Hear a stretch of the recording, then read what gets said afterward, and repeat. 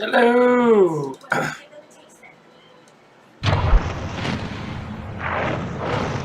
Ready to get some smiting going on and some other things?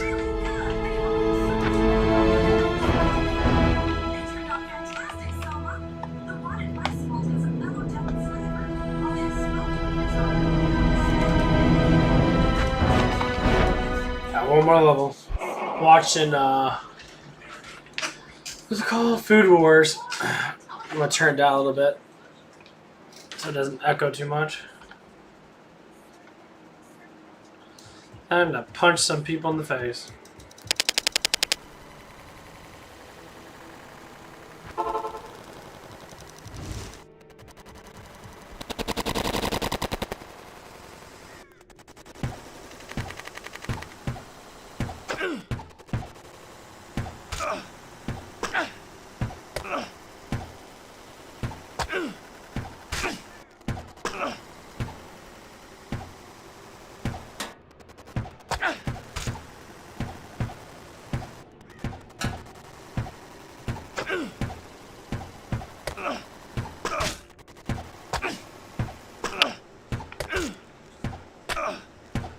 Cool.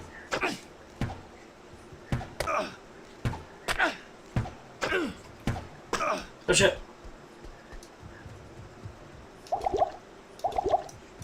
Bitch. Yeah, you heard me, bitch. Get back here, bitch. Bitch.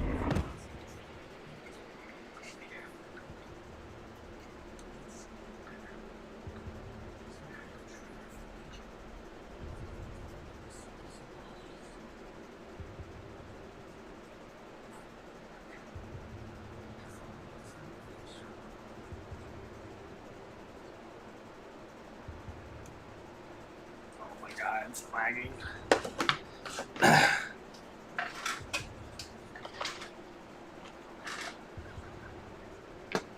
The connection with my camera's been great. The connection with YouTube's been shitty. It's kind of ironic. It's either one or the fucking other, you know.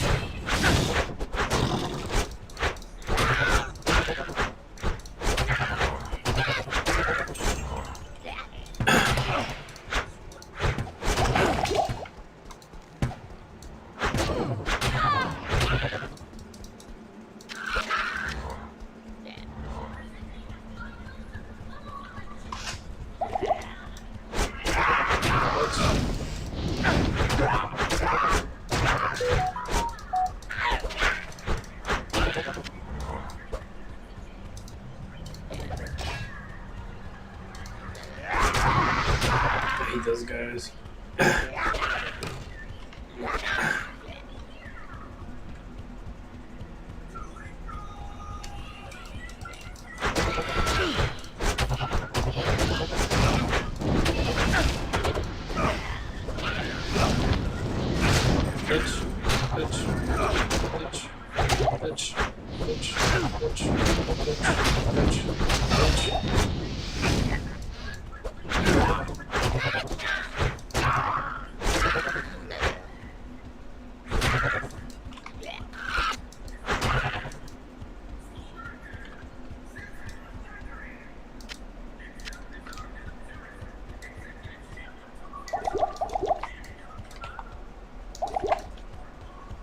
One more level, baby. Think I might do these runs a little bit because killing him and killing the little guys in here actually helps out. Damn.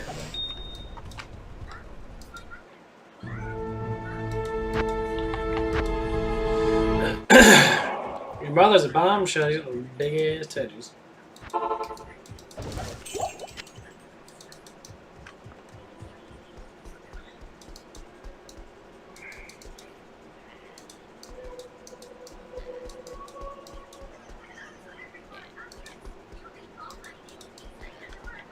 Is it fucking lagging? What the fuck, dude? Is it glitching?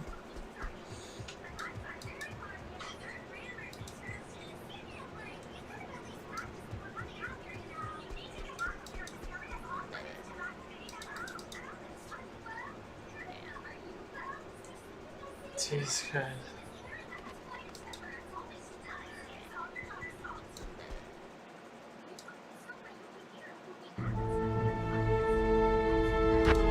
Oh, there's a connection interruption. Let's gotta do it again. What the fuck, dude? Garbage. Fucking bullshit, dude.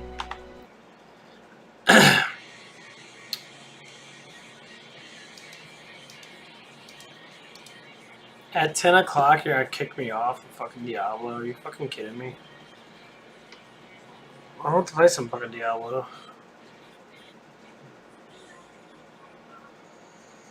I won't play EverQuest, but I'm like bored of that game.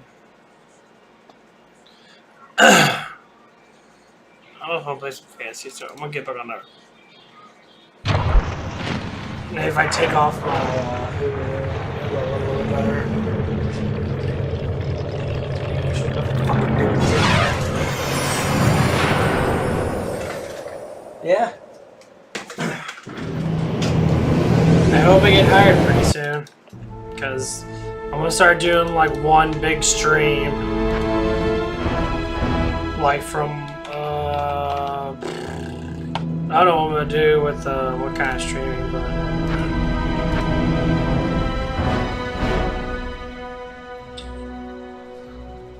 yeah, it's just the thing messed up.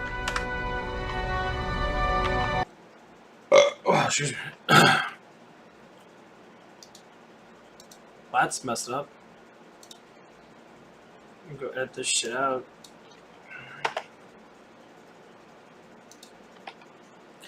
Play some Plasmophobia.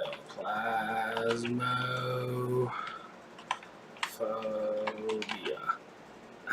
Oh, almost put it right.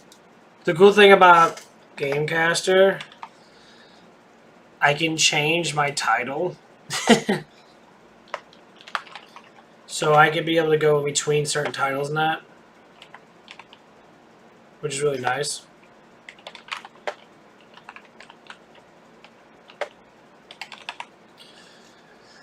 Boop. There we go. Just change it. I like that a lot. See, with other streaming things, you have to start over with the stream, and then you have to start again. What I'm gonna try to do is, I don't know how to connect my PlayStation to my Gamecaster unless I can be able to sit there and do that. That would be really beautiful to be able to do that, because then I could be able to sit there and be like, be able to adjust things. I could be able to move my camera around that, which I try to move my camera thing around, but I don't know how to exactly do it because it's weird.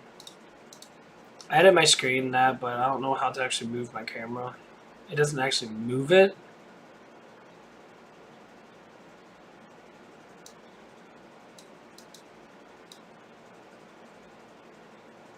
It moves my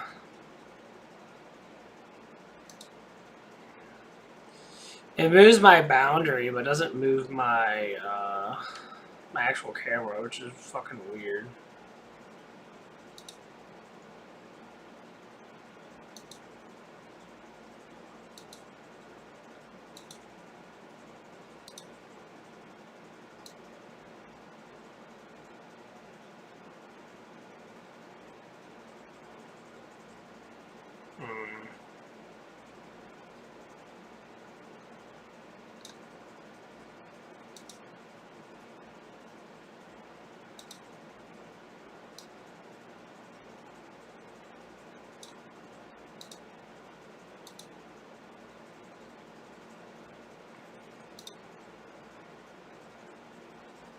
Go ahead and save it and see what happens.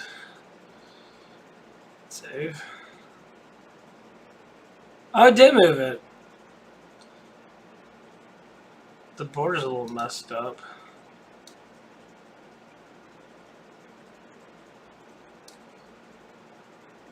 Cool, I can do that. Awesome, thank you. Yes, yes, yes, yes, yes.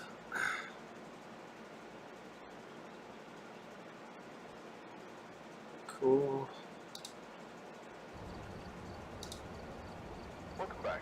There's some jobs ready. I like that a lot better. What the fuck?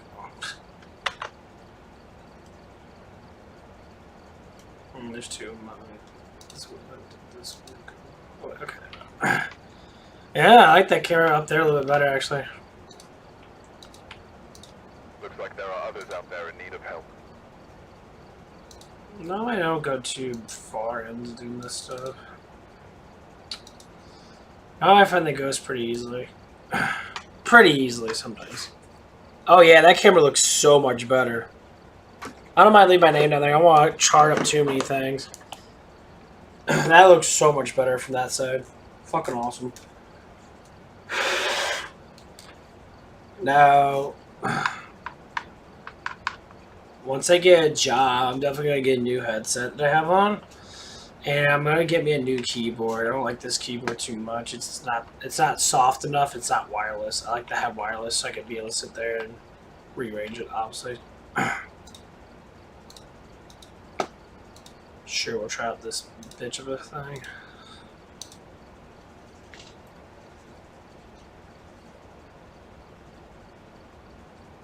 Let's talk about that. Let's see if my friend's on. Maybe my friend can go and play this with me, I guess.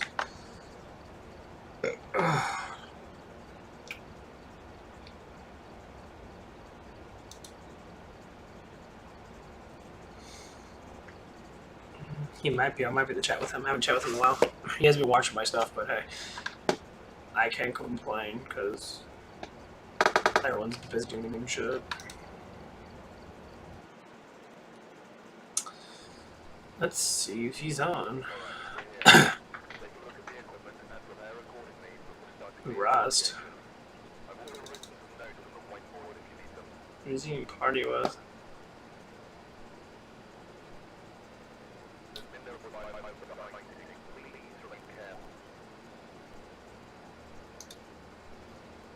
It's fucking lagging. Fuck. Okay, well, let me join the party. I'll just invite his stupid ass. Okay.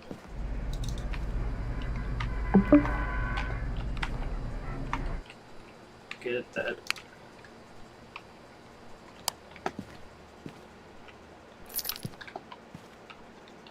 Billy Jones. Unsure if it doesn't do alone. This game's a fun game to play with definitely a group of people. Playing it by yourself kind of sucks, whatever.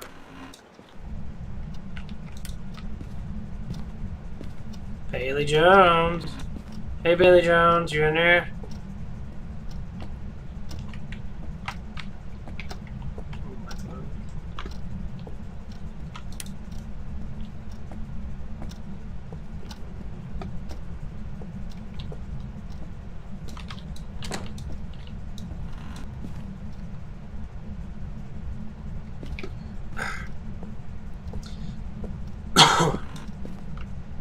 I was thinking about doing dual monitors. I was thinking about going on Twitch, honestly, and just do both of them. Do stream on Twitch and do stream on those, but I'd rather not divide myself too long. Send me a message. Call me a twat. I don't like that word that came out of his mouth. It's playing Rust. What the fuck is Rust?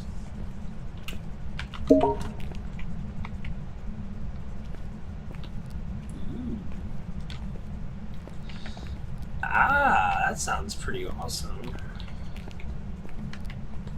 Talking about that, I might have to chat with him. At least have a chat. Raid someone. Well then, the garage is Betty Jones. Betty Jones. Hey Betty Jones. I'm gonna have to play some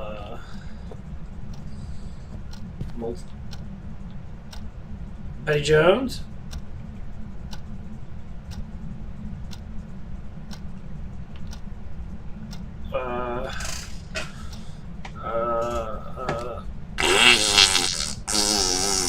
Oh god, I think I shot myself.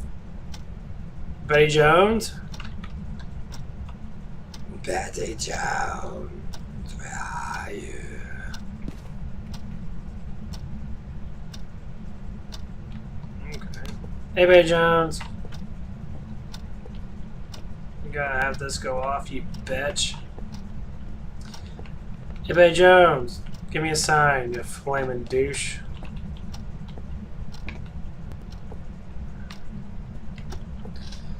Betty Jones. Give me a sign.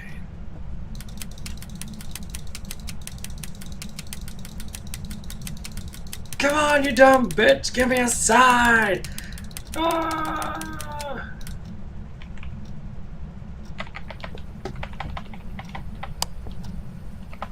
Squat all over your place. Betty Jones. Oh, you're definitely in here. Betty Jones, you here? In the bathroom, take a dump.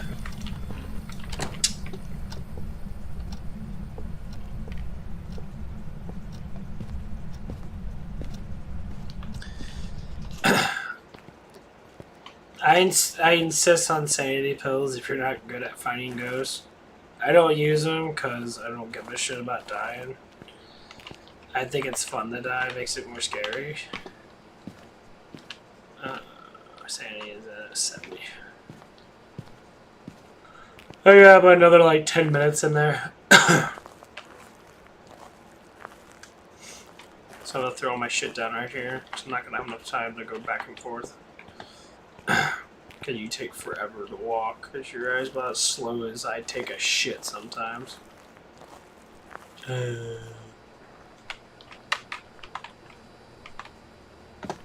I'll actually bring these in here because I think that's good enough. I might need a book, but I'm thinking it's probably gonna end up being a bitch.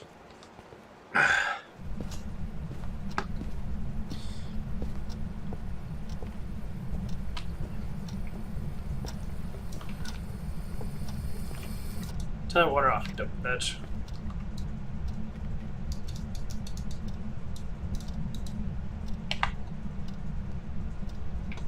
Hello, can you hear me, Betty Jones? Betty Jones, are you here?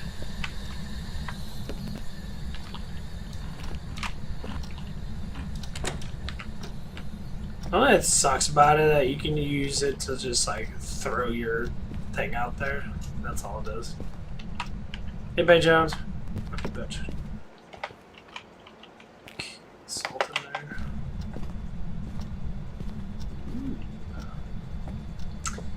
She's being kinky.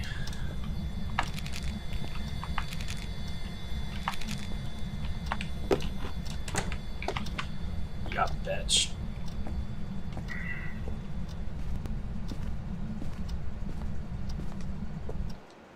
Nope, get the camera last. But yeah, I hope I get a job where it's more like in the afternoon. Even if it is morning time, it'll give me enough time to do it. I kind of got a new enlightenment. I've been watching that Dante's Inferno epilogue thing. It's called Dante's Inferno. It's comic or comedy. It was basically explaining certain things, why people are depressed, and that it actually makes perfect sense. And most people... Bitch, I didn't tell you to walk around, did I? Hey. Read the book. Move it around, you dumb bitch. Handprint. Could be a phantom. Maybe. That's all I need, honestly. I just gotta wait. Got everything in there. Camera.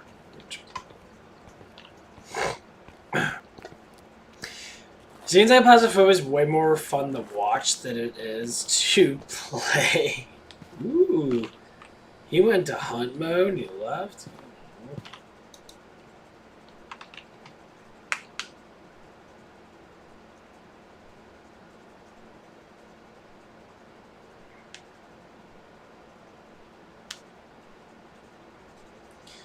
There it is.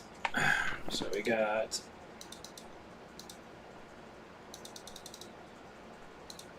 Poltergeist. Ooh, or a hug. Hantu.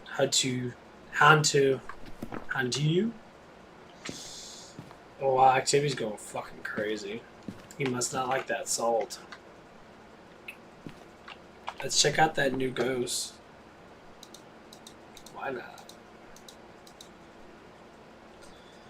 Fingerprints ghost ready.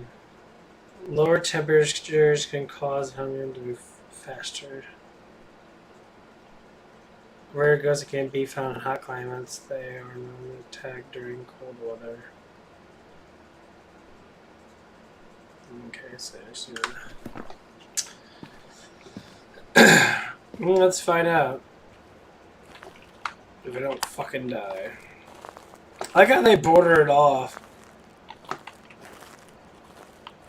can go up here. They border everything off so people don't like. Look at the moon.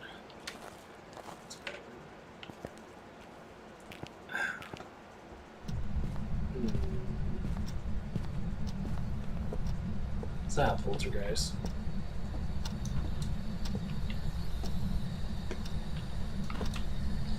Betty Jones.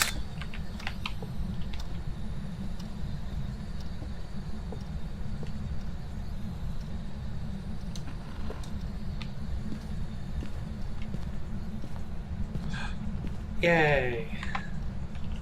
Fuck yeah.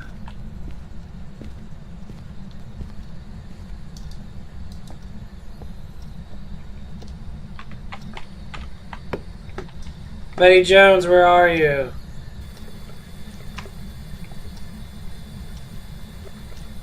Betty Jones, how many people did you kill?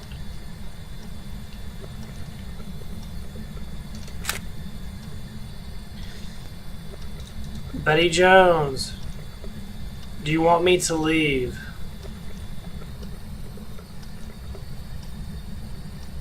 Betty Jones, where are you?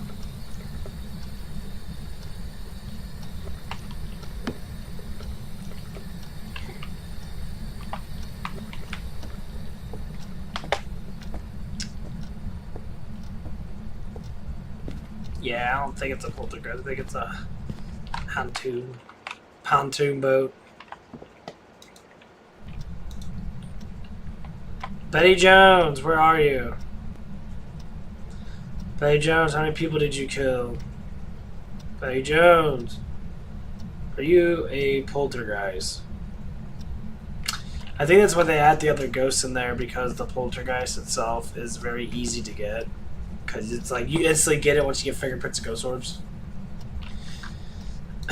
Betty Jones, do you have a big penis?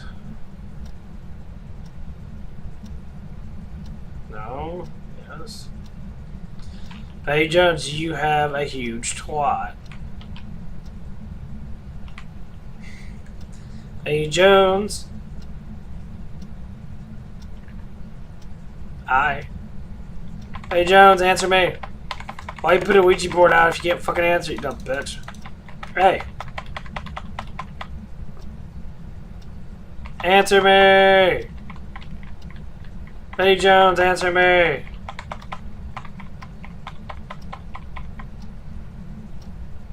You're boring. That's ridiculous.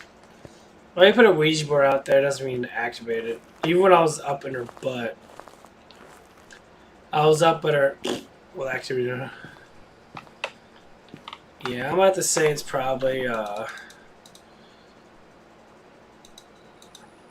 we'll say it's that.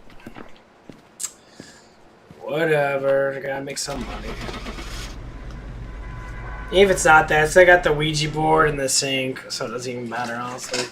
Them two alone will give me, like, 60. Something like that. Welcome back. I've got some jobs ready for you. Gave me 75. It was a poltergeist.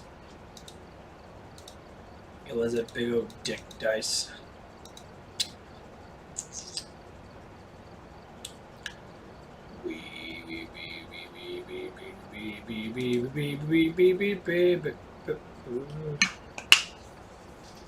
I'm waiting for Diablo to get back on because it's being a dick. Yeah, it says Diablo 2, but it's not Diablo 2. It's actually supposed to say Phasmophobia. I always had that house up. Let's do something else. Let's do something a little more orangutan. I gotta do professional. I can't do the wrong ones. It's stupid because they don't do nothing anyway. Like, the only time I officially get my ass killed is like if it's a banshee, and that's not even every single time. Sometimes the banshees just don't do shit. They sit there like a bunch of idiots. Idiots, as in more of them. That'd be cool. Multiple ghost huntings. They should have a competition, have like 2 teams join together, and it looks like they left in a hurry. Patrick Wilson be able to like whoever finds the ghost better and have like a team thing. Oh, that'd be awesome. Patrick.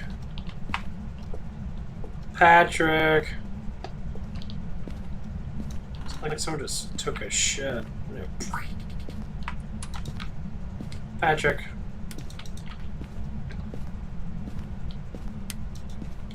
Patrick! Hey, dick. You in here? Patrick.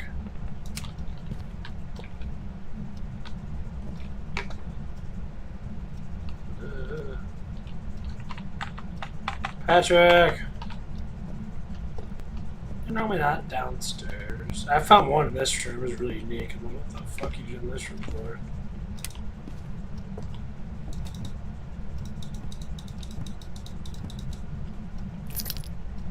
What the fuck was that?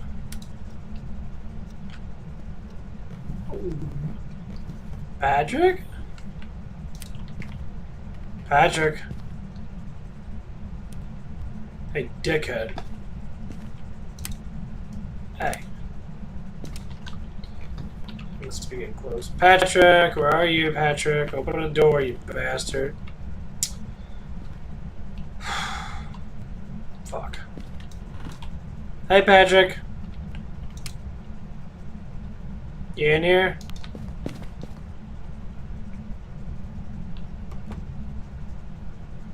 Patrick? Here. That was me. See you there, Patrick. Fuck this shit, I'm out.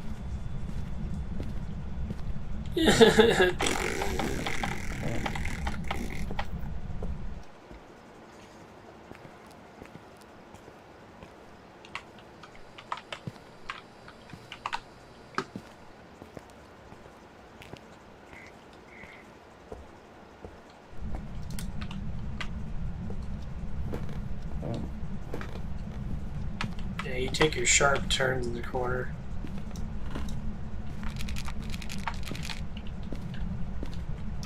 Hey, you bastard, answer me, dickhead. Oh, it sucks being chased by a ghost. A lot of times they don't normally do too much, honestly, to tell you the truth. Like, if they do chase you, they'll, like, go to certain patterns and, like, run around like a bunch of fucking idiots.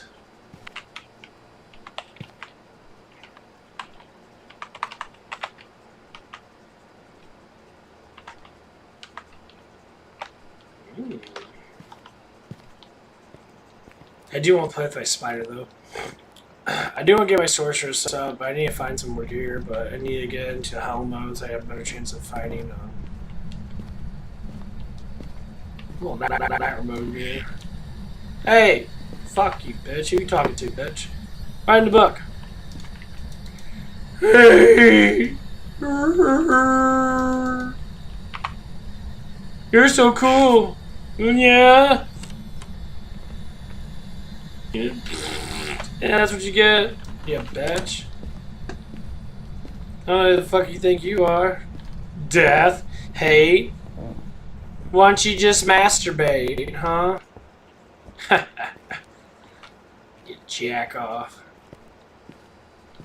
I'm so cool because I can say bad words. Fuck you. No, I was gonna say bad words? Me. Ya bitch. Heard your mom's a prostitute on my street corner. I see her every night with her mouth open up begging for it.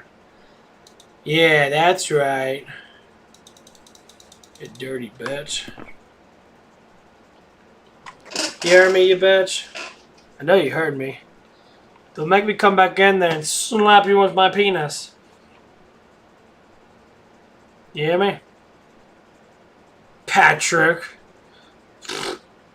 What a dumb name. Who wants to spell out a fucking 10-syllable fucking word? Like choking on a big old dick.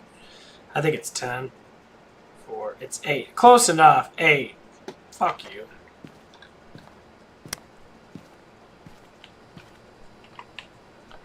I'm gonna blow my load all over this town. Do as he says. Do as he says. He's probably gonna hunt me like a fucking dickhead.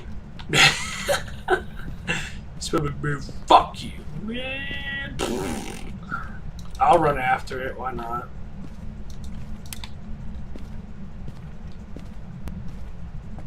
It's not good to do just the hall lights anyway. At least I know where I'm going. In this light. Patrick, you fucking dick.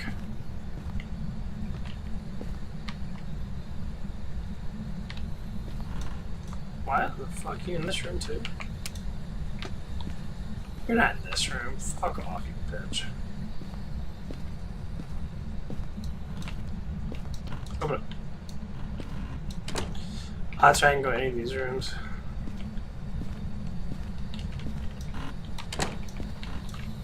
Hey, dickhead. Can't run. I guess I got them all. You're a wrath. Wraith. Whatever. Yeah. Fingerprints. Spirit box. And Gookie book. Spirit. Yeah, fuck that shit. Spirits are scary. You like to pick on me because I'm a lower down spirit. I think I got enough. Yeah, enough Sandy. Go get the bone. Where's it? There's.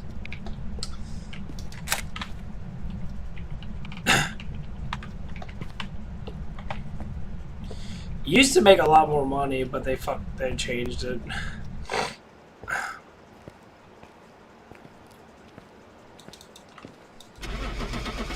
Bye, Spirit. Yeah, if I finished everything, and you get some smudges. You will be conquered by my penis. Got 115. Got insurance for what? Okay. That's good enough with that. Welcome back. Like prepared to drop. Tends to like to do not a lot of them. Let's go check out Diablo 2 again.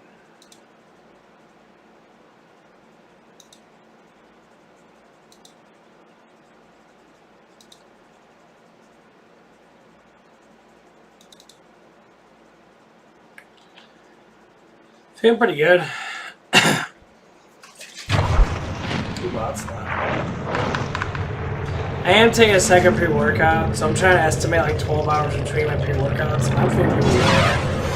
I think it's the creatine in it. It gets so much in me. It's good to have a good amount of creatine in you throughout the day. Unfortunately, it makes you flow really well.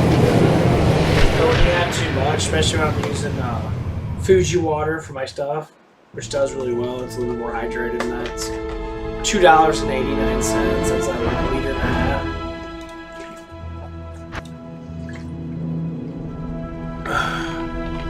I think it's worth it.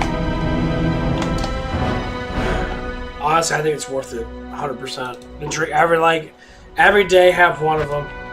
Because that filtering out with that water, there it goes. Okay, now I can play. Cool. The filtering out of it is really good. Like, you need to filter your kidneys out with some good water, and they cleanse that water quite well. They don't have chlorine and all that shit in that. They got a lot of other minerals in that.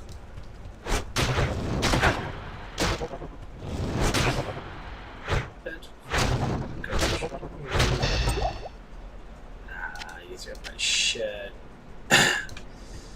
Yeah, I can't stand that boss system to chill.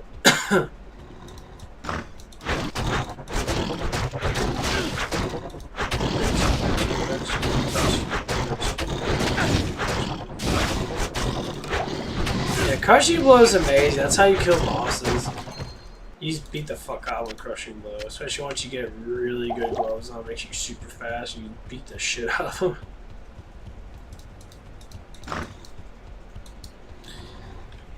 My smite from before, he was pretty strong. I think it's like 1500 damage, but he had like 30 or 40% crushing blow. He was hitting that like enormous amount of speed. So I use really, really fast weapons.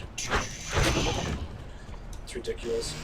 As long as you max out your holy shield, your damage goes straight through the roof. Your holy shield is your damaging, so get a bunch of combat charms and shit. It'd be enormously good for this character.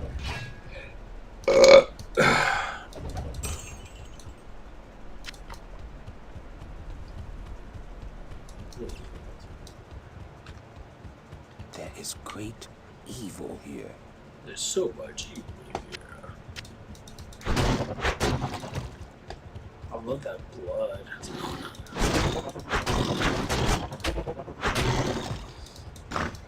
It's locked.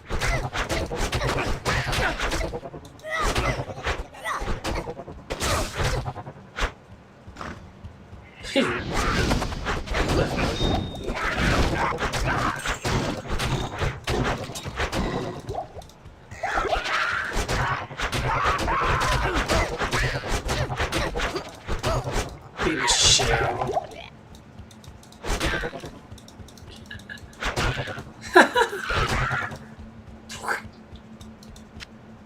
I am overburdened.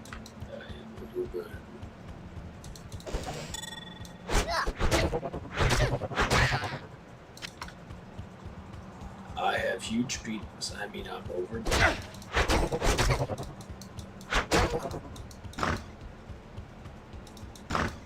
Yeah, 15. That's my weapons go last for a while because 50% open wounds helps out a little bit. I don't know how much damage it takes. It probably takes like maybe like 20 over 8 seconds or something like that. It's not gonna be a lot. Even 20 over 8 seconds is still something. Yes.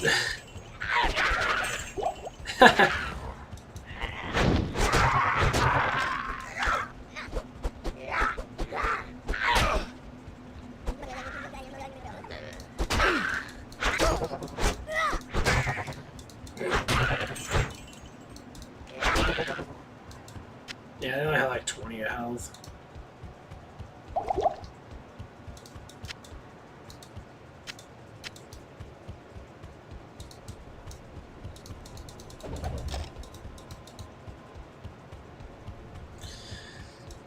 Yeah, there is another game out. It's called, I can't remember what it's called. It's something to do with a religious type thing. It's like a Satanist type thing, I guess. Cult type thing. Where you have to sacrifice goats to a goat god, which is pretty much Satanism shit.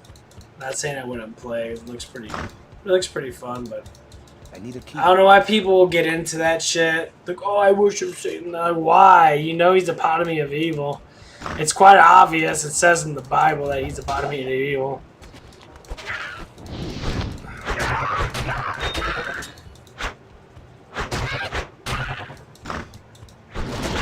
I mean, yeah, I can understand certain things that people might say about Lucifer himself. But, like, Lucifer is not Lucifer anymore, obviously.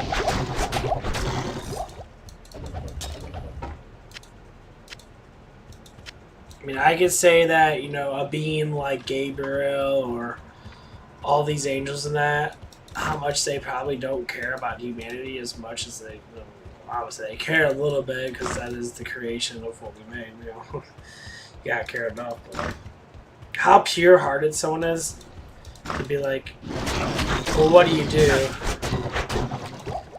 You know, you could be a billionaire and still be a big sinner, which most of the times they are. People that hold a lot of wealth are often the bigger sinners because they have a lot of wealth to be able to I sin. am overburdened. So you live, like 80 years of your life, then like the rest of eternity you burn in hell. repenting for your sins, so your soul just gets obliterated, I guess. I'm assuming. But I know a lot of people believe in Jesus, and a lot of people believe in this some type of thing out there. Honestly, dude, I believe in Jesus quite a bit. I really take a lot of his words to heart about being, being the best person you could be. You might not be as perfect as me or whatever you might state in that moment, before you die in that. But I believe, it goes down that I feel that deep inside everyone has that sort of like heart that dives you into better life. And you have to find it. I found mine. I haven't been so happy before. And, I've been dealing with a lot of stuff myself too, but like, I feel really, I can't say I feel super accomplished, but then again, money-based accomplishments is probably one thing I don't really have. But like mental accomplishments, yeah, I'm far beyond normal people. So I try to just keep it up, I mean, I would like to have a good amount of money, but I'm definitely not going to be like super worried about it. Like I said, if I can make $3,000 or $4,000 a year or $4,000 a month, I'd be happy. That's like the bare minimum for streamers that are really fucking used to have like good amount of followers. And that's counting tips and shit. Which I had to activate my tip thing. I have to create a PayPal account though. I don't actually have a PayPal account. I have to create one.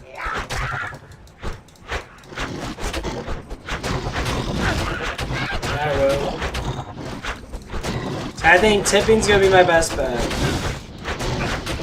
I'm having issues getting subscribers. That's the reason why Twitch is so much better. Even at 17 subscribers on Twitch, I'm still making, $85 a month off Twitch. And count whatever they take. So say I'm making like, even I make $50 a month. That's $50 I get, but I'm not getting anything. And that's what makes it really annoying on YouTube. I know it's not made for streaming, it's made for videoing, but these videos are my streams are my videos. They're not edited or planned like most people's are. People like really record their playthroughs and they edit it in to make it look all sparkly and shit. And it's like, oh my god. Look at that bad boy, look at this shit. Look at that damage increase. It's fucking insane. What am I talking about? Yeah, you pumped the shit out of my TUD, I tell you that. Yeah, that's fucking damage.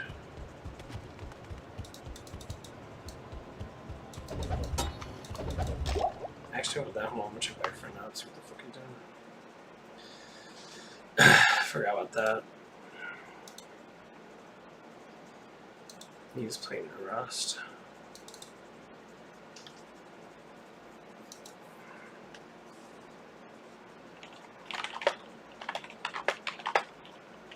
Find another game to stream.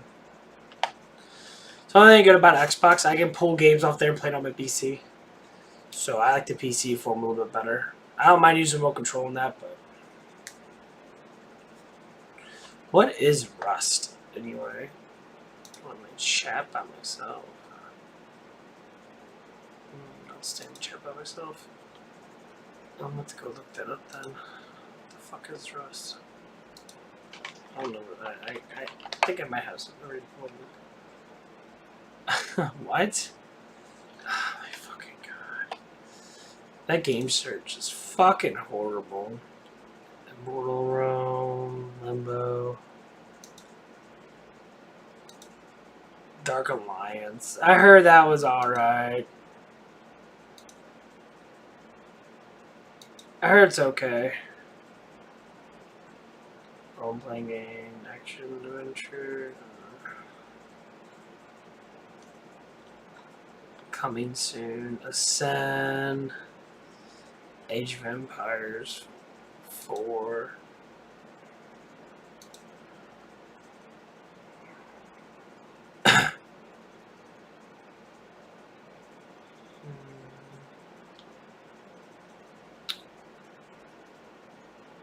What would that be, though? That doesn't matter.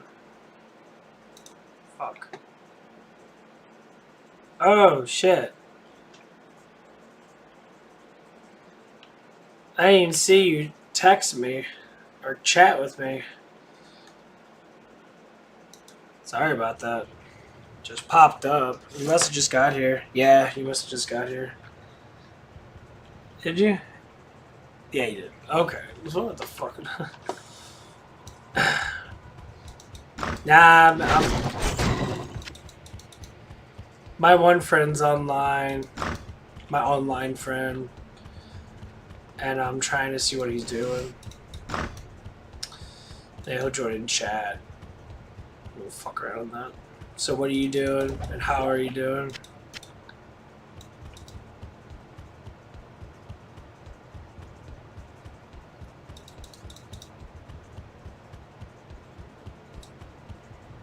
A little more different of a thing is this my computer. I don't think you ever talked to me on my PC. This is my Gamecaster account. I can once I get my PayPal set up, I got my initial PayPal thing set up. Then whenever you decide to tip me because I'm just fucking awesome, you can do that. And get your little friends that are like act like a bunch of teenagers, but they're like what, 18, 19. Tell them that I'll donate money.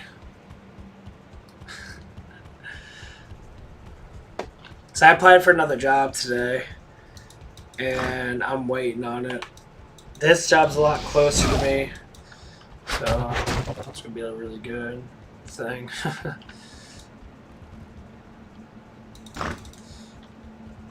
So if you didn't hear me, I applied for another job.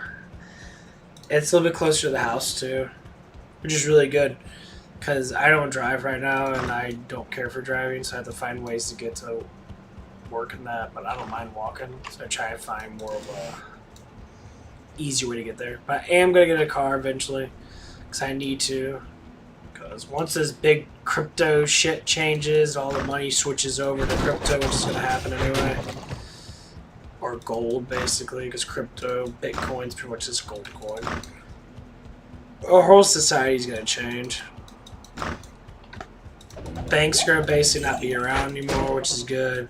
So they're gonna have other ways of dealing with the stuff, which I'm happy for, because banks suck ass. Loans are fucking stupid. Everything needs to be cheaper.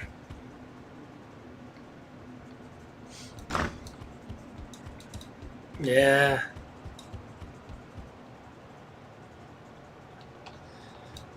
Yeah, my job, I mean, the job, like, the longest I have to walk is maybe like a mile. I'm used to walking a mile. It takes about 25 minutes, maybe, depending on how the weather is, depending on my speed, but normally it's not too bad. I've been walking my whole entire life.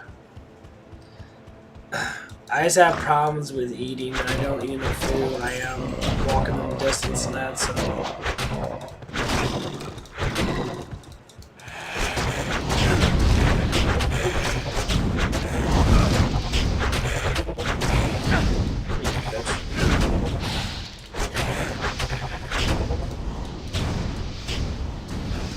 Oh, that fucks him up. Wow.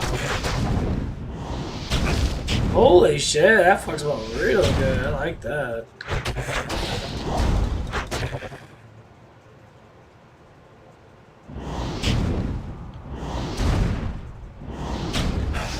Damn, open wounds tears these bitches up. Fuck. Well, my basic thing is... The way I look at it, I've been saving an enormous amount of money because I don't fucking drive. Good day. And I understand that my parents drive in that, so they kind of take me places in that. But, like, it saves all of us money, because I help my family out quite a bit with bills and that when I do have money. But Yes? one of these guys up at QT I was just talking to say they're going to start doing this stimulus shit again. And they're going to start trying to get cash flow out to people now. I'm going to see how well that's going to pass in Congress. It's not gonna do shit. I wish they would stop just giving money to people. How much I like to have money given to me so I can just stream all the fuck I want. I look at it from this perspective. It's fucking trash to sit there and keep on doing this fucking shit over and over again. These people are fucking ridiculous. They're losing so bad. And I said Democratic Party's losing so bad. They're trying to do everything possible to make up for their bullshit. I don't like getting into politics, but they're the ones that are doing it, so I have to call them out for what they're doing. I despise people that use money to... It's a fatal fucking sin, that's all I have to say. Yeah, how much I would take it to use it for good use for myself and for my family, for people around me, I always say no, because I have nothing really.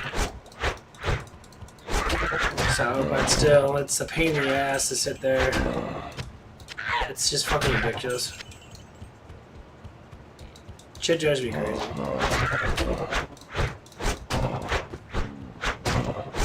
I know a lot of people are very into this whole, like, politics things. They choose sides and that, and they think one side's always better than the other side. I'd be like, dude, you gotta look at it, who's doing what. It doesn't matter what side you're on.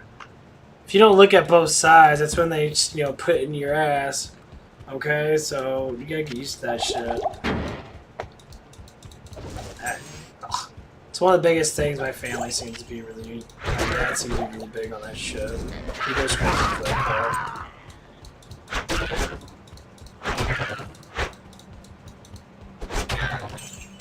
But yeah, it's just fucking... That's pretty much what happened today.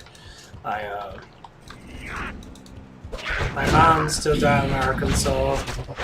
And my dad's upset because... for whatever reason, anxiety kicked in. He started acting really awkward and shit, and I don't even know why he's doing such things. And he started like bickering about crap and getting upset about shit.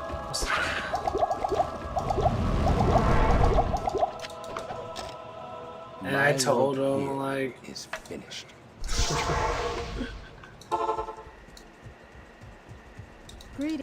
That's one of the main reasons why I talked to you about that. And when he was in my room, that's what he was talking about. If you didn't hear it, he was, bickering and stuff. Good evening. And like, he just never. You don't have to say is about men. When men don't know how to calm a tone for their emotions, as in they understand their emotions, they normally go very bad really quickly. And that's how it normally goes for most men.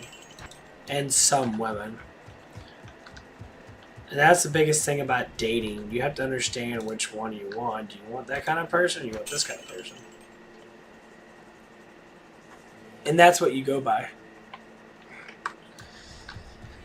And that's what I like to teach.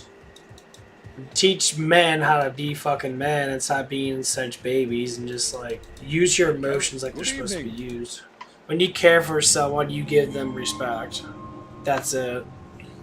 If you don't care for them, then there's no point of even being close to them because all you're doing is dividing yourself up in between the negativity that you might have inside your mind. But then again, greed is the number one thing that most people care about, is how much possessions they have. They rely on that to make them feel better about themselves.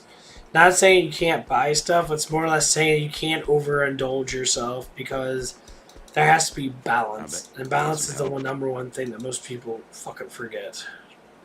Is balance. Balance is key. Just like a diet. Being a sports player, that you have to have balance with your meal. That's how it is with your emotions. You gotta be balanced. You can be happy for yourself and have a little pride, but don't overstep your boundaries. Because honestly, if you do, normally bad things happen to you anyway. So,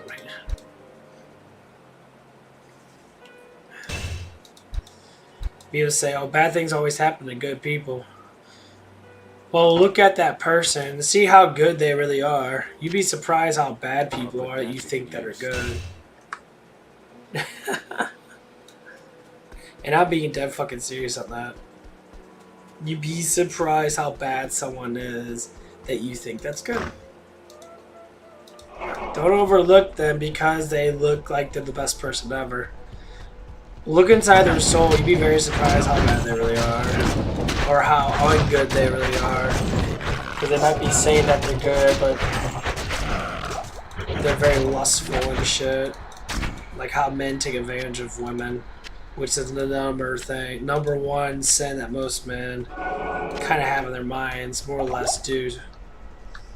And it's ridiculous.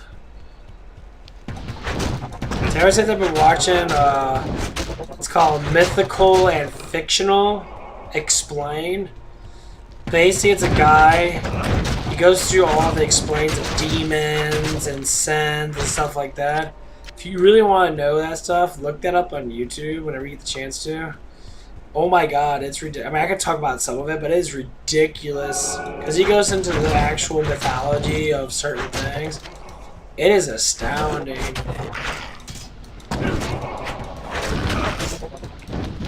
It's very astounding, like, what you get to know. Like, he used to talk about the main 3 sins, the 7 deadly sins, which are not actual sins, at least what he said, they're the like beginnings of being a sinner. So like lust, greed, and gluttony, and there's different variations of all of them because there has to be. Lust is also, you know, sexual orientation, that like sex without marriage, stuff like that. I guess they didn't really say that anything specific, but I think sex without actually loving someone, when you're just doing it just for the pleasure, is a sin. Not saying you can't make yourself not. You can repel for your sins, obviously. It's not repel. I can't remember what the word is. Repent for your sin. Because everyone does. I mean, that's what basically happened to me. I used to be super angry at that. I repent for my sins. I'm not angry anymore. I learned how to control it. I learned how to be myself. And I love myself.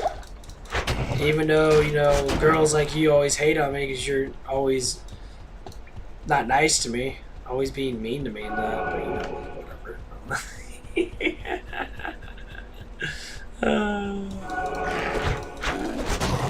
See,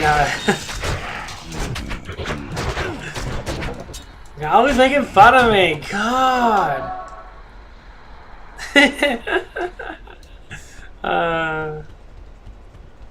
You know, I'm always really happy that you're on.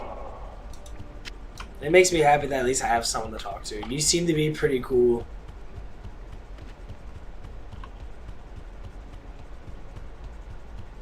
But I hope you learn a lot from me, because I mean, I don't just talk just to talk. These learnings are based upon my own experiences. I just develop a bunch of scenarios with my experience. And most times only women like to talk to me with certain things, and some men. But most people don't give a shit. They're living in a fictional world. They didn't make the Matrix to tell you that you're not living in a fictional world. You are. Every night, every day you get up, you know exactly what's gonna do and all that stuff. And that when something else doesn't, when something else happens, and that you get all depressed and you're like, oh my god, I know what's happened. Blah, blah, blah. Some people take it differently, obviously. It's just how we are. Everyone's gonna be the same. But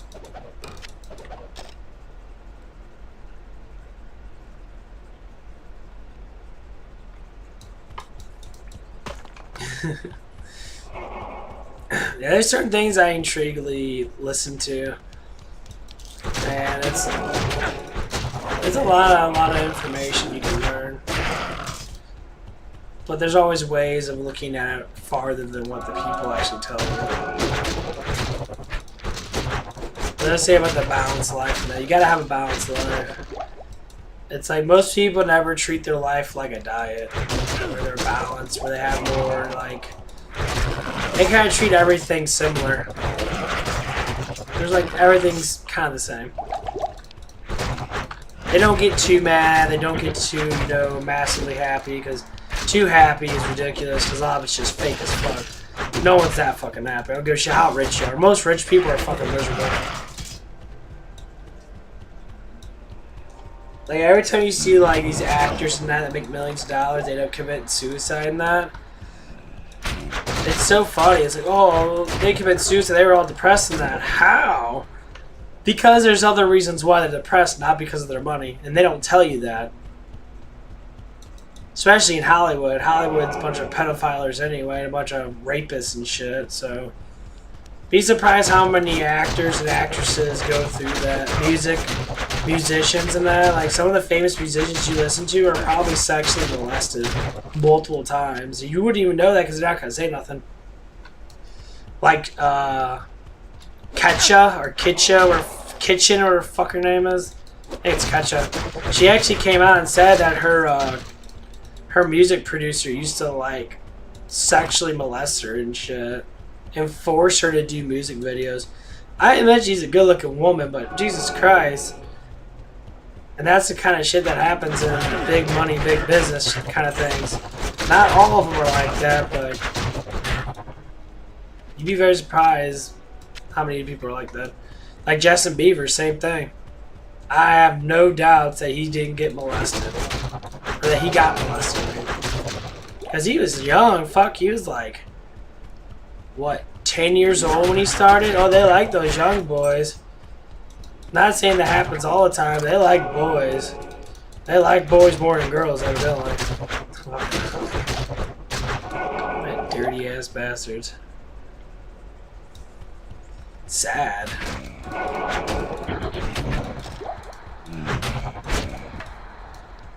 But yeah, what your parents tell you now? I don't know what your mom says about the whole political thing or what's going on, but there's a lot of shit going on. This is literally a fucking war between, you know, the righteous and the demons that have been developing us for the last 60 years.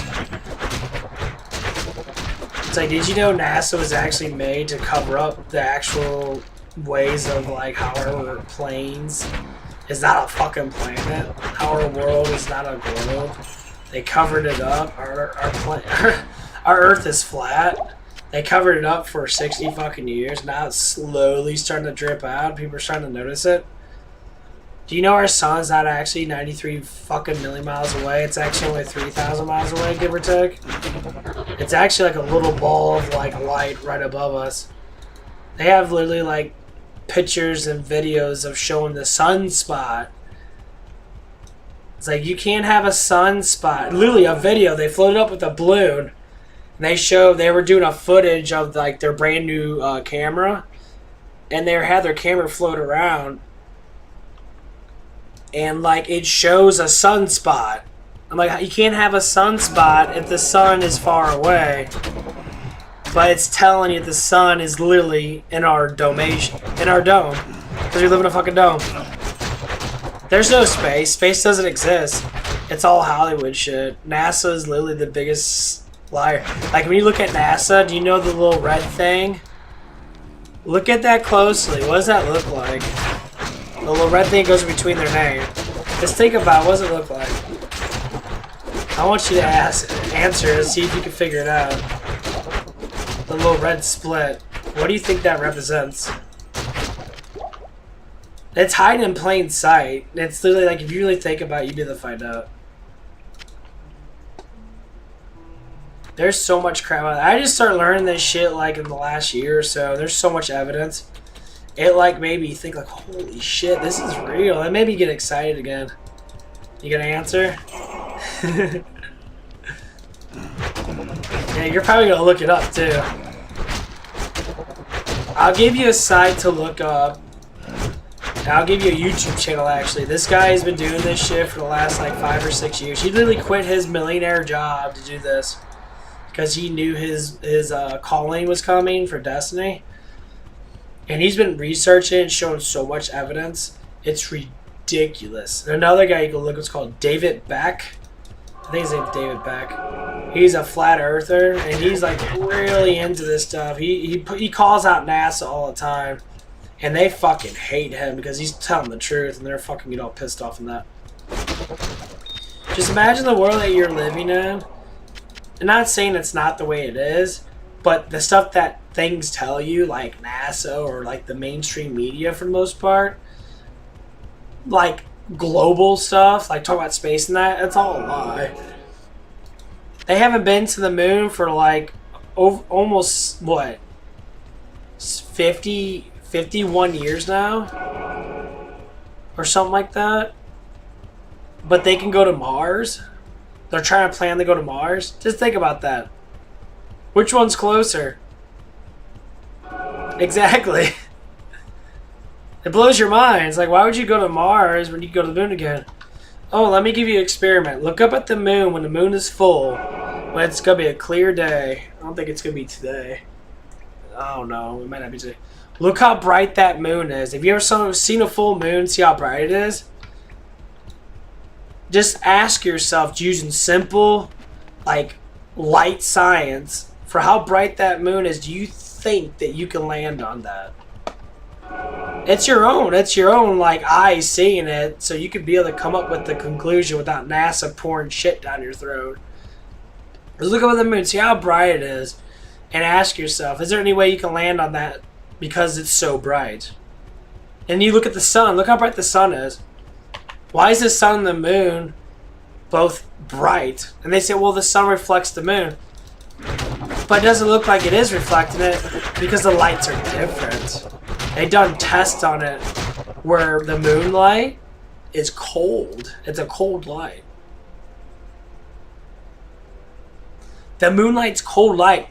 These guys take a thermometer. They put like a little tent thing, like a little miniature like tarp over an area. And they'll scan the shade. I've seen this live before. They'll do multiple. They'll take a laser pointer temperature gauge. They'll scan the shade. They'll get the number out. They'll look at the number. It'll be like whatever number it might be. So like 72 degrees or whatever it is. They'll shine it in the actual moonlight. It'll be like 68 degrees, 67 degrees. The moonlight actually gets cold, and I did it myself. Like I went outside. And like, it was amazing and how much colder it was while I was in the moonlight. It was just astounding. I didn't even realize until I actually like looked at it, like, holy shit. It was so amazing. And I asked myself, well, why would they lie to us about it? Just like I went to the NASA thing. You still haven't told me what that red line between NASA means. The little red split line. I want you to tell me. I'm very curious about what you're going to say. What does that represent? Just think about it. It's red, it's long. You know, honestly, I'm not talking about a fucking penis. Jesus Christ.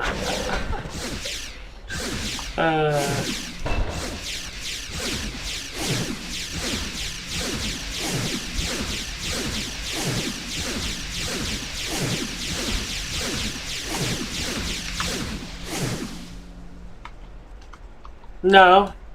Think about it again. Why would it be split? Think about an animal, a reptile. What does a reptile have? A snake.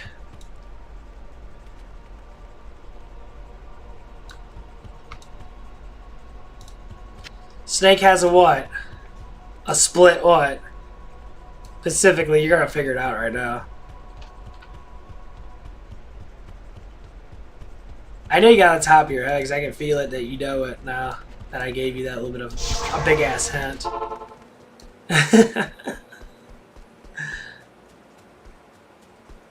It's all over the place. Like, you'd be very surprised how much crap that it shows you exactly who controls us. It is the biggest surprise I've ever known. I learned about it a little while back about little things and that. But this shit's hitting the roof and people are really explaining it. If you don't know, it's a serpent's tongue. It's a snake tongue. It's split. It goes straight through it.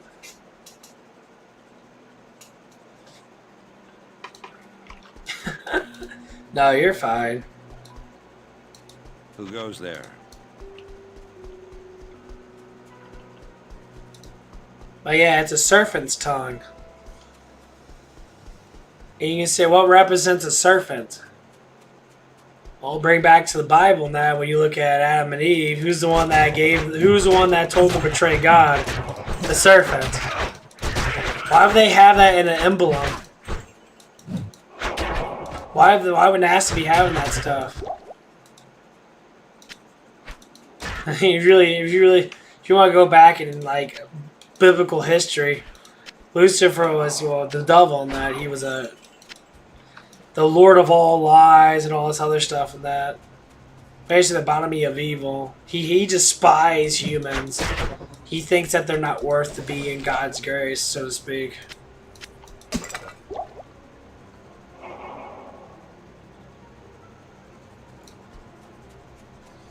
And like, so when you look at all these things, you start to see these little signs that. So NASA is there to literally give us bullshit. Because if you look, okay, look at every single picture they have of our planet. And do not tell me, look at all the worlds, look at all the planets they put up on pictures. Tell me they're not Photoshop. Tell me they don't draw them.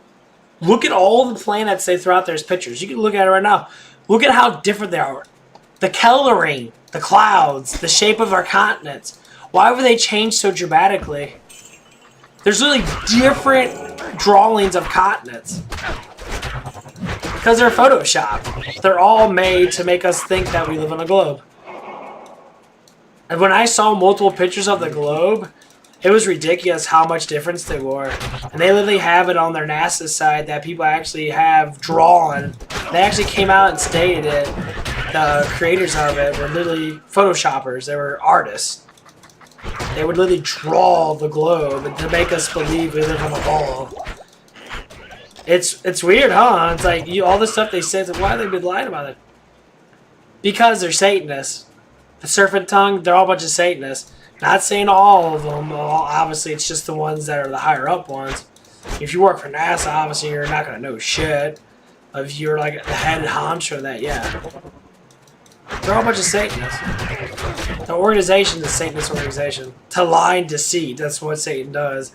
I know it's hard to go to the political stuff, but now it's time to do that shit because think about it. It's getting really bad to where something's going on and there's a lot of people doing a lot of like worshiping Satan and Lucifer and all that shit and that. They don't know what they're getting themselves into. Their damnation's going to be clear. They're going to be all burned in hell, obviously. Just like the Pope. The Pope's a child molester, obviously. Why would a Pope be a child molester? Because the whole Vatican Church is a bunch of fucking pedophiles. And they've been doing this shit for the longest time. I mean, you know that rocker thing when they always put their two fingers up? Let's think about what that means. Satan's horns. Why would a Pope be doing Satan's horns? Yeah, you think about that shit. Is he really holy? I don't believe he's holy.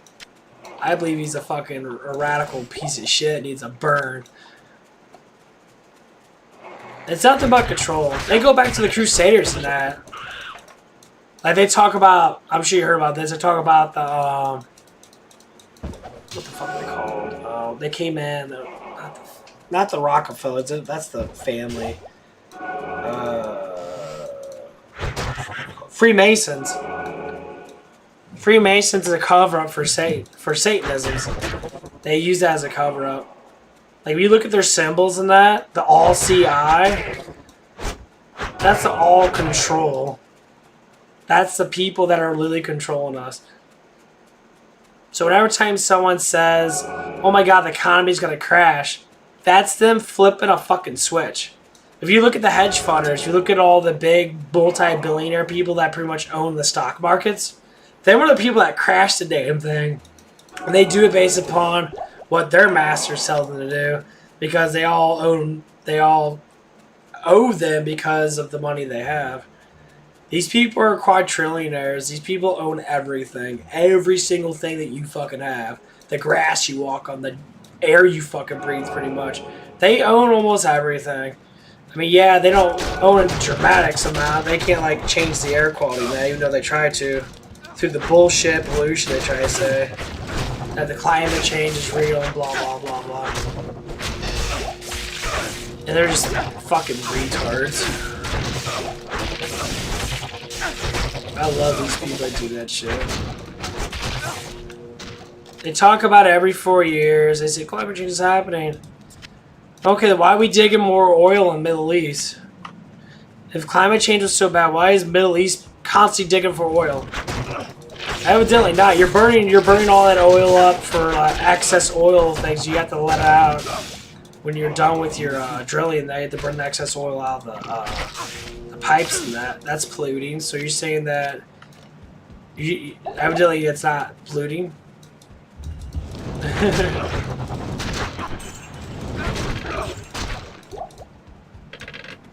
There's a lot of shit. It's ridiculous. I mean, how much you don't know is dumbfounding.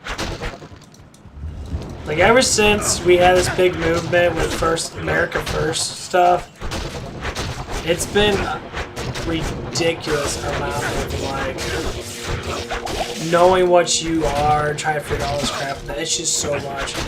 And people always say it's best to look for your own self than it is to rely on someone else saying it. Better off to get your own evidence and proof, because you'd be surprised how much people lie to you.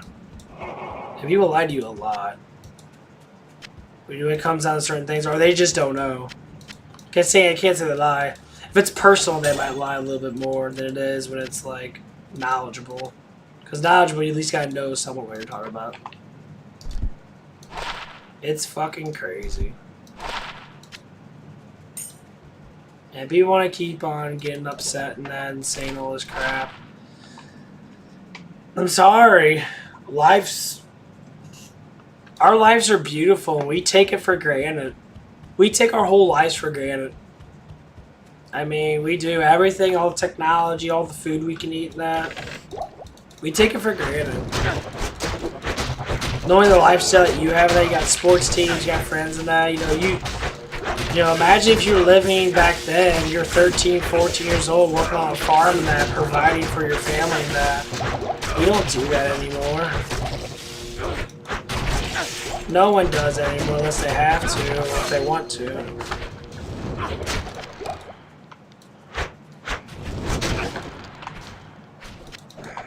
Just imagine if you were younger than that, you had to fucking actually work before you went to school. You had to go to school and learn. And it just kept on cycling back and forth, back and forth. It'd be ridiculous. You would have an enormously hard time to deal with it. It'd just be too much work. So, I mean, like... Yeah, it's like every time you look up any pictures of any other planets, I'll give you something you can look at, and you'll be amazed at what you actually see. And that's from this flat Earth thing. It's astounding. It is astounding. You actually have people take telescopes and actually look at stars. You'll really start to see what it really is. They actually did actual tests with sound on water. That water, I'm sure you've seen it before, that water ripples at certain hertz, or water ripples differently from hate words to loving words. Like say, I hate you or I love you. How water actually changes. It's ridiculous. Yeah, space is... Well, they're not going to tell you. Here's what it is. Keep it to yourself because they're not going to tell you the truth. All schools and all curriculums are all run by the same people. They variously ever change. So just tread lightly, do your own research in that. Don't just rely on me. I can give you videos in that. It's a channel on YouTube that goes through all this stuff. It's called Flat Earth Zodiac Time something map or whatever it is. Now you can't just look up just normal flat Earth because there's a lot of like bullshit out there. There's a lot of people there's certain organizations that literally make up false news for certain things that they think that's damaging our society, but it's not. Hold on. I got the app. It costs money, but I have the app. This is where I got all my information from. It's $3 if you choose to do it or not. This dude is literally doing this for the safety of humanity, basically. He's a very... It's called... let me see. What the fuck's the damn name of it? Failed, man. Okay, I'll just click on the video.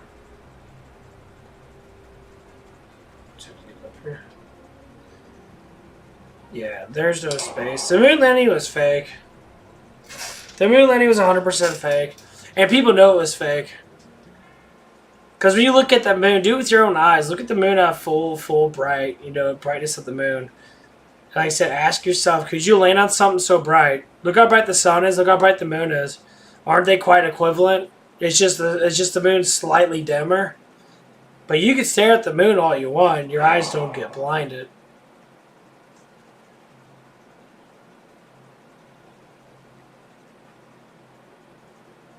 Yeah, it's quite amazing, actually.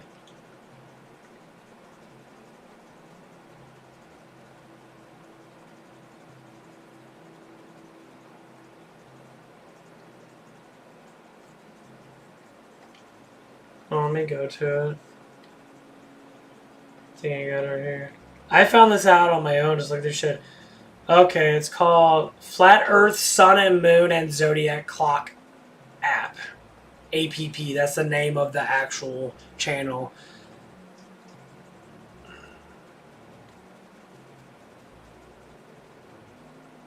And this shit is amazing. They have these, What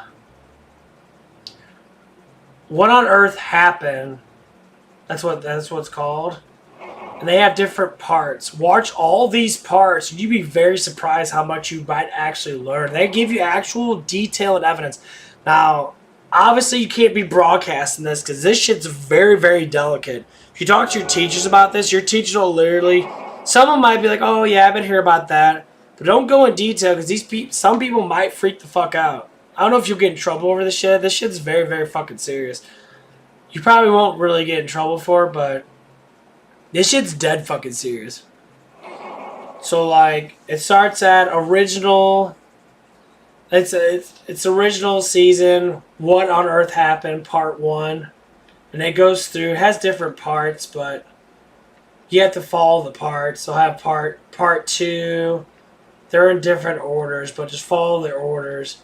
And just start really looking at it. Like the last part, part 13, is astounding what you do not know how our Earth used to be back then. I'll give you one hint. Do you know the mountain that they call the Devil's Tower? Have you ever heard of that? That's what they call it. It's called a Devil's Tower. They changed it. Why do you call it the Devil's Tower? Why does devil have to do with anything? They call it the Devil's Tower. If you ever heard of that, look up pictures of it if you want to. When you look at that, what do you think that looks like? Just like, I want you to look it up right now. What do you think that looks like? What's the first thing that comes to your mind as soon as you see something? This is what people want you to do. They want you to see it with your own eyes and see if you can figure it out. And the images around there will tell you, like, what's around there. What's all around that mountain? That's supposed to be a mountain. It's amazing. I could probably teach you more about reality than your teachers will ever fucking teach you. Your teachers are fucking stupid. They can stay with their mathematics and English because I fucking suck with that, but who fucking uses that shit anyway? I barely ever use mathematics. Like English, yeah, I talk a lot, obviously, but that's my language. I have to fucking use it, obviously, so I'm going to learn it as I go. But yeah, I want you to look it up, Devil's Tower, and see what you think of it. I know my stream's like 15 seconds behind. I keep repeating myself.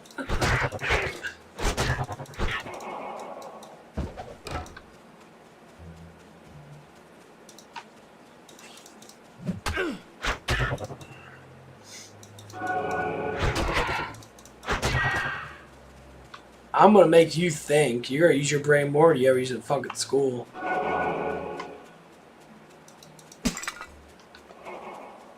when it comes to mythology and that, or a lot of things that people don't teach in school, which is pretty much what's happening now, I definitely have a good knowledge base on it. I've been researching it for quite a while now, for the last couple months. I've been really hitting it hard, and I always think about it. I use my own eyes too. I do my own experiments looking around that.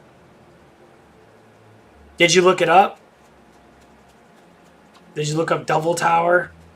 It's in one of the. As soon as you look it up, it's gonna pop it up. It should pop it up. It's in one of the national parks. I want you to tell me what you think of that. What do you think that is? What do you think it is? Look at it really closely. What do you think that really looks like? I mean, if we get it wrong, it doesn't matter. I'm going to tell you what it really is.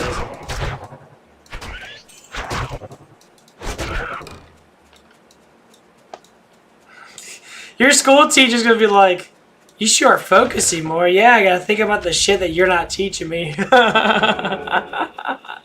on, an answer. Stop pillow dicking around. Come on. First thing, as soon as you see it, what do you think of it?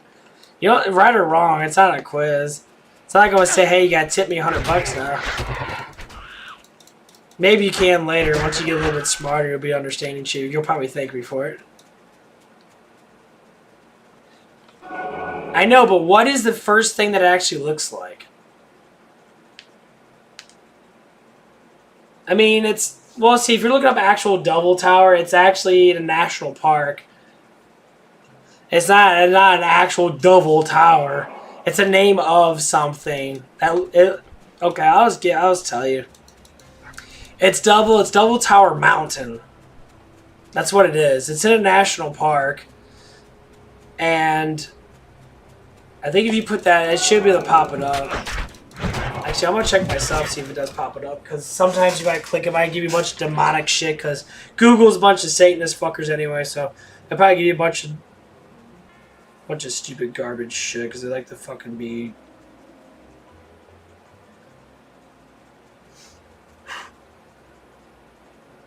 I'm sure that it will.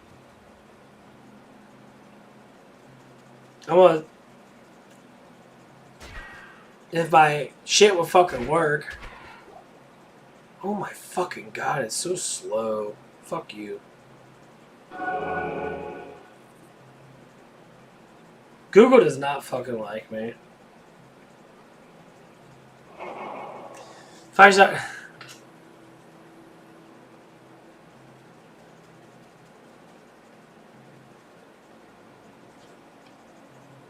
Yeah, my fucking phone's being a piece of shit right now. Devil's Mountain.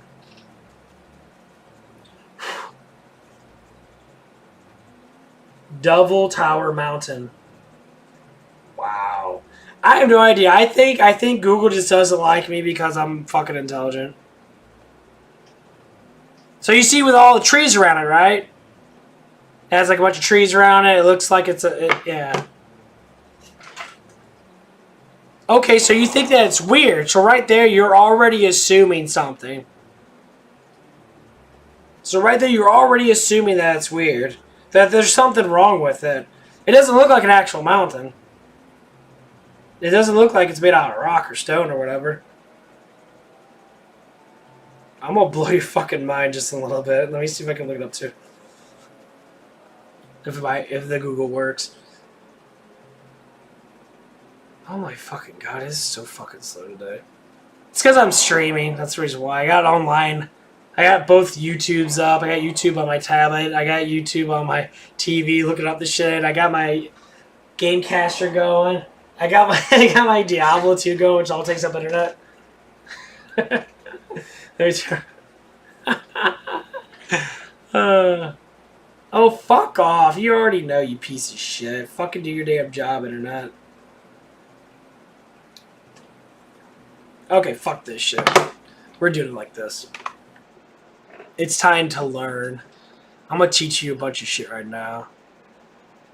Teach you a bunch of shit right now. Actually, Mike's out my game. We're gonna learn a whole bunch of things. Call me Professor Cute Guy. I'm gonna teach you all kinds of fucking shit. You're gonna be blown away. Okay. Let's see if I can look it up on this piece of shit. Internet bullcrap. Okay, let's type it in. Double tower. Blah, blah, blah. It should pop it up. Okay, this is okay, this is a good picture. Go to images. Okay. Come on, you bit. Okay, when we look at this, I'll wait for it to pop up on your screen because I'm 15 seconds behind.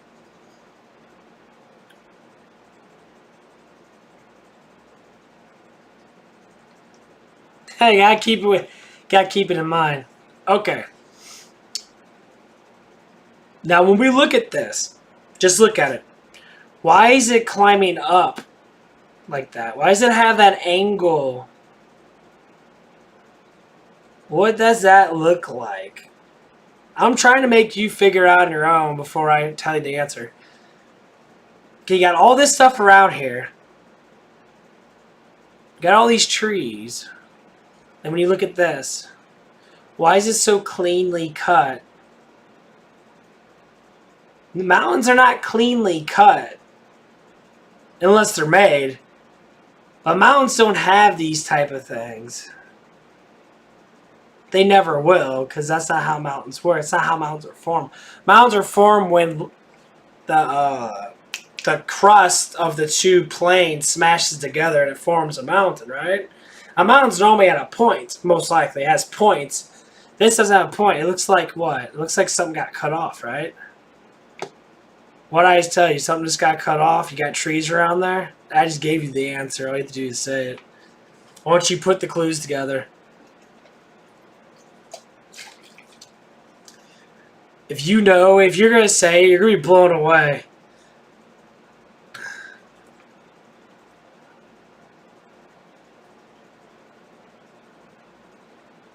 No.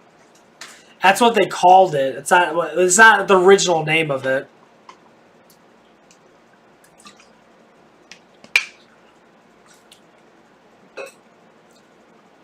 That's not the original name of it. I already gave you the answer. They're below you. What does it look like when you chop something down? It looks like this. What do you call that? Goddamn. It's very simple. You look outside and see them all the time. When people chop down what, it leaves a what?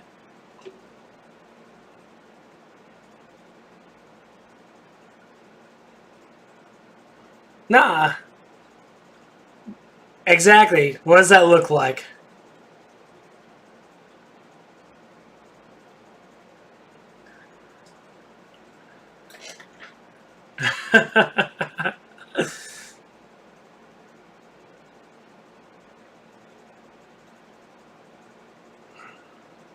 Yeah, it's a fucking tree stump. Look at it. Look how the roots always come, they narrow out and they go outwards, right? Look at this narrow out. Look how it narrows out. Why do they call that a mountain? Because they're fucking lying to you. So right there just tells you that they've been lying to you your whole entire life. Your whole entire life. Your whole entire life. Exactly. Think about it. You see, you're getting smart. You know it. When you watch Avatar, because I never saw Avatar. When you watch Avatar, you watch the people come in and they destroy that big tree. See, it's all coming together. Now you're starting to use your brain. You're starting to understand why they're doing this.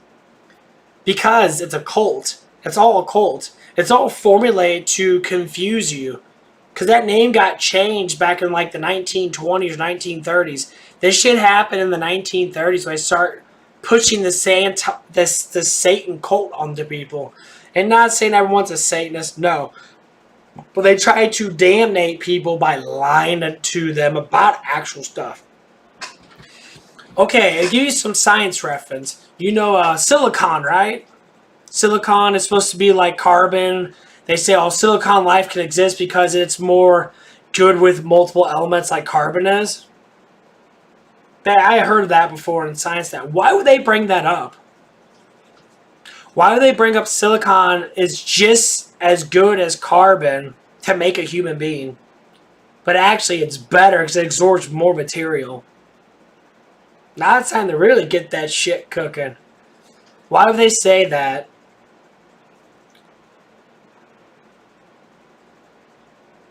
Just imagine. We're made out of carbon, right? We have carbon bones and that.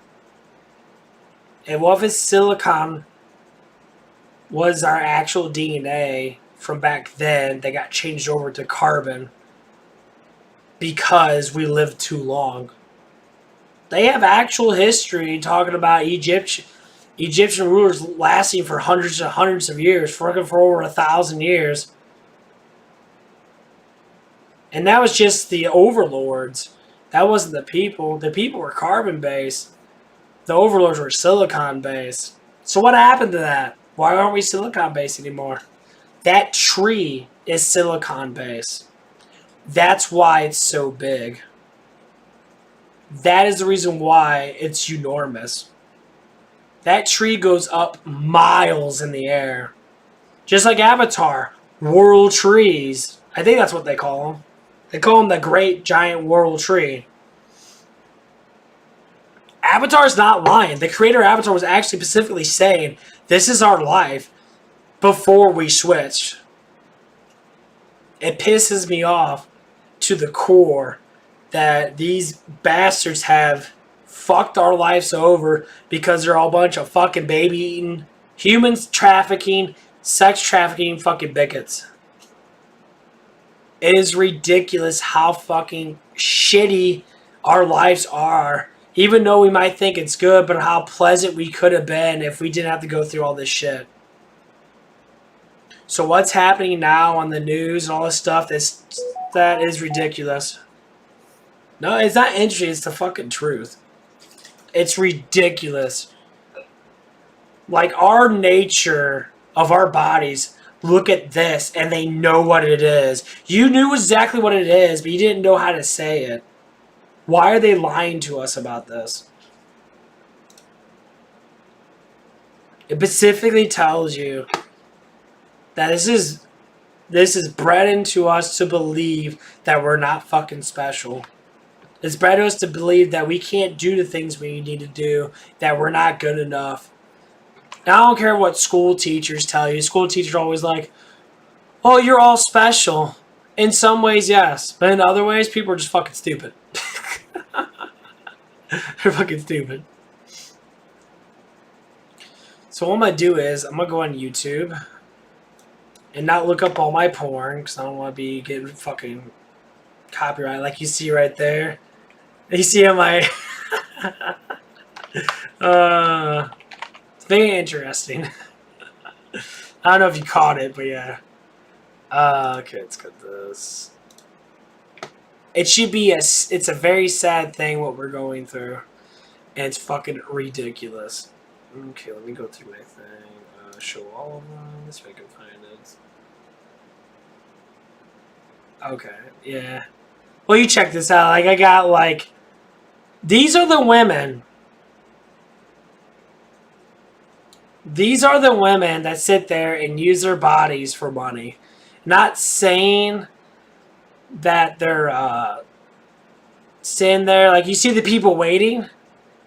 You see how they have a wait line? Why are they waiting? They ain't till 7 a.m. on the 2nd. These guys are all jacking off to this girl. I admit she's very good looking, but Jesus fucking Christ. Oh, God. It is ridiculous. Let me see if I can find it. I gotta go through all this crap. There's that myth. Here's the one I was talking about. Mythology and fiction explained. That's all about the 7 deadly sins. That's all about Dante and the stuff that he went through in that.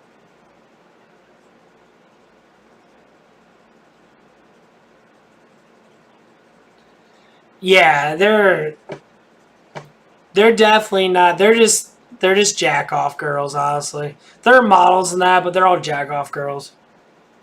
But this shit's very interesting. This is where I got the deadly sins from. I got Dante's The 9 layers of hell. It starts off. Where the fuck is it at? That's the second part. There's the first part of this. There it is, first part. It's ridiculous. I mean, they're real women, but they're just models. They're just women. I just do stuff. I don't give a shit about them, honestly. I beat off to anybody, honestly, as long as they're attractive looking enough to me. Oh, here it is. Flat Earth and Moon. This shit is ridiculous. I'll show you a clip of this if I can find it. Mount Meru stands at the center.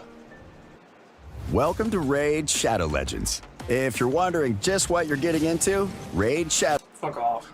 Look at the cosmological geometry here. Mount Meru at the center with 4 surrounding continent lands. In the fountain source of occultism, Paraka writes, this spot is the summit of what in the Hindu Puranas is... So basically what they're talking about right here, they say the North Pole is 4 continents with a vortex in the middle of it. When after you look on Google Maps, they never show the North Pole. The North Pole actually doesn't exist to them. And Santa Claus is actually a relation to Satan, because Santa Claus and Satan are pretty much almost spelled the same. So people that believe in Santa Claus actually believe in Satan, because Christmas that's supposed to be for Jesus, but they changed over to Santa Claus as in Satan, because Santa Claus and Satan are pretty much rearranged the same way. Like rearranged is like the same fucking word. I think this is the one that shows the tree in that. Okay, here's a good part. Actually, just stated in that. We'll go right here. The magnetic tree of life at the center. That's what I'm talking Also about. cut down in our history. The Emerald City. What else emits an emerald green glow? The Aurora Borealis. The Northern Lights. Look at the yellow brick road in the film. A swirl to the center. Okay, we'll watch it all the way Welcome to through. Raid Shadow Legends. If you're wondering just what you're getting into... We're gonna watch it all the Raid way Shadow through. Legends- I know I'm not gonna get copyright for this fucking shit, because I can't.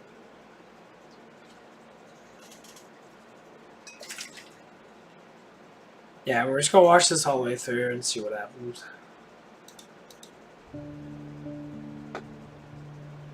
A light at the end of the tunnel. This guy has a weird voice, but We end as we began, with a map.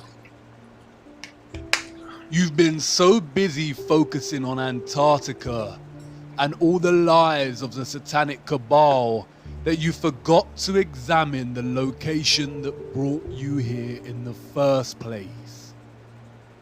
The North Pole at the center of Gleason's map and the flat plain we call Earth. Gerardus Mercator was a Flemish geographer and cartographer and is responsible for the Mercator projection for navigation, in which north is up and south is down. It is pretty much the same map we refer to today as the standard map of Earth. you see how they don't show the North Pole at all? A year North after Pole his doesn't exist death, on the map. in 1595, Mercator's family compiled his life's work into an atlas, which contained his earlier works. Here is one of his atlases, produced in 1569. The map's polar extremities of north and south are represented by huge bodies of land. In panel 13, a more detailed look of the North Pole. Okay, this is what the North Pole actually looks like. This is why we can never flood if the ice melts. Specifically, the reason why is our planes of existence is like it's like a revolving clock. Basically what it is. Like back then, the Mayans, Egyptians all used the sun and moon. The moon is for the months and years. The sun's for the hour and day, basically. So when the sun goes around, it's 24 hours. When the moon goes around and changes phases, after a while it goes around and becomes the weeks and months. And then you got the year cycle. This right here, what you're seeing right now,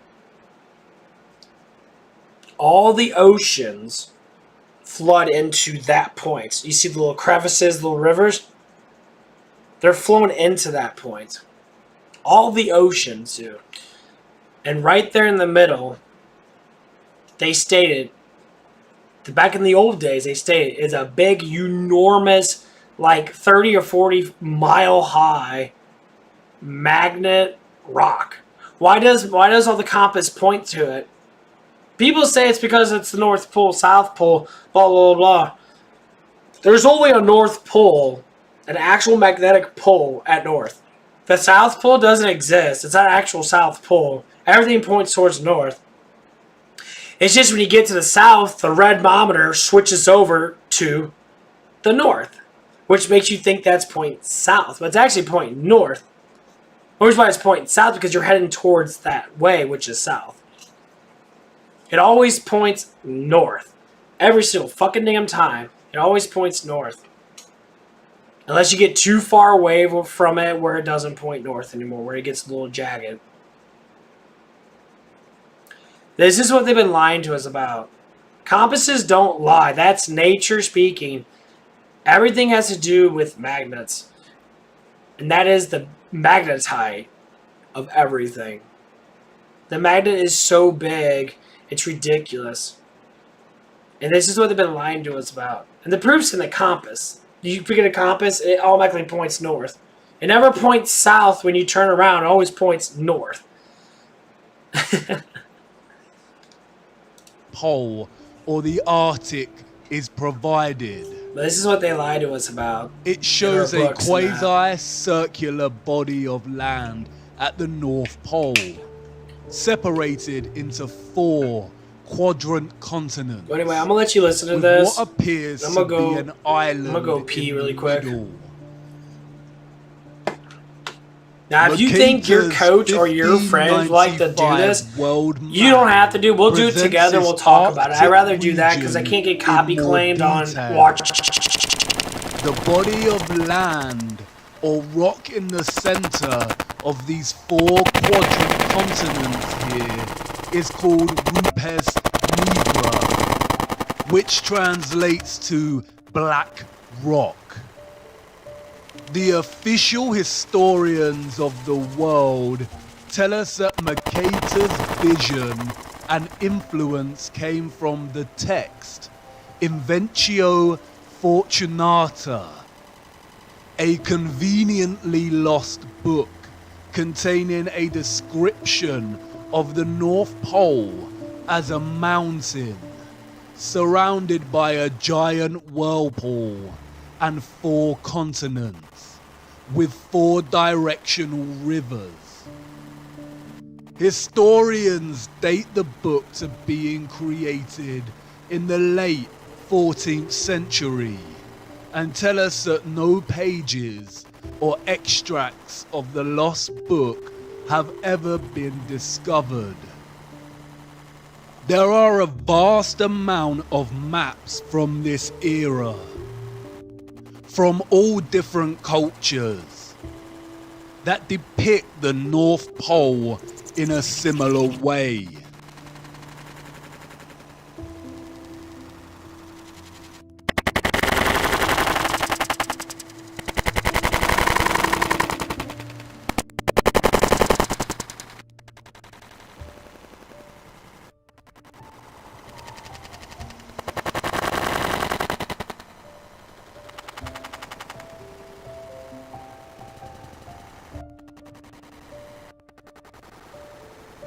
It is not until the 17th century that reference to the North Pole's mountain, 4 continents, and 4 directional rivers starts to disappear from cartography, like a Photoshop erasure job.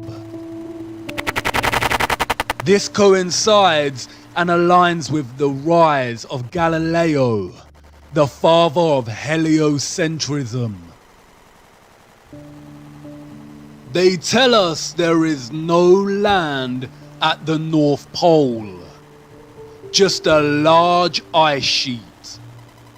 Google Earth, however, refuses to even give us the ice sheets. They love to show us their thwarted version of Antarctica, but when venturing north, all that remains is Greenland. Look at Greenland here.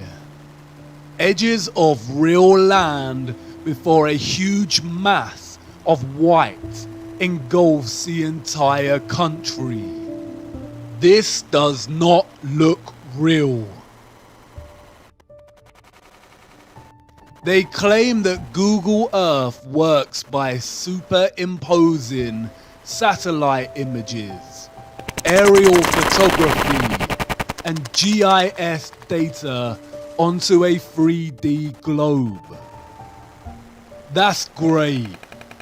So where are the perpetual ice sheets at the Arctic Sea? A closer look at the North Pole here is very telling. Zooming into this little island, something interesting appears. A glitch in the Matrix. A line that runs from this island to the center of the Arctic Sea. Deliberate mocking on their part, or just amateur NASA-style Photoshop skills. Either way, it indicates that the vast nothingness of blue ocean here is indeed a photoshopped lie, and exists primarily to hide whatever is really here. Perhaps Mercator and the early cartographers just got it wrong. Mercator was no joke in his day. His maps were not merely fantastical creations of the world as he dreamed up and saw fit. He was known for his meticulous accuracy. Took you a long time to answer. You must really like this earlier, shit. he later developed the Mercator projection, which is still used today for navigation. The Invencio Fortunata is lost and has never been found in its entirety or extract. But an old letter from Mercator to John Dee, the advisor to Queen Elizabeth I, provides insight. John Dee wrote to Mercator to inquire about the North Pole. In his reply, Mercator paraphrased the Invencio Fortunata and provided a description of the region. In the midst of the 4 countries is a whirlpool, into which there empty these 4 indrawing seas, which divide the north, and the water rushes round and descends into the earth just as if one were pouring it through a filter funnel. It is 4 degrees wide on every side of the pole. That is to say, 8 degrees altogether, except that right under the pole there lies a bare rock in the midst of the sea. Its circumference is almost 33 French miles, and it is all of magnetic stone, and is as high as the clouds. It is black and glistening. In Johann Reusch's 1508 map, the North Pole is represented in a similar manner, and the map's legend states, "It is written in the Book of the Fortunata, under the Arctic Pole there is a high magnetic rock, 33 German miles in circumference. A surging sea surrounds this rock as if the water were discharged downward from a vase through an opening to 4 mouths below. Around are islands, of which 2 are inhabited. Here the ship's compass loses its property, and no vessel with iron on board is able to get away.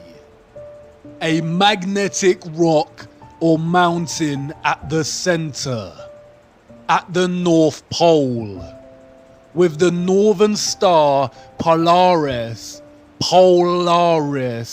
fixed right above, unchanging, while the rest of the stars and constellations in the firmament revolve around it. Could the source of all magnetism and electromagnetism on Earth emanate from this magnetic mountain? It is an undisputable fact that compasses point north. But the satanic cabal tell us that the Earth is a spinning globe with 2 magnetic poles, the north and the south. Yet no matter how far we go south, the compass's needle never shifts and begins pointing south. It always points north. Is the North's magnetic pole just stronger than the South's and able to overpower it no matter how south you go? Or is somebody lying? And what about this whirlpool? The vortex at the center? Do the oceans really collect through 4 rivers and descend into the earth itself like a funnel or a vase? Would that even be possible?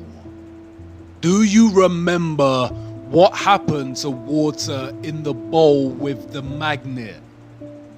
Water is diamagnetic. It would certainly resist a large magnetic mountain. Is the North Pole really Earth's very own rabbit hole? And again, if this were true, why lie? It's entirely possible to let people know about this mountain and whirlpool and make it compatible with their satanic heliocentric model. The rabbit hole goes a lot deeper than you realize. It's hard to imagine a bigger secret than flat Earth itself, the firmament, the giant trees and quarried land. But there is one. It could very well perhaps be the most satanic lie of them all. Just perhaps. No, you're good. You missed out on some As stuff, always, the clues are hiding in plain sight. In the symbolism, in the mythology, the language, the metaphors, the movies, waiting patiently to be discovered. If we were to take them at their word and believe that Mercator and other renowned cartographers of the time were just influenced by a now missing book, the journey would end here. But by now, we know better than that. History is a corruption. The truth has been shattered, fragmented, mythologized, and scattered. You want me to go back then? All cultures throughout time have spoken of an ancient. I could just tell you what happened so far. Basically, what happened so far is that I don't know if you heard about the magnetite rock that's in the middle of the North Pole. That's basically what's seen on the screen now. That this is a magnetic rock. This is the oldest, one of the oldest or first. Oh, okay. So you still see it. Okay. I was about to say. When you said sorry, I'm back. I was thinking sorry was like I was away for a while. Okay. And sacred land. Okay. The ancient Greeks I'll called keep this going. place Hyperborea, a land of perpetual sun. They said the people of Hyperborea were giants that lived for 1,000 years and enjoyed a life of happiness. Look at that word. Hyper is a prefix meaning beyond, and Boreas was the god of the north wind. Hyperborea, beyond the north wind. It is reminiscent of another word, the Aurora Borealis, the Northern Lights.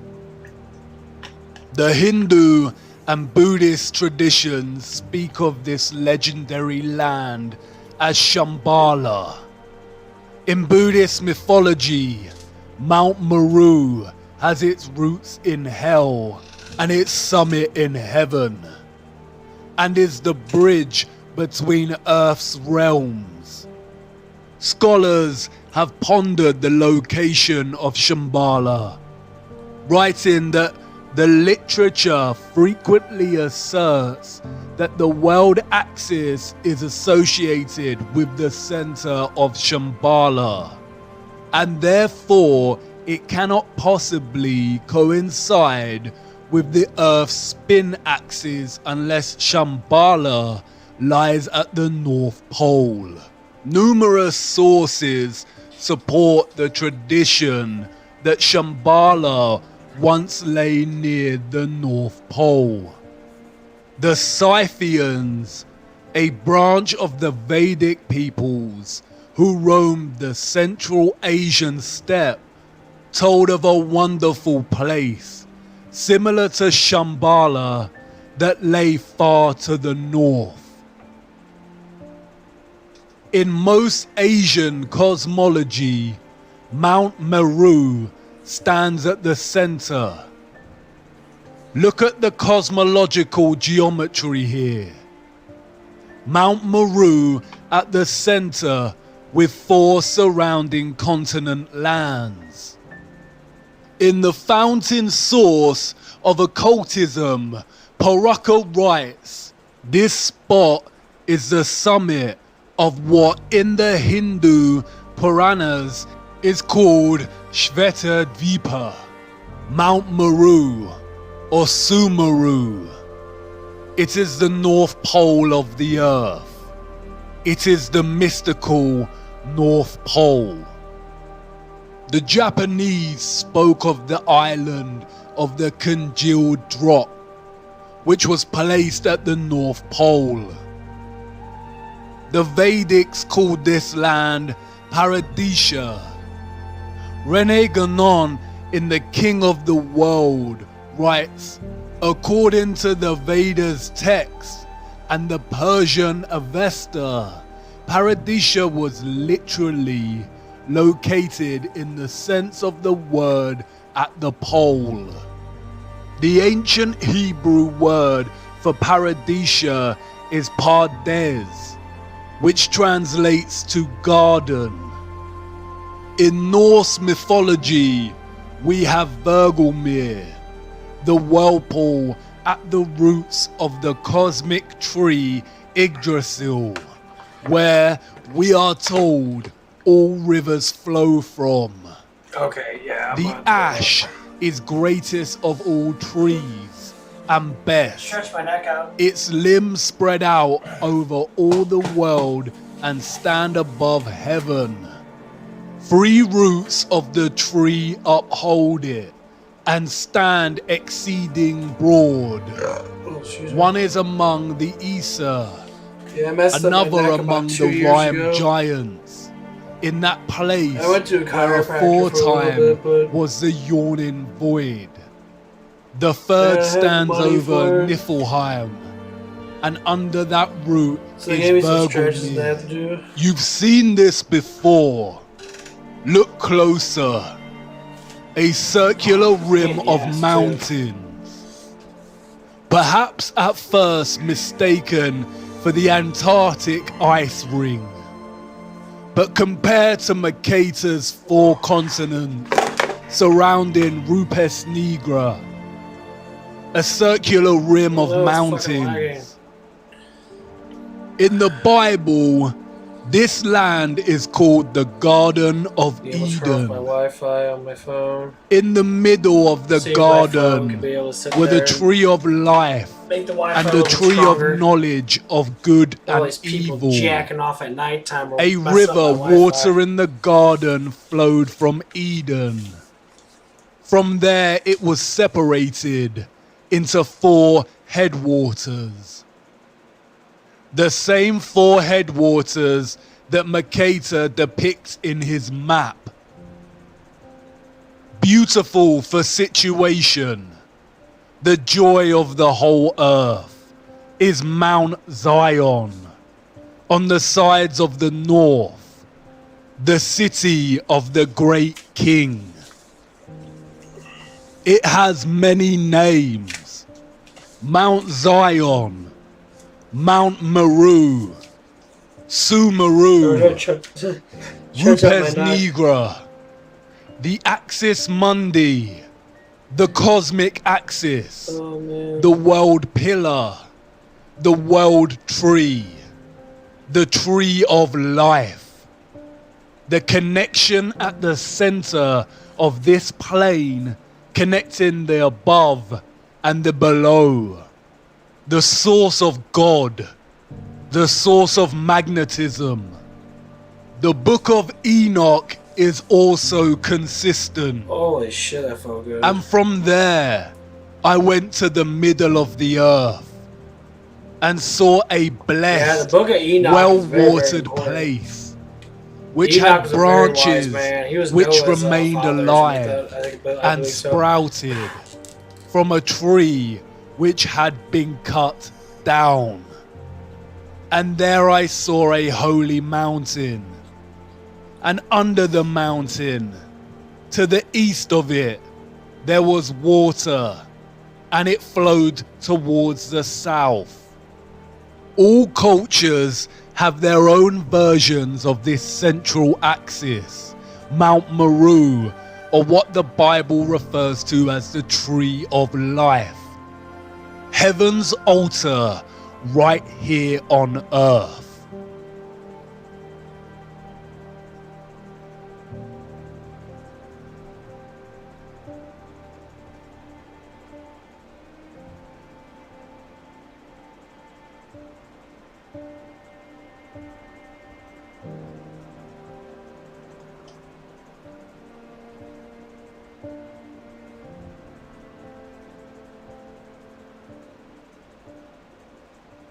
William D. Warren in Paradise Found states, "Is anywhere in the temple of nature there was to be an altar, it could only be here.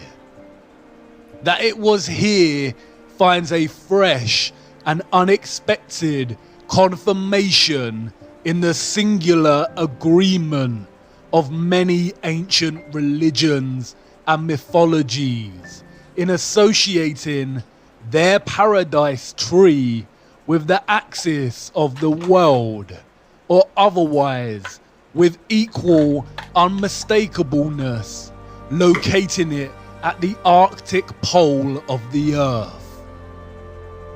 The North Pole is truly the land of 1,000 names. In accounts of his voyage in search of the Garden of Eden, Irish Saint Brendan, also known as the Navigator, journeyed to the north past Iceland and Greenland and recounts seeing great crystal pillars. A lot of Celtic mythology centers around the northern regions, with many believing that the real location of the Arthurian Avalon is actually at the center, the North Pole. Interestingly, the same John Dee that wrote to Mercator claimed that King Arthur conquered the far northern region. According to John Dee, another missing text, the Gestae Arthuri, apparently contained an account of Arthur's expedition to the North Pole. Another text, the Legis Anglorum Londonis Collectae, testifies to this same expedition. Through Celtic mythology, King Arthur became associated with the North constellation, the Great Bear, otherwise known as Ursa Major. By Sir Walter Scott's day, King Arthur had become firmly associated with the Pole Star, or Polaris. In his 1805 work, Lay of the Last Minstrel, he states, Arthur's slow wane his course doth roll, in utter darkness round the pole. The northern bear lowers black and grim, Orion's studded belt is dim. The symbolism speaks louder than the corrupted history. King Arthur's Knights of the Round Table and the Western and Chinese zodiacs are strikingly similar. The Chinese zodiac table. It is our flat Earth. The constellations of the dome or firmament circling the magnetic center, as do the yin yang of the sun and the moon. King Arthur and the 12 knights at the round table. 12 zodiac signs, 12 knights, with King Arthur's seat at the top, like Polaris. Look at the rose in the center. It is very similar to Mercator's representation of the North Pole. The 4 continents look like petals, and the magnetic mountain in the center looks like the plant stigma. Is the North Pole the true Holy Grail? The clock with its 12 hours. Yeah, it's very all interesting, I'll time tell you that. revolving around the center or the pole.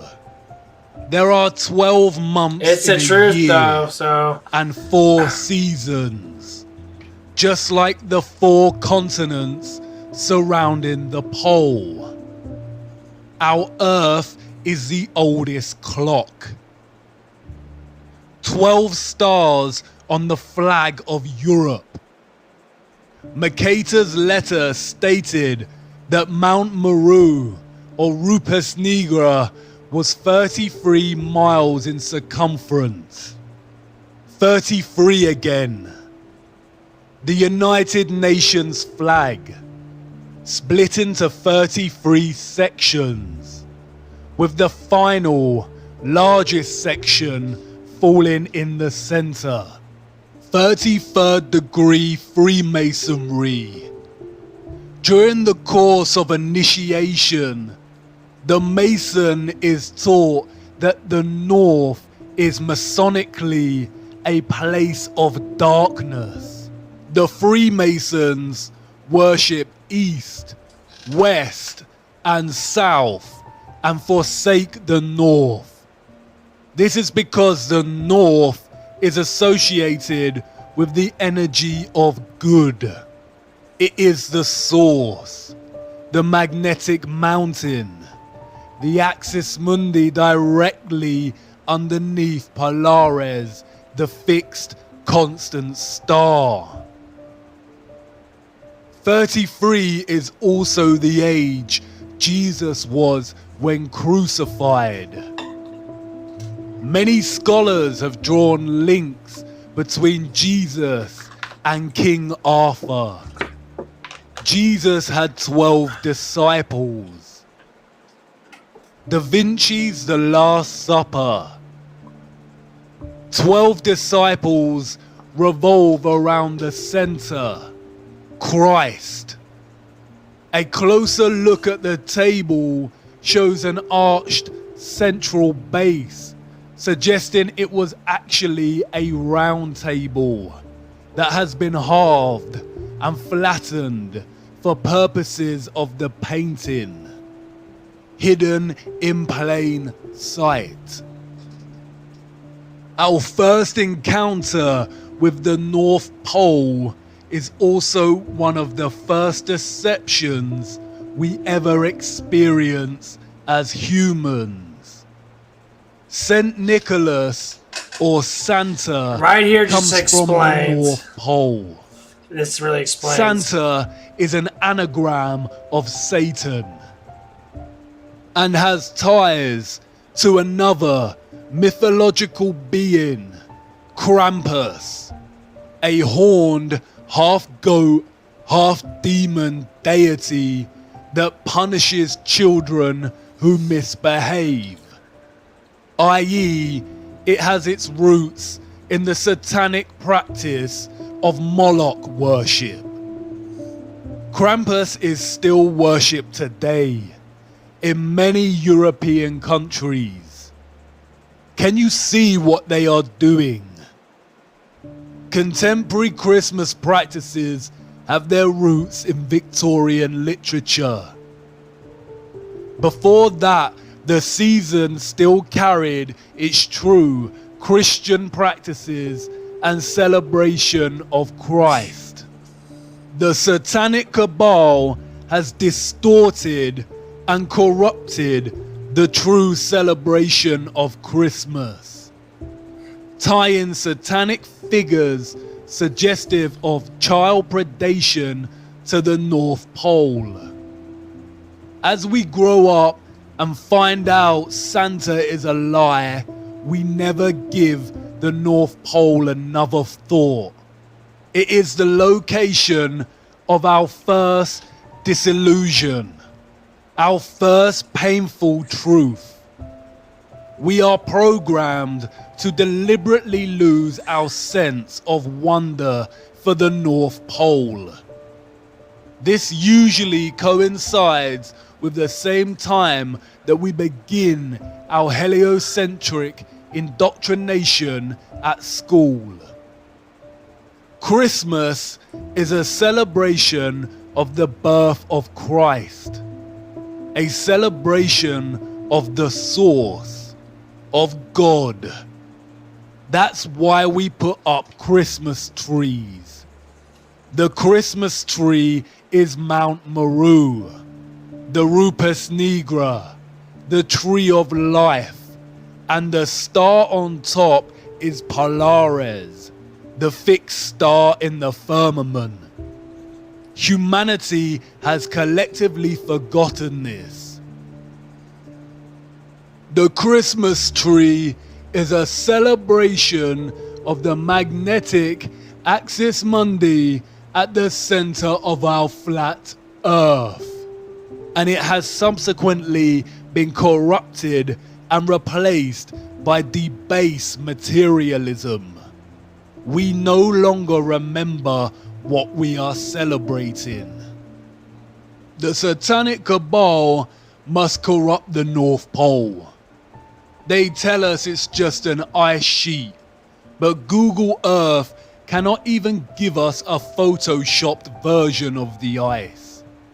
They don't even want people interested in ice sheets. They can't even bear to acknowledge the North Pole. It is against their satanic religion. Hollywood movies always contain things hidden in plain sight. But there are a select few of these movies that are highly satanic and Masonic. The Truman Show is a metaphor for our programmed deception living under the dome. Rosemary's Baby, Monsters Inc., and Eyes Wide Shut all depict the elite cult of Satanism and the practices of Moloch child sacrifice and adrenochrome harvesting. The Matrix is an obvious metaphor of humanity's slave status. The Matrix itself being the programmed deception cast upon humanity, who have no clue to the true nature of their reality. But there is another film, probably the most Masonic of them all, The Wizard of Oz, Dorothy's journey through the land of Oz. Notice the red shoes. Do you remember what Macaulay Culkin said about the red shoes?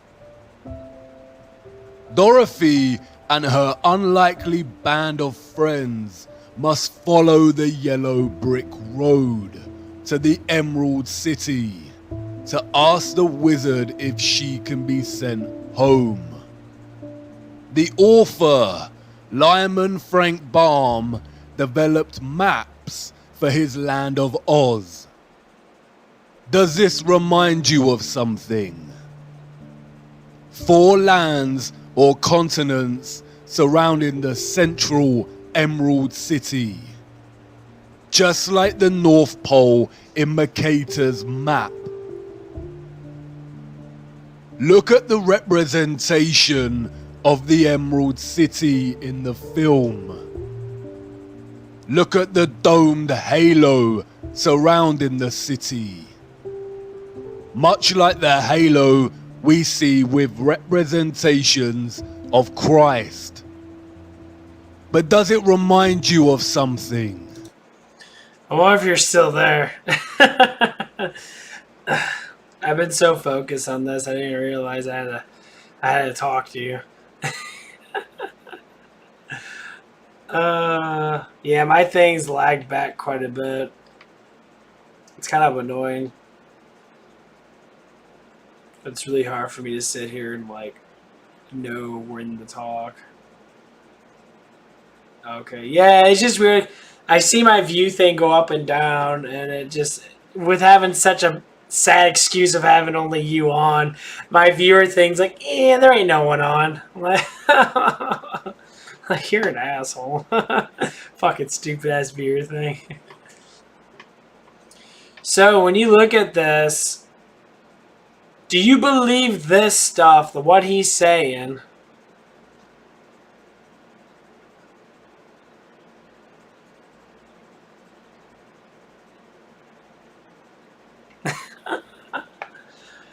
But when you see this, you listen to this, does it sound more normal? Sounds more realistic than the shit you're learning from school about space and that? Just give you a thought about that. We're almost done. Look closer. Columns. Basalt columns. The magnetic tree of life at the center. Also cut down in our history. The Emerald City. What else emits an emerald green glow? The Aurora Borealis. The Northern Lights. Look at the yellow brick road in the film. A swirl to the center. A whirlpool of sorts. Somewhere over the rainbow. The rainbow again. The Bifrost Bridge from Norse mythology. A path between heaven and earth. Between Midgard and Asgard. Bifrost means the swaying road to heaven. Oh no. In Islam, it is called Al-Sirah. The narrow bridge people must pass in order to enter paradise. No, that's just me. Look at the ancient Siam city in Thailand. This is supposed to be a recreation of Sumeru Mountain. Look at the bridge you have to cross on your journey. And what about the whirlpool at the center? Mercator described it as a filter funnel. Norse mythology labels it as Vergelmir, or the world's well. Could there really be a whirlpool opening in the center of Earth, caused by the magnetic tree of life in which the oceans flow down into? Paul the Deacon, an 8th century Benedictine monk, wrote that where the ocean extends without bounds is that very deep abyss of waters which we commonly call the ocean's navel. It is said twice a day to suck the waves into itself and to spew them out again. By the whirlpool of which we have spoken, it is asserted that ships are often drawn in with such rapidity. Gerald of Wales, royal clerk to King Henry II, wrote, "Not far from the islands towards the north, there is an astonishing whirlpool in the sea." Okay, well, I'm gonna stop it right there because it's that's a lot of shit to take in. I don't like that.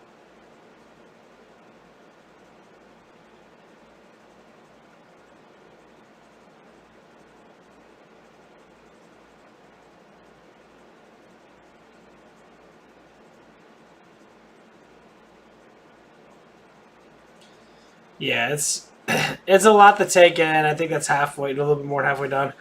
I don't know how late you want to stay up, because, I mean, there's other things I can play, obviously.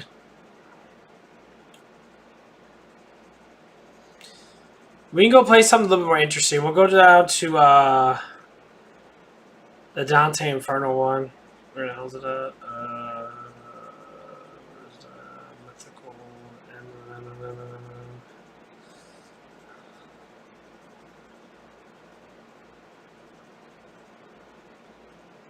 What do you mean you don't have much tomorrow? You're not doing anything tomorrow? Well, tomorrow is Friday, so I doubt if you're gonna do anything anyway.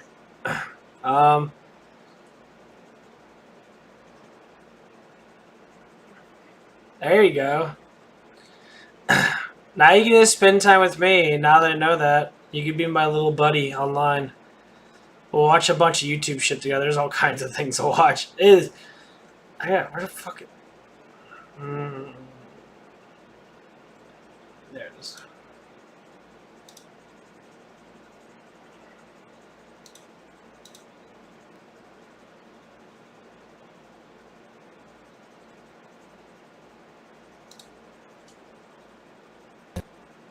Okay.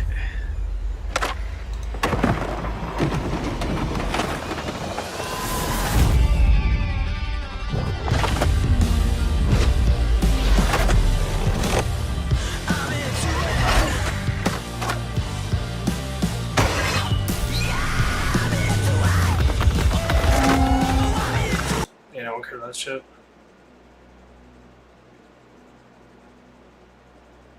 There are many pieces of literature that tell the story of one's journey in the afterlife.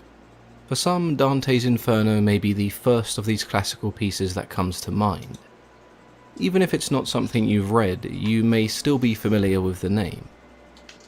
What some people may not know is that it's just one part of a 3-part work written by Dante Alighieri, known as Divina Commedia, the Divine Comedy, a narrative poem that follows the concept of the journey one must take after death, as thought of by many during the Middle Ages. We as the audience travel alongside Dante through hell, purgatory, and heaven, which are the 3 segments of this narrative: Inferno, Purgatorio, and Paradiso. It's a story that certainly gives you an interesting insight into the social conditions and expectations during the Middle Ages. And if you also happen to be a fan of Greek and Roman mythology, Dante does not shy away from showing its influence on his own work. There are references upon references upon references. But as we are talking about a piece of work that was written in the 14th century, some of the language used means it's not the easiest or most fun read. However, at its core, I believe it's a story well worth sharing, and so in today's video we will explore and summarize the first part of Dante's journey, the 9 Circles of Hell. This actually opened my eyes up how we should. Before we delve any deeper, today's video has been made possible by the Great Courses Plus. The goal of this channel has always been to share interesting stories. Whether it's myths and legends or more traditional fiction, my primary focus has always been to entertain and to shed light on forgotten tales. If these videos intrigue you enough to go and do additional research and learn new things, then my job here is mostly done. The only question left is where can I continue this learning, and that is where I can strongly recommend the Great Courses Plus, an on-demand subscription-based learning service that you can access on your phone, once you learn, tablet, knowledge and is computer. amazing. I'm sure once given you the current learn how to situation, many of us have exhausted the streaming services you become of very everything intensive worth when you watching. learn new things. So rather than sifting I through love hours of learning new terrible things, especially stuff like television, this you that should makes head a lot over of to the sense. Great Courses Plus, ridiculous where they have how over much you can have fun 11,000 learning. courses, lectures, and documentaries on pretty much everything, from history, science, and philosophy to food, travel, and finance. It's all there. Presented by Ivy League professors who are far more intelligent and eloquent than myself. You're free to learn at your own pace in the comfort of your home without the stress of deadlines and exams. For those of you still looking for your mythology fix, I've recently started The Great Mythologies of the World, a 60-part series which covers all sorts of myths from all around the globe. I've only just got into Egypt and there's still so much left to cover. If you're interested in learning about some of the lesser known mythologies, then this is a course for you. If you'd like to try the Great Courses Plus for yourself, you can use my link over at www.thegreatcoursesplus.com/mythology, or you can click on the link in the description of this video and start your free trial today. It's a great way to support the channel while still learning new things and being productive. The story is set in the year 1300. Dante wakes up on the evening of Good Friday in a dark wood, with no recollection of how he got there. In the distance he can see a foothill, a mountain where the sun shines bright. He decides it must be safer than the wood, and so he starts his ascent. But as he climbs he encounters a leopard, and then a lion, and then a she-wolf. Overwhelmed by these animals, he has no choice but to turn back to the forest. Here he comes across a spirit known as Virgil, a once famous poet or bard. He tells Dante that he can guide him to paradise, but first they must journey through hell. Dante himself, also a storyteller, immediately feels this connection to Virgil, and so he trusts him as a guide. Together they pass through the gates of hell and begin their journey. As one would imagine, this is not a pleasant place. A place where all hope is abandoned. A city of eternal woe and pain. The sky was pitch black, but not a single star could be seen. The air was thick with the moans of grief and sorrow. Dante recounts seeing a flag whirling through the air being followed by a train of naked spirits. These unfortunate souls were cursed to chase this unattainable flag while being stung by wasps and hornets. The tears they wept and the blood from their wounds dripped onto their feet, and the ground was covered in maggots and worms. The only way to escape this torment is to journey deeper into hell, and the only way to do that is to cross the river Acheron. When they reach the riverbank, there are countless souls waiting for Charon, the ferryman of the dead. We can immediately see the influence of Greek mythology on Dante here. The river Acheron running through the underworld and Charon being the ferryman of the dead are taken straight out of Greek myth. Charon eventually agrees to take them across the river in his boat. When they arrive on the other side, Virgil explains to Dante that this is the first circle of hell, known as Limbo. The souls who reside here were not necessarily bad people in terms of sins committed, but they did not possess the necessary faith. Many of them rejected Christianity. The unbaptized and virtuous pagans is how they're described. They may not have been sinful, but they were still sentenced to an eternity of damnation and denied entry into paradise. In the distance there is a large citadel which houses many of the great philosophers, Plato, Socrates, Aristotle, and many more.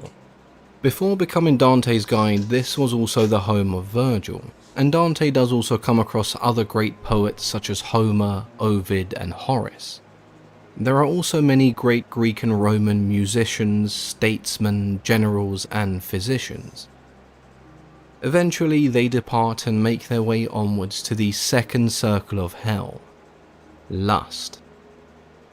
The first circle was undoubtedly a punishment, but those who resided there still had some freedom. The second circle onwards is where the real punishment began. There to greet souls as they entered the second circle was Minos, a giant serpentine figure. In Greek myth, Minos was the son of Zeus and the first king of Crete.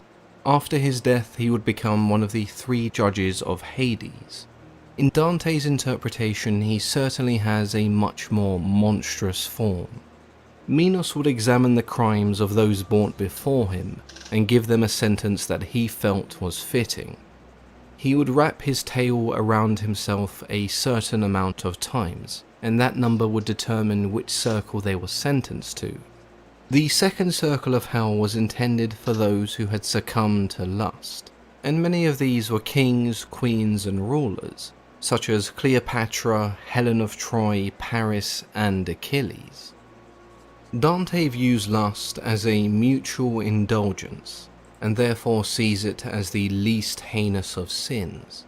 The punishment is also the most lenient inside of hell itself. With help from Virgil, Dante is allowed past Minos, and they enter the third circle of hell, gluttony. Here there is an icy rain that never stops. As punishment for their insatiable appetites, the gluttonous are left to wallow and squirm around in the vile and putrid mud like worms, gelatinous masses unable to stand or even crawl. Guarding them is the 3-headed hound Cerberus, who patrols up and down this filthy mire, flaying and mauling the gluttonous with his claws, tearing their spirits as they helplessly scream. Luckily, Virgil... Now I'm curious if you want me to keep on going, if you like this stuff or not. It seems like you're not talking a lot. This stuff gets pretty fucking, like, weird. I mean, these are just stories and that, but more or less, it makes a lot of sense as you go through the sins. They actually start to show, like, how people really are in real life and how much people take heed to the financial, struggles of, say, us normal people, and you got the 10%ers and 1%ers. It's very unique, how they explain specific things and how bad real people are. So it's going to get pretty gruesome in that. So I just want to give you a fair warning. This is probably one of the worst parts, but if you don't want to keep going, that's by all means, just tell me.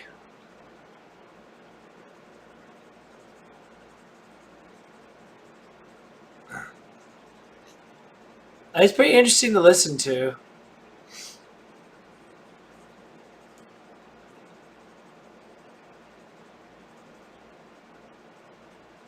Oh, okay. Manages to calm Cerberus, and they are able to pass safely through. They come. I mean, if you're not listening to that, then I just won't play it because unfortunately it's kind of pointless for you not to listen to it. This stuff is pretty serious stuff. To kind of give you a little bit insight about how humanity is and that. That's the whole point of this. It's not really saying that we're all bad and that. It just gives you insight of how like people are and that how you could be better as a person if you do specific things. But with you being young-minded, that you're not part of the group, really. It's not like you're into, you know, sexual stuff with people and that as of right now, so this probably doesn't retain to me or you half the time. If not any of it, honestly.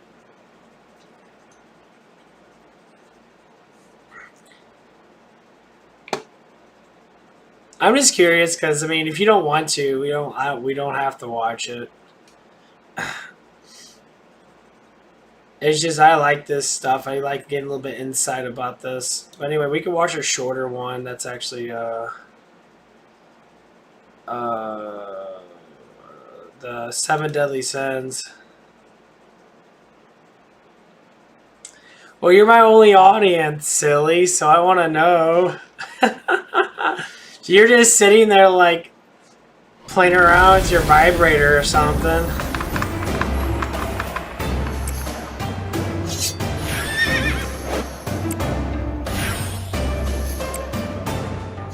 Yeah, it's a lot to learn. But we'll watch this one. This one's a little bit more shorter. And this explains a lot. Greed, wrath, envy, lust. These are the normal gluttony. sins. These are the actual normal sins that we create like almost every day to a certain extent. It's very, very and sloth. practical. The 7 capital vices, or 7 deadly sins. Succumb to any of these sins, and you may find yourself in your very own version of the Divine Comedy, being guided through hell and having the displeasure of climbing out through Satan's nutsack. Or maybe not. Who knows? I'm no expert. It's likely you've heard of the 7 deadly sins in some capacity. When we discussed Peter Binsfeld's classification of demons, each one of the 7 princes of hell represented one of the 7 deadly sins. This became a fairly common way for historians and demonologists to personify and create a taboo around these ideas. I just got that. Sorry, I was a little bit on. Okay. You're a lot more pure than I thought. And I get a lot of girls. I have a neighbor that's around your age, actually. I think she's 18. Illegal, yeah. But she's very, very shy, not so up and at 'em with a lot of things. Because most 18-year-olds nowadays are not really into much. Today we'll take a look at what these And it's sins really actually funny. meant and why they were so deadly. Before we proceed any further, I must tell you about the undiscovered deadly sin I came across when researching this video. The passage says, "He or she who does not know of displate will bear the curse of never knowing the wonders of beautiful magnet-mounted metal canvases." Luckily, this isn't something we have to concern ourselves with, because today's video is sponsored by Displate. A displate is a metal poster or canvas that makes for a great display piece. With over 1.4 million artists and partnerships with huge brands such as Marvel, DC and Star Wars, I'm sure you'll be able to These find are something amazing. that suits your taste. As you can see, the awesome people over at Displate If you want to get some posters from that, you can get some really we good have posters from everyone's that shit. favourite Italian plumber looking creepy as ever, a vibrant space piece, and of course Lovecraft and Cthulhu looking almost as creepy as our plumber. When these arrived, I thought I was going to have to start drilling holes and making a mess everywhere, but mounting these canvases is as simple as sticking a pair of magnets to your wall, which then secure your canvas in place. Not only is it extremely easy to mount your Displate, but if you decide you want a new design, you can simply pull it straight off the magnets and attach a new one in its place. If you'd like to browse the rest of Displate's collection, you can save up to 37% off your order by using the link in the description. Although the 7 deadly sins are largely a Christian concept, we do have similar ideas from the ancient Greeks and Romans, as well as many other religions across the world. It's common for the 7 deadly sins to be paired with the 7 holy virtues, because they are examples of how we should and should not behave. Aristotle saw this as less of a concrete right and wrong system, and more as a spectrum of behaviour. If one veers too far off in any direction, we move into vice territory. If one manages to stay in the middle of these extremes, you'll be showing positive qualities and virtues. One example would be fear.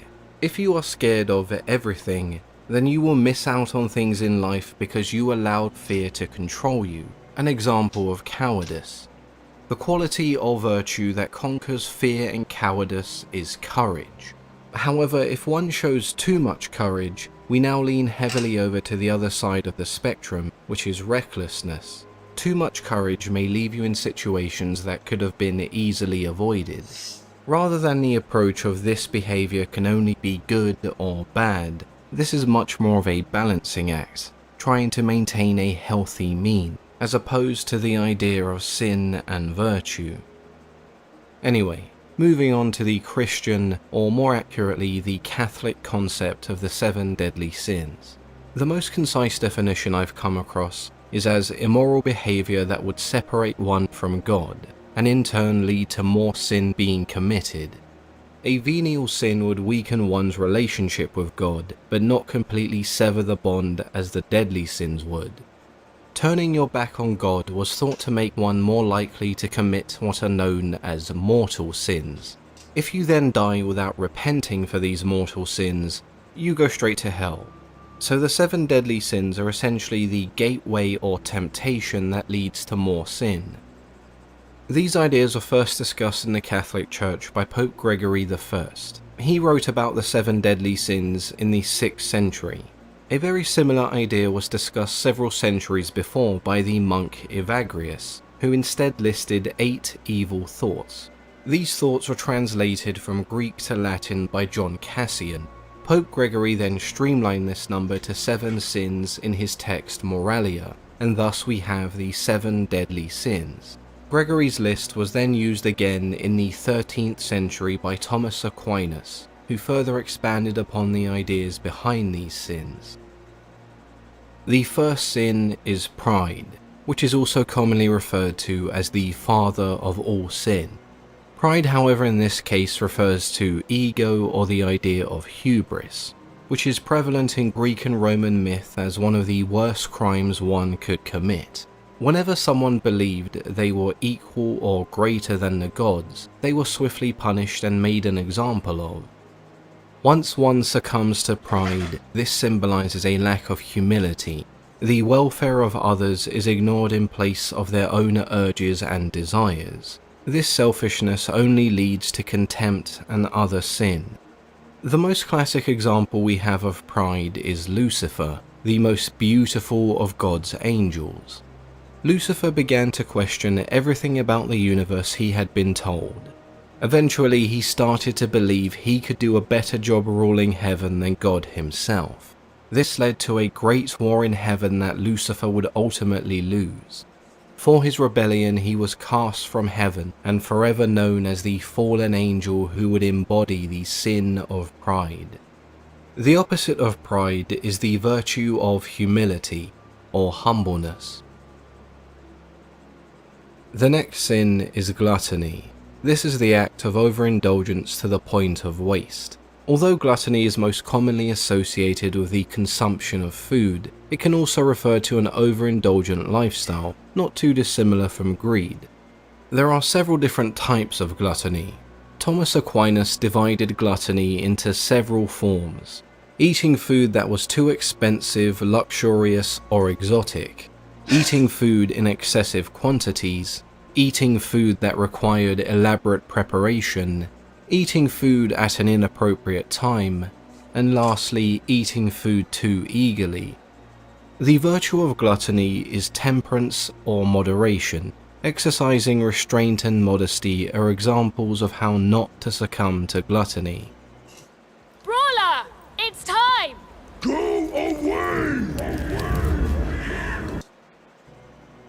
Moving on to greed, or avarice as it's also known, this sin focuses on desire, the uncontrollable desire for material, social, and political gain. From this stems all sorts of questionable behavior: hoarding riches and materials that could be used to help those in need, stealing in order to obtain what you desire, or lies, trickery, and the manipulation of others in order to achieve status or political power. Early European theologians would go as far to say, other than the devil there is no greater enemy to man than the desire for money. This was commonly used when discussing usury, which is the practice of making unethical loans which exceed the legal interest rates, often taking advantage of others' misfortunes. This is what we would refer to today as a loan shark. Similar to pride, greed is considered a gateway into numerous other sins, as well as the root of many evils. Lust is the capital sin that relates to desire of a sexual nature. This was seen as leading to fornication, adultery, sexual assault, seduction, and bestiality in some odd cases. Most religions will distinguish lust from passion. Lust was considered an immoral desire, whereas passion was more widely accepted as God-given and the main driving force behind reproduction. Lust does also come in some other forms, such as the unbridled desire for money, power, and even food. These are minor forms of lust that relate to gluttony and greed. The virtue of lust is chastity, the act of refraining from sexual activity that may be considered immoral, or in some cases, from all sexual activity. Envy is a sin that ties closely together with both greed and lust. It is a desire for what others have that leads to resentfulness and sadness. This can mean desiring someone's possessions, achievements, physical and personality traits, or social status. In some cases, you may not desire them, but instead wish that someone else did not have them. Envy is also separated into two categories: malicious envy and benign envy. Malicious envy is similar to jealousy, the negative emotion towards people you perceive as better off than yourself. Benign envy is merely the recognition that someone is better off or in a better position than yourself. This type of envy is still negative, but it can be used in a positive way, such as the motivation to emulate someone's success. Malicious envy only leads down the path of hatred, isolation, and sorrow. The only sin that weighs down the soul more than envy is pride. The most famous example of envy, at least in the book of Genesis, is Cain murdering his brother Abel, because he was jealous God favored his brother's sacrifice over his. The virtue of envy is kindness, which involves compassion and the satisfaction of one's situation or position. Sloth is the sin where we start to see the separation from God we mentioned earlier. This isn't laziness in terms of sitting around on the couch all day. Well, actually it is, but it also means a spiritual laziness. The Latin for sloth translates to mean without a care, not caring about anything in your current life and even the afterlife. Whatever the church perceived as obligations and duties would be ignored. Losing interest in hobbies, friends, work, and romance was seen to lead to sadness and depression. All the sins so far have been something you should not do, an act you should not commit but do anyway. Sloth, however, is the sin of omission, failing to do something you should. You may have heard of the phrases, "The devil makes work for idle hands," or "evil exists when good people fail to act." These are taken from a much older sentiment relating to sloth. The virtue of sloth is diligence and a persistent work ethic. The lack of stimulation relating to one's mind and body is still something many struggle to overcome even today. The only sin left to cover now is wrath, the feeling of rage and anger that one struggles to control. From wrath stems hatred and vengeance that causes feuds which can last for decades and even centuries. Anger was not considered a sin unless it was directed towards an innocent person. Only then does it become the sin of wrath. Anger is normally divided into 3 subsections. Passive anger consists of defeatism, self-blame, and apathy. This was seen as the path that leads to substance abuse and addiction. Aggressive anger consists of bullying, hurtfulness, and vengeance. Assertive anger involves calling out behavior you deem as wrong, blaming the individual responsible for that behavior, and then punishing them. The virtue of wrath is patience, allowing people time to change the way they behave. Hopefully you've enjoyed this video on the 7 deadly sins. I'm sure the comments... Shit's really interesting, huh? This proves the fact of how people are. This is how you can learn who people are. This is how you can learn a relationship thing. At least with wrath. Wrath is very useful because a lot of people use it a lot. Especially in being controlling of people. You're very surprised how much wrath someone probably has when they're dealing with relationships. Like, control is part of it, being controlled. So, like, when you, it's not because of the story, it's not because this stuff might be real and Cindy might be going to hell or whatever, but this stuff, the way that they say it, people do this, so technically it is real emotionally, but knowing how to defeat it is just as good as knowing how you get defeated by this. So my whole travels life is to learn how to be enlightened, to learn all these emotions and learn how to counteract them whenever they come up, to try to be more of that teeter-totter type thing. If something comes up, it's not in my control, I don't mess with it unless it's something that needs to be messed with. Because, like, of things that most people talk about, you know, I don't know if I said it before, like, fate is like a river. Our emotions are big rocks that dam our river, which make us fork off and on. Sometimes people damage their river so much that they never go anywhere. And that's where you get people that live in the past. They dam up so much that they have to bring up the past constantly because they don't know how to move on, how to let it go. And that's the biggest thing that some people have. It's a very small percentage of humanity that has that. But you can get it. Like, if you talk to your mom, most people bring up the past a lot. You know what you say is, move on. Move on. Don't say what if. I always, because, you know, my dad's kind of like, he brings up the past, and I said, move on. Stop dealing with the past. As soon as you make a decision, it's done. You can't go back. Talking about it's not going to bring it back. Arguing about it's not going to bring it back. All you're going to do is end up getting angry, which is wrath. You start getting angry towards people that you're supposed to love, which is probably one of the worst sins. And then you start disputing to manipulate other people to think that you're right over a situation that you're not right on. And then when you finally get put in your place, so to speak, like someone tells you the truth, and you finally realize that it is the truth because you already knew it was truth all along, then you start to back down. You start to be more satisfactory towards that person. You start to bow down to them a little more. You start being more sad and more this.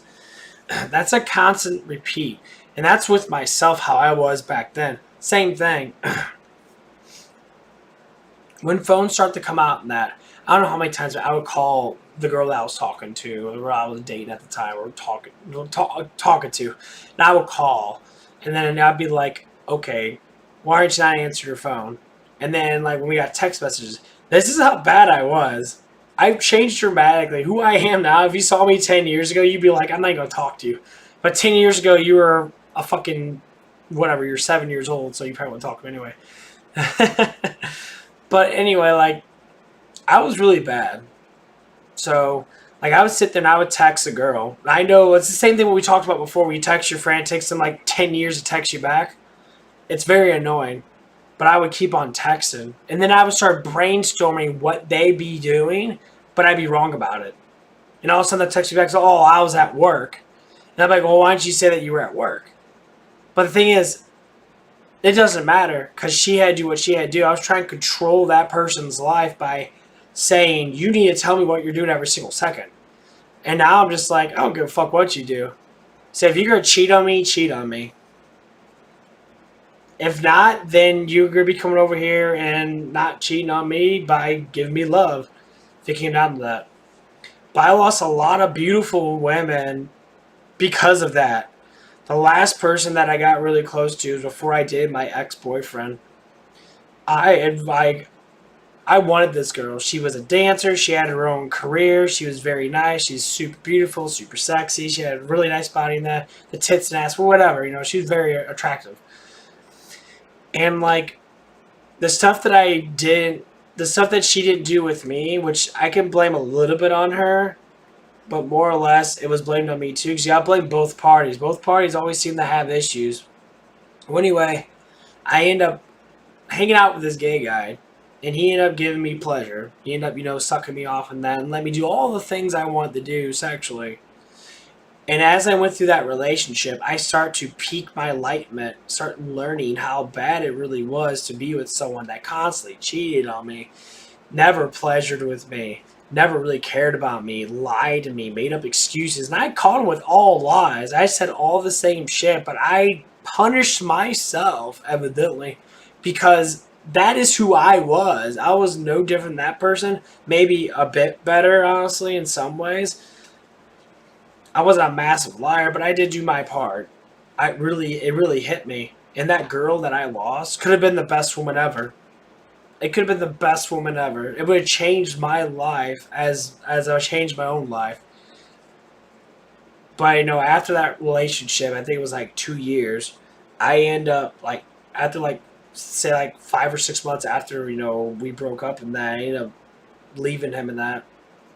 I got her, I went on my old date site where I had my message, you know, it was a free date, so I had my message of her, and she had a phone number, so I typed her phone number, and then I tried to call her. And she ended up answering. I said, oh, hey, I started talking that. And, oh, wait, no, she didn't answer me. I text her.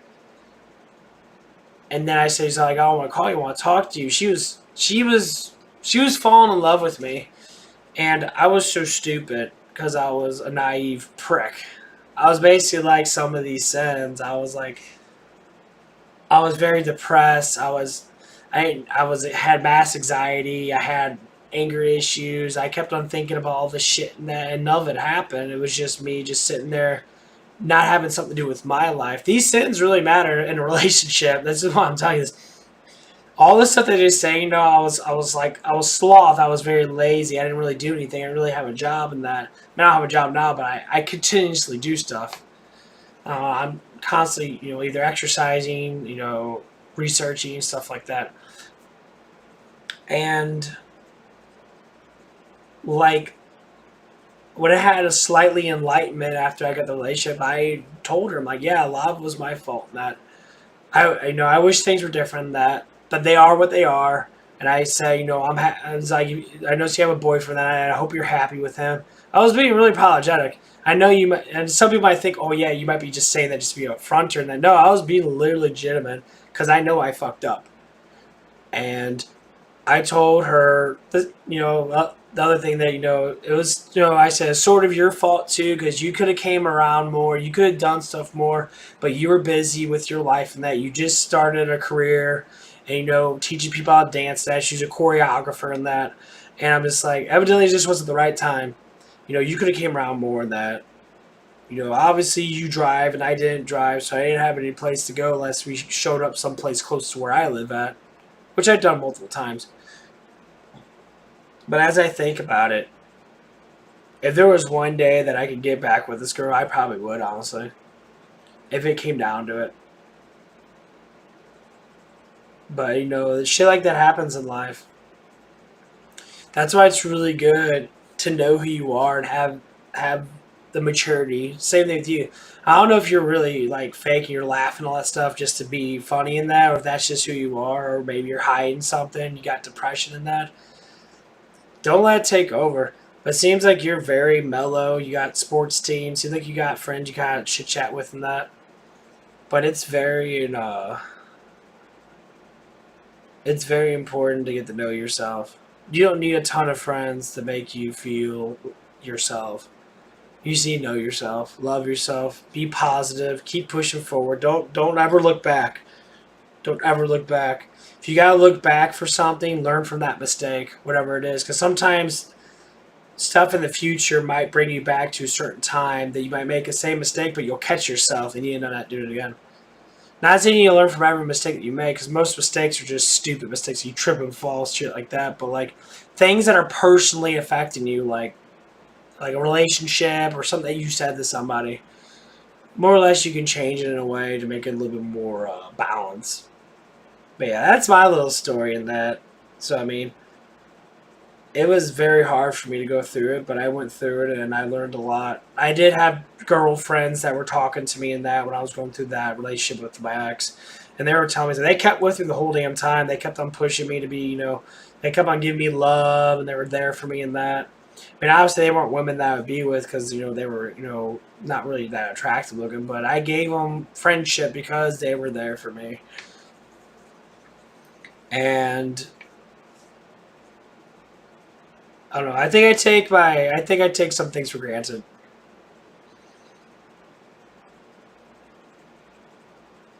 And now I'm starting to realize what I take for granted. And it's me. It's always me, myself, I take for granted. I mean, like the way I look, my face structure, the way I look in that is evidently something that most people can't stand. They guys desire it and women like it. I'm not saying I'm the most handsome guy ever. Obviously, I'm a little overweight in that, but like face structure doesn't really change that much. And now that I look back at my past, when I thought I was ugly, evidently it was quite the opposite. Women would not talk to me because they thought I was so attractive, I guess. And now that I know that, it kind of like, that's what hit me. That's something that you don't notice for your whole, like the bulk of your life, and all of a sudden you notice it. It's like a completely different person. That's why I want to say to younger people like yourself, it's your time to shine and be lightened and learn how the world really is. Because, you know, with me being older than that, you know, I got a little bit of time. I got time left, obviously, but, you know, it's good for the next generation to know. And this is the whole point of my channel. That's why I want to get your coach on here, get your friends on here. Despite the fact they might not learn as much as you or might even care, but if I can capture another person to be able to sit here and really be like, oh my God, this is true. Look at how life is. This is kind of real. It's very knowledgeable, especially if your coach friend has been in a relationship and that'd be something I can cope with. So get her ass on here. I do want to talk to her in that.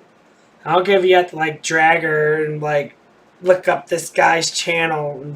Because I want to connect to more people. I know I just have you, and I love that I have you. But you can only learn so much. So, and once you learn everything, then it's just basic knowledge. You'll start seeing your own knowledge. You'll start seeing it all around you.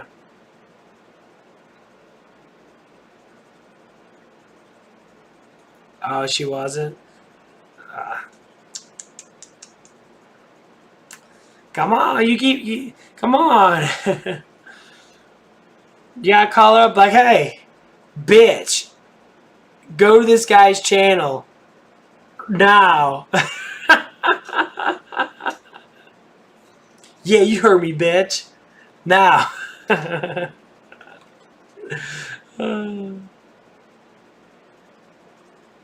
Because I'd be very surprised that most people you talk to don't know a lick of shit about real life.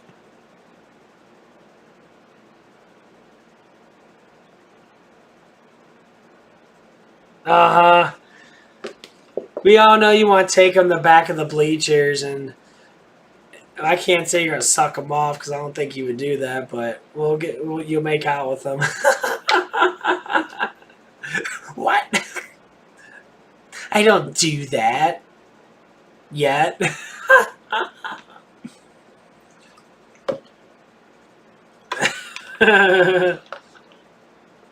I know you wouldn't.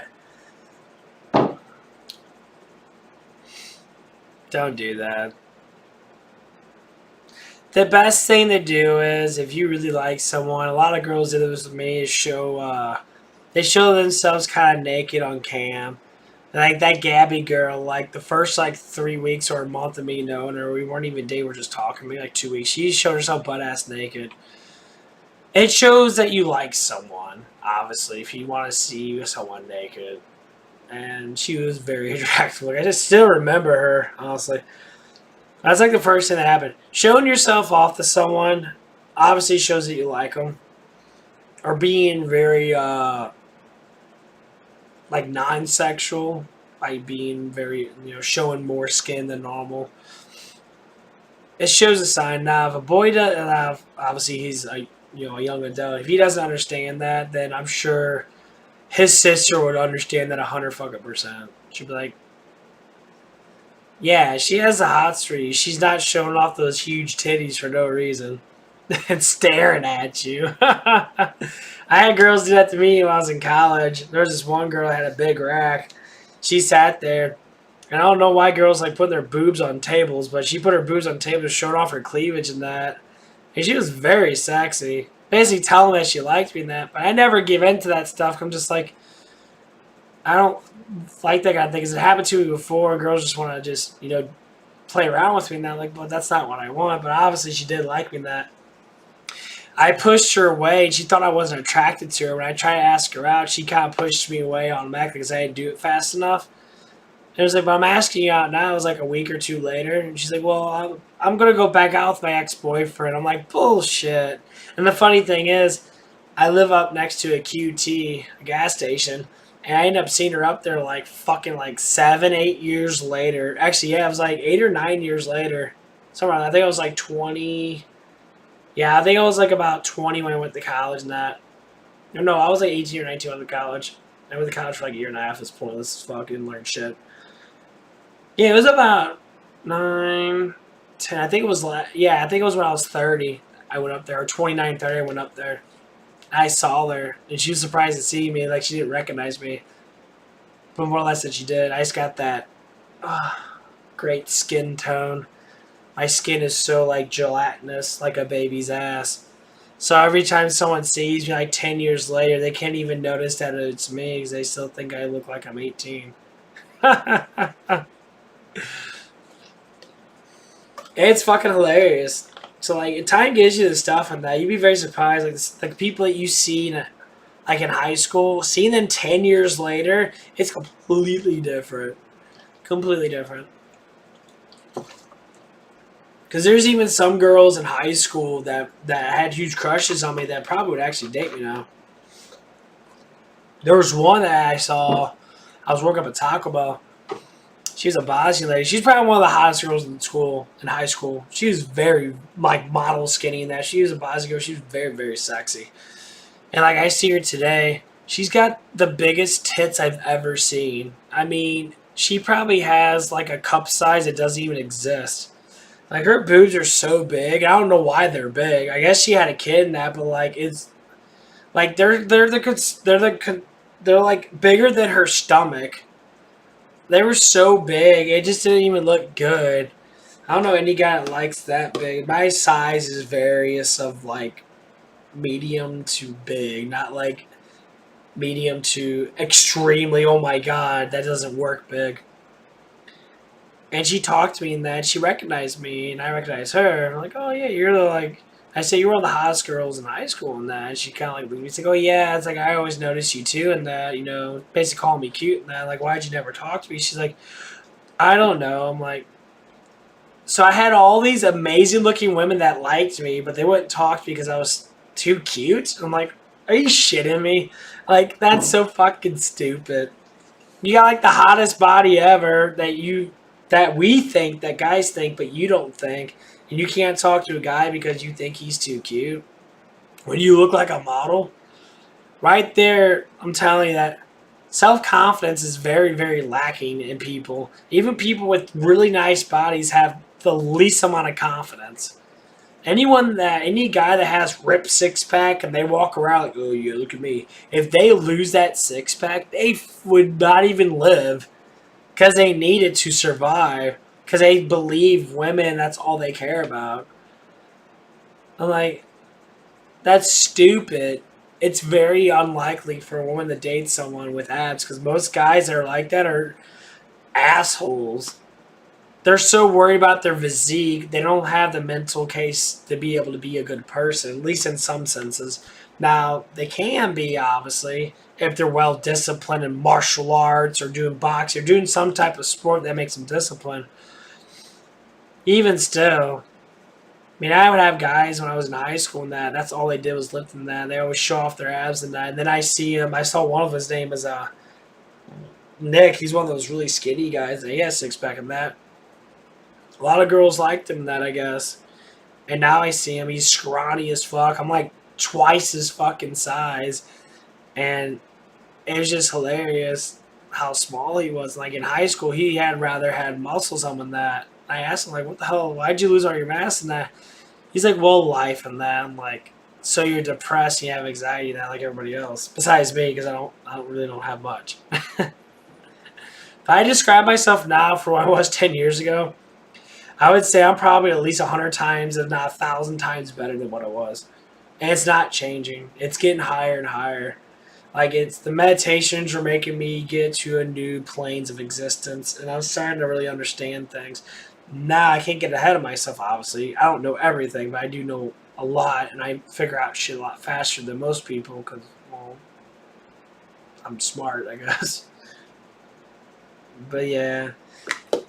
You don't have any stories to talk about, so you're just sitting there probably like having your eyes shutting as I'm talking to you because you're trying to fall asleep, but you're like listening to me because my voice is so smoothie when I talk. You're like, I put girls to sleep before when we used to date. We'd call them on the phone, and then we talk all night, and then all of a sudden they fall asleep on the phone. It's actually really romantic, honestly. Talk them to sleep like a siren. Just not a perverted siren, because that'd be fucked up. Okay, let's get this image off. The image is fucking weird. Okay, channel. You're eating cereal.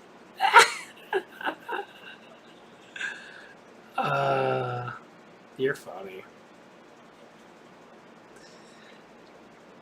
I'm so curious about you, like, I really don't know much about you. You didn't really talk to him. I mean, we've been talking quite a bit, but, like, I don't know. I'm just very curious about you. About who you are and that. It seems like you're not very, I know talking on here's a lot different than talking on the phone.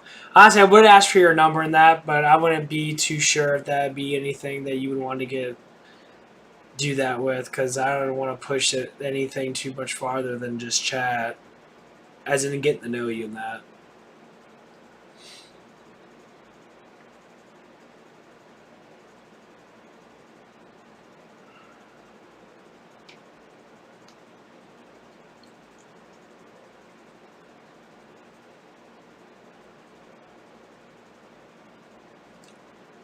Well, I mean, I'm such a big talker. I normally people don't like to talk when I'm talking unless they're guys. Oh yeah, that's more obvious. So that's what I'm talking about. Like, Normally comes down to these things. It comes down to hearing, so your voice, seeing, which is the way you look, stuff like that. Getting used to like your vibe or your feelings, how you talk. Them are normally the three things I normally go by. So when you hear someone, you normally like look at it as, okay, how do they sound? Which is how emotional they are, because the way you're talking claims your emotions. That's basically what talking is an emotion, and the way you talk. And like, I know it's gonna be harder for you because you're young and that's why I don't want to tip into this little adversary. Cause I don't need the fucking FBI knocking on my door, be like, "You're under arrest for talking to a minor." I'm like, she's 17 and a half. Yeah, we all know that bullshit.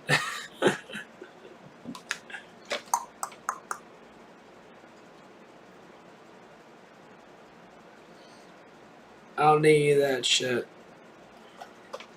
But you seem pretty fucking cool that your mom doesn't care at all.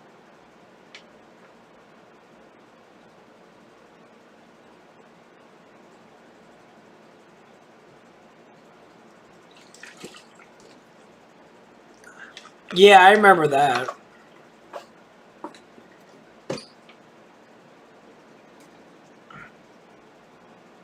Yeah, I remember when you stated that. So you like dogs, you like that. I do love dancing. I love singing too, obviously. Hear me singing my Jingle Bell song. Talk about fucking someone's mom.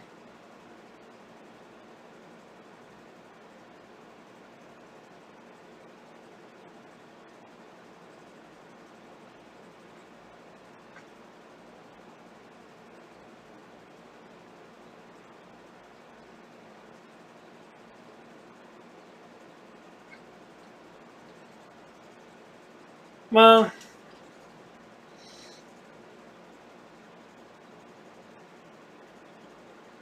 I don't know if I want to get like super close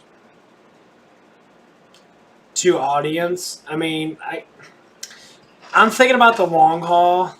Like, the more I talk to people on that, the more I get people on chat and start to talk on that, it's going to be the point where I'm going to have to, like, go through and see who's, like, see who I think that might be qualified, because, you're the only one right now, which is, the qualifications are quite high, because you're the only one that talks to me. And the way you talk is very sincere, and you don't sound like a fucking little kid other than constantly saying laugh my ass off, which I know that's not what you're doing. You're saying that out of like expression of excitement because I'm a guy, so you're trying to play it out. Because I've been watching you like through the chat and that you always like laugh out loud and that. So I've been noticing that you have, like I said before, you have some sort of attraction towards me. So you feel anxious maybe or something like that because you keep saying laugh out loud all the time. I don't know, that's just what people do when they're young, but that's how the way I see it. There's nothing wrong with it. I'm just looking at it from my standpoint.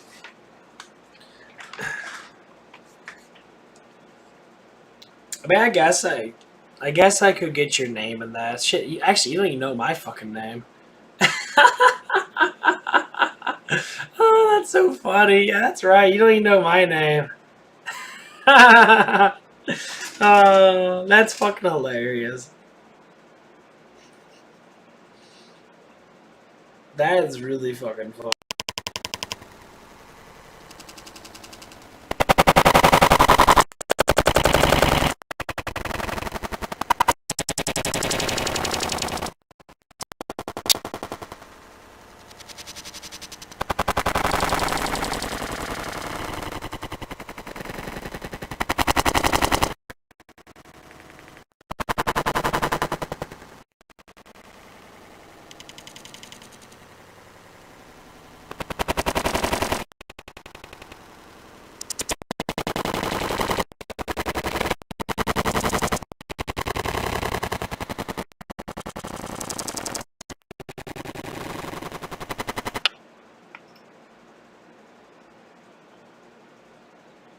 my fucking camera went out. Yeah.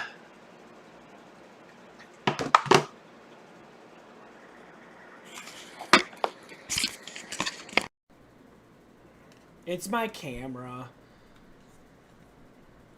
When my camera cuts out, the whole audio cuts out. And that's the reason why it cuts out. So I have to sit there and like get my camera to go back on that. So I have to like undo my camera and that. It's really weird that when my camera cuts off, my audio cuts. It doesn't make any fucking sense. I don't know why it does that shit, but it does it quite a bit. It really annoys me when I'm actually streaming. It cuts out so much. It's like, fucking nutty piece of shit. Can you hear me now? Good. Can you hear me now? Good.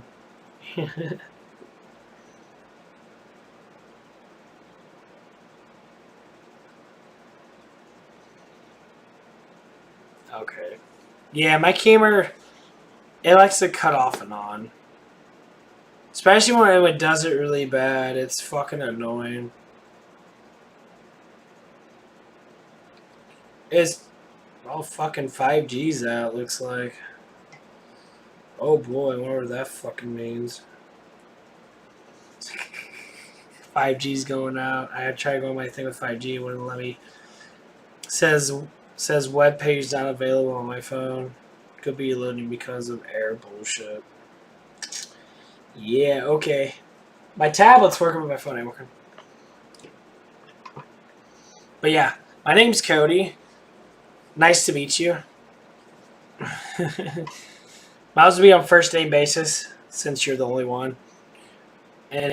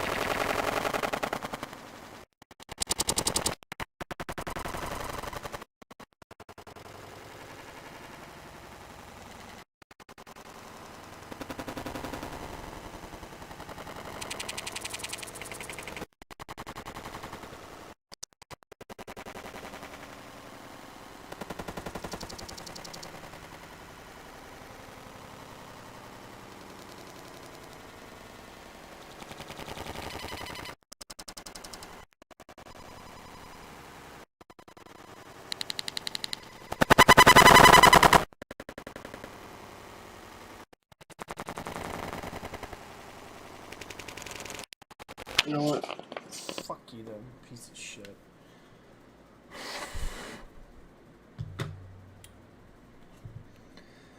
I'm just gonna turn off my camera. Because it's a fucking piece of shit. It's driving me fucking crazy.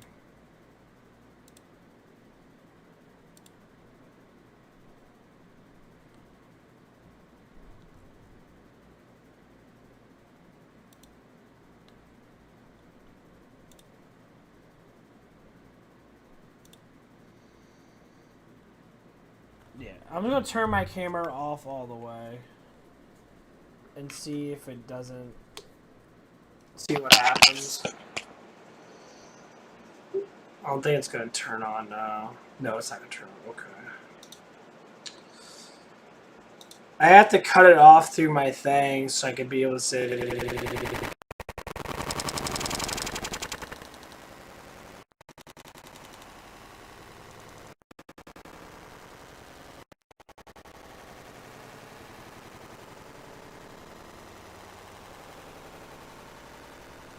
Oh, yeah.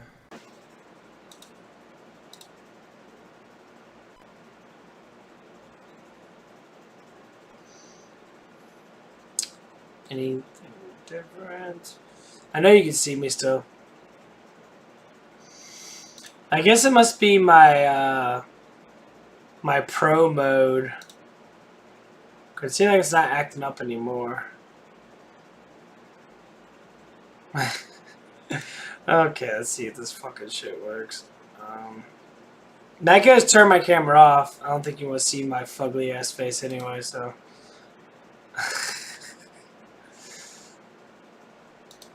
Okay, let's see if this shit works. Save. It might be that. It might be the pro camera shit. Let's see if it works.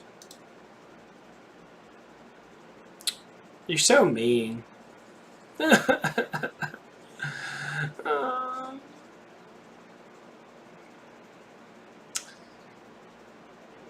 Sad face.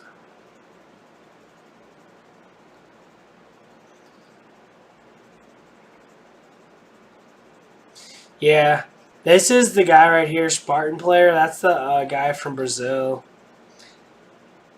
I'll tell you all the people that's that Japanese girl. That's a Japanese guy. A couple of these people I don't even know at all. That's my mom right there. That's my friend. These people I don't know really at all. These were my 3 subscribers. That's a gamer guy. That's just a guy. My name was Power Gamer. Joel. He added me a while back when I was playing Final Fantasy VII Remake. I don't know that person. I don't know that person. I don't know this person or this person. I know him. That's my friend. Don't know that. Don't know these two. That's you. Don't know you. This person, I have no idea who that is. I've never checked it out. And then these people. This person was on actual chat. Most of these people are just on from watching my videos are so fucking long. So I got so many fucking videos. You get this. I'll show you how many damn videos I have. It's fucking ridiculous how many videos I have. Make sure my shit's still fucking working. A lot of videos.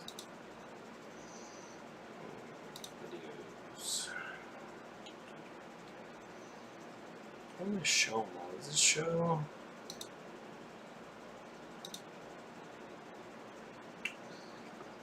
Show my videos I fucking have.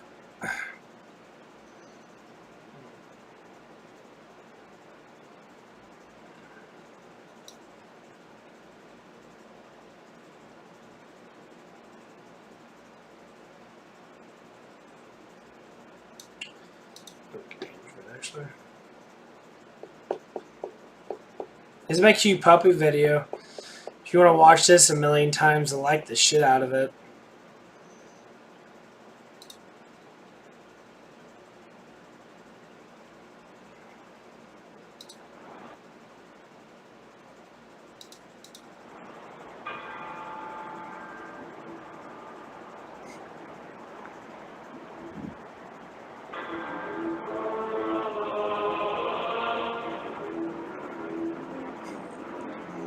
She's so adorable. You can barely see it.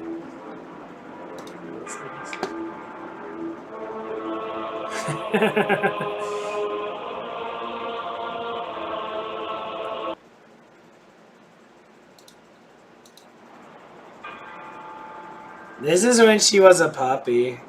This is when we first got her. She used to bite her tail a lot. How adorable she is. Let's get the little puppy paws.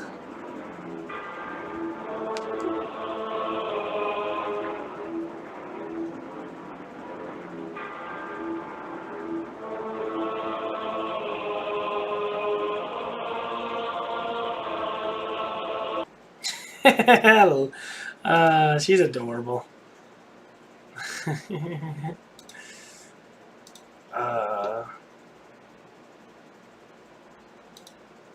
control this. Let's see if we got any copyrights claims. Nope, no claims.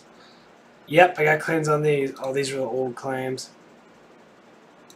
I always get copy claims on music all the damn time. It's fucking stupid. People are like, oh, you gotta, talk during all your stuff. And it's like, yeah, it's nearly impossible to talk through all my crap because it's like, look at this shit. All this copy claim bullshit. It's fucking ridiculous. It's ridiculous. Let me mute all this shit.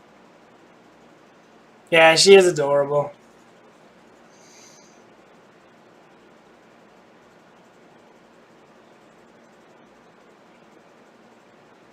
Okay. Copy claims don't affect my actual channel, but they affect the video. It's funny thing, I didn't get any copy claims on any of my Resident Evils. I made like fucking like 60 of them. I feel like. So many videos. It actually shows you what videos I have. At the bottom, let's see. Come on, fuck it down. I have 446 videos already.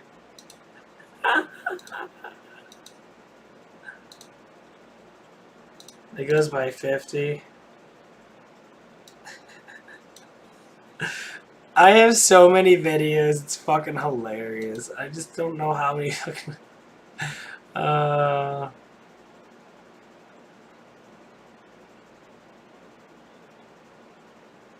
got a couple people watch my Doom 64s and that, okay.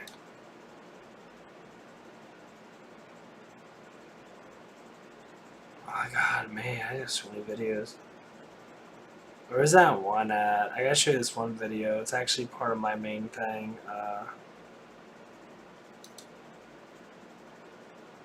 Yes, I do like... In between my Just Talks and that, normally it's a little bit more because my Just Talks. If you see like ones that have a lot, like 1,500, they're stupid. I say Just Talk About Nudity Yoga was an actual thing on YouTube about girls showing off their twats and that on actual YouTube and say it's educational.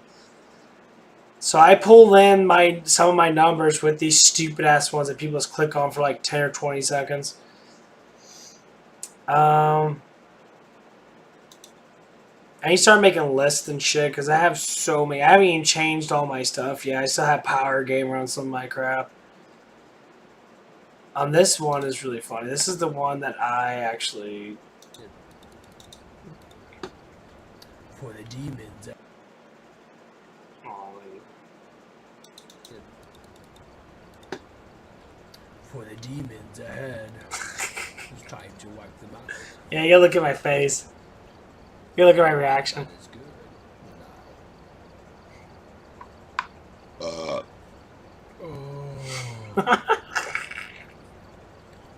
I'm at 3 1 like next year. For the demons ahead. It's time to wipe them out. For all that is I didn't even need the burp. I just happened. It was fucking hilarious.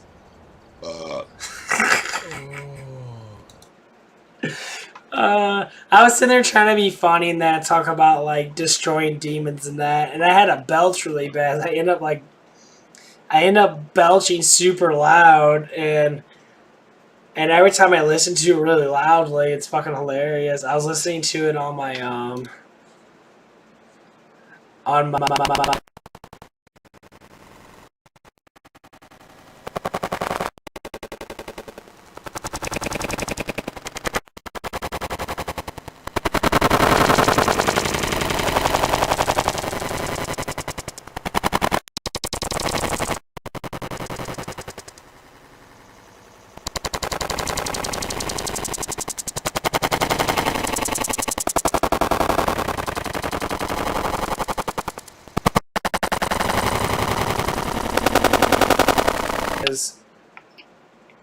whether my camera fucking went out again. Shiny Force 2s.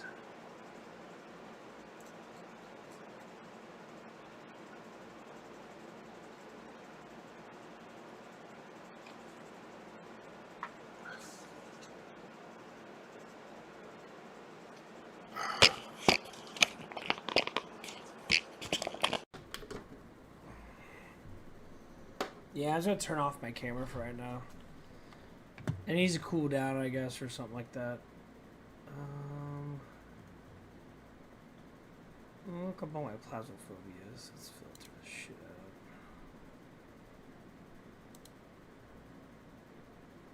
No. Go away. Title.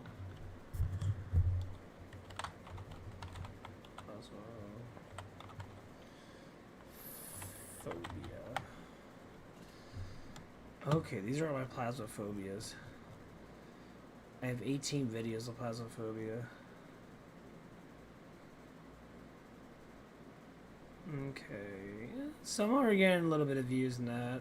Normally Phasmophobia is pretty popular, honestly. I'm trying to figure out which one that I had that was really good.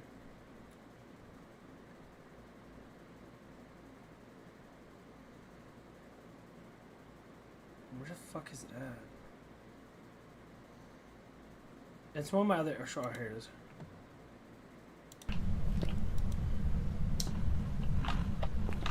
Ew. Oh, Clark, are you taking a shit? Ew. Almost looks like my toilet.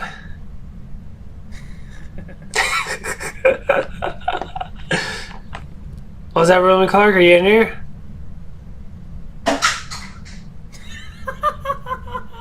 That was in my fucking kitchen. I think William Clark's my kitchen. What the fuck was that? I'll bring it back. That was weird. Hey! Ghost! What the fuck you doing in here? Fuck me.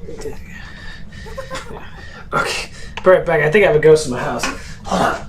Let me do some ghost bustings. What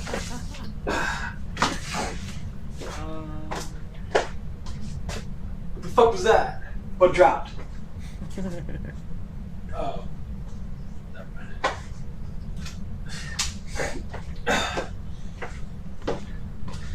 It was nothing. Yeah, this is like one of my like. I don't think it was nothing. First videos of Phasmophobia.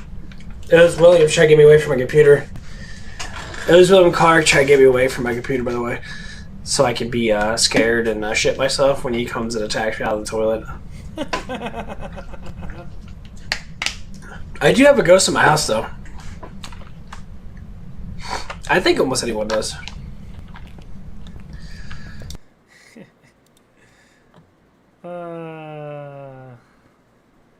So good. That was actually like a real, actual like noise in my background. It was one of those little brush nozzles you use to vacuum clean like your walls and that. And I put it up in between like this like metal standing thing and the vac shot. And as I was playing my game, it was up there for like at least a couple hours beforehand. And as I was playing my game, it ended up dropping, as you see, and I was very curious why it dropped. But unfortunately, no shit happens like that, so. You're gonna stay on her forever, it looks like. Are you really that bored?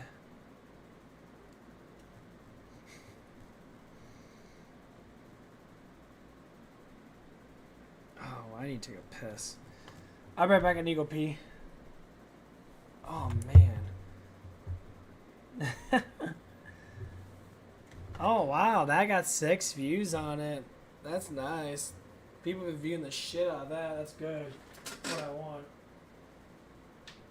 Keep my views at least 6 or 5 every time I do something. So that's really good.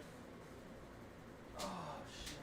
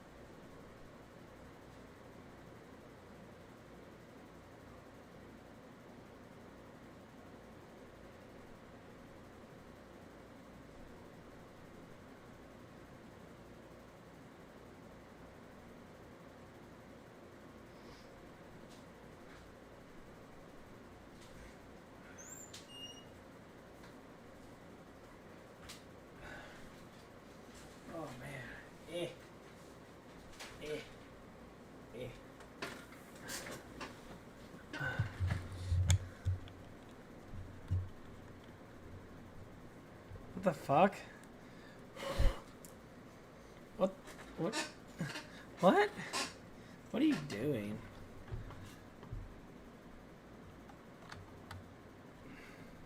Klaatu, Verada, Nick.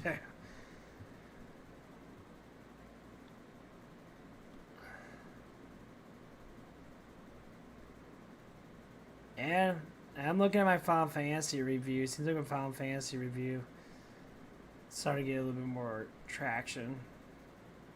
Even though these people come in and out, but this one I think. Well, that's the one you were on, actually. That's the one you were talking to me when we first started. Well, yeah. Oh. Oh. I don't know what to do.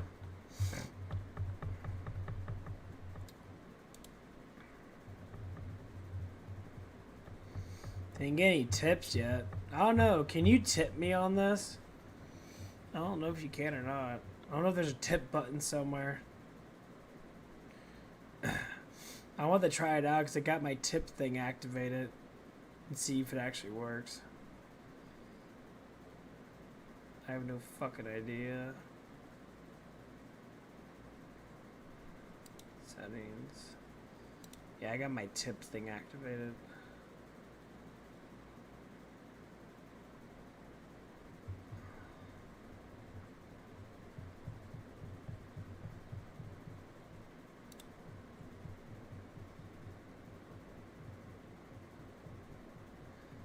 I don't know how to put it on there though.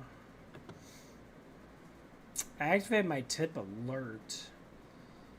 I guess it's another thing I can put on there.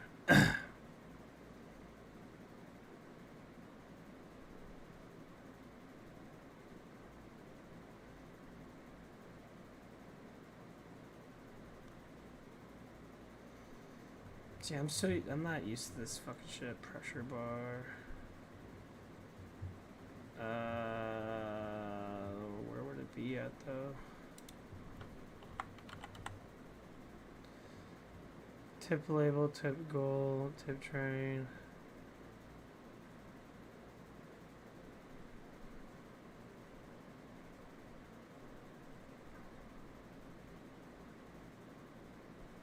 Yeah, tip label. Let's put that on there actually.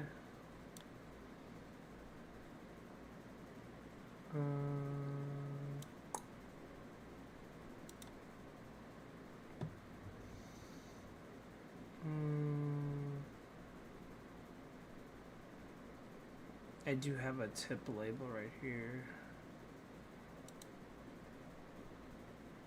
Okay, I do have that actually, so I'll name this one. Social bar. No, I should like that.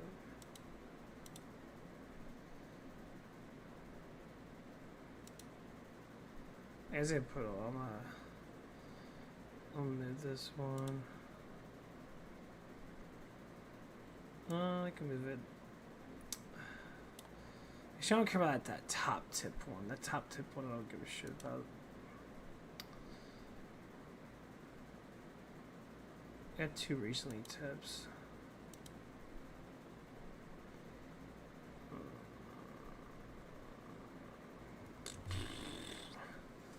Man, I don't know how to get a button on there.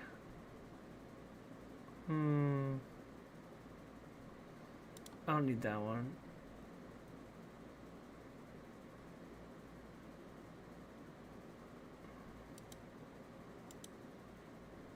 That is tipping super chat alert.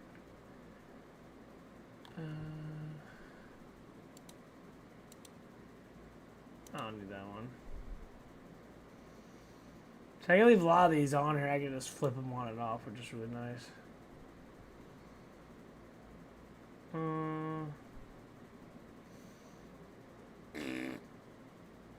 Icon.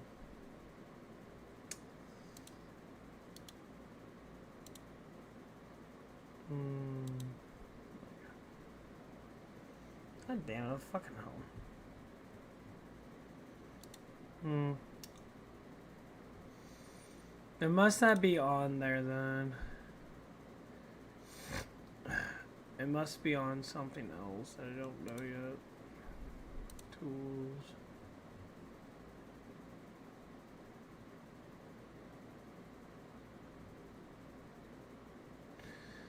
Yeah, that cam sucks ass. Voice mod, I can change my voice. Really?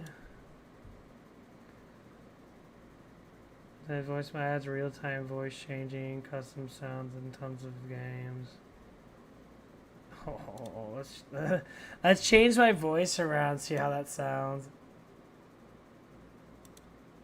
Let's have some fun with this one. Let's see what we get here. Yes, sir, yes, sir, yes, sir. Let's see.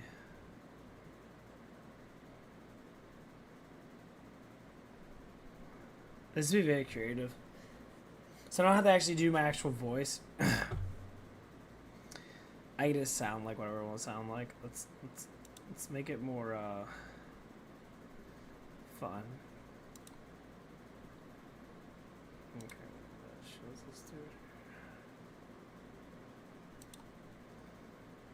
Okay, let's put this. That's pretty cool. I need more subscribers. This is fucking pathetic. I need like 200,000 more.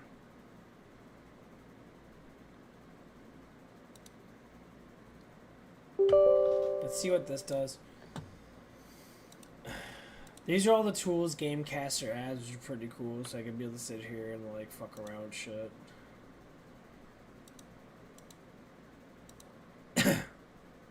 Sure. Let's fuck around.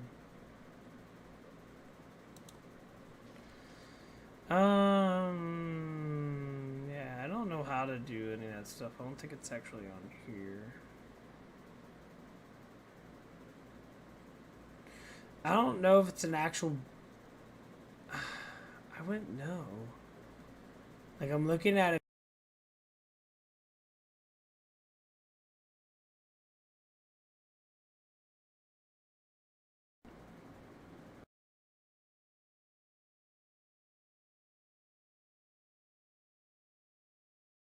Or something like that, but I don't know how to do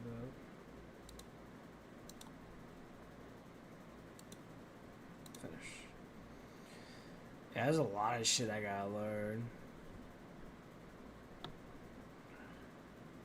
Like, tipping's gonna be the biggest problem. Or not the biggest problem, but maybe like the biggest solution to this. Let's find out. What the fuck's this shit? Warming up.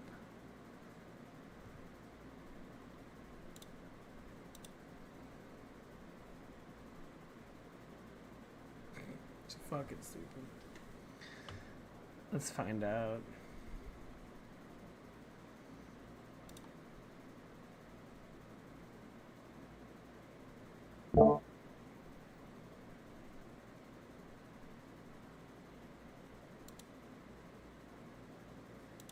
Whatever, doesn't matter. Okay.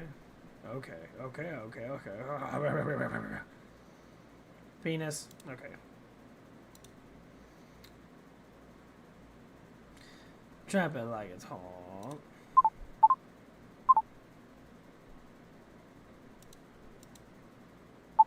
Hear myself. Can't hear myself. Fuck is this? Cave?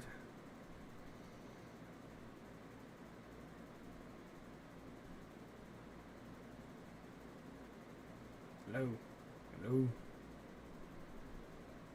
Hello? Hello? I cannot. Can I hear myself? It's fucking. What? Gigantic boners. What the fuck does this even sound like? Does it sound like anything different?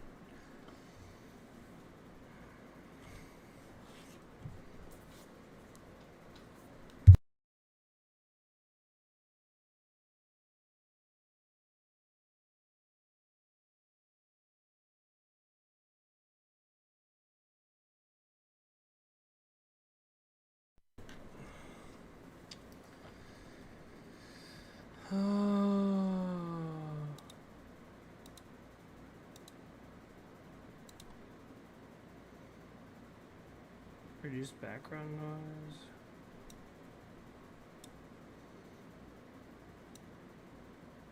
Course.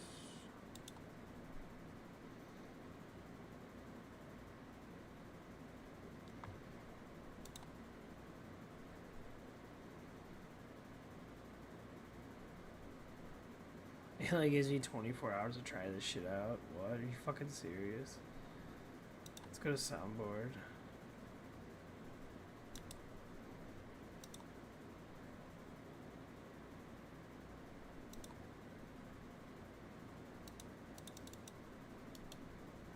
Okay.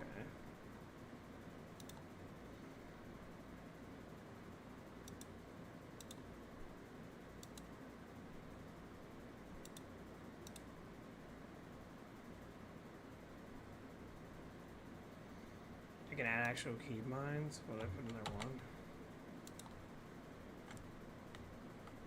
F1.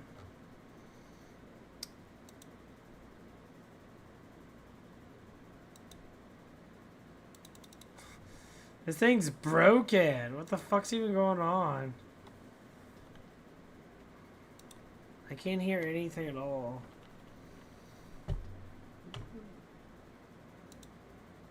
Yeah, you're not doing anything, you piece of shit. It's not even working.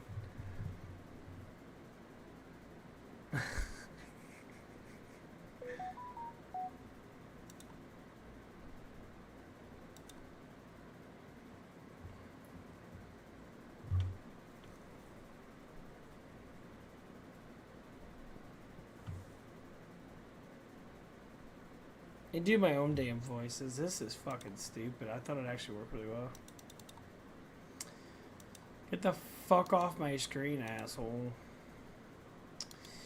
Man, you ain't worth shit. Don't even fucking work. Unless I fucking buy it.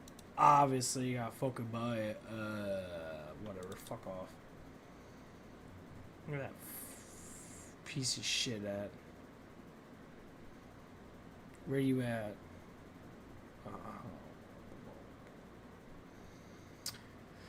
Voice active bullshit. Hey. Fuck off. You wasted space.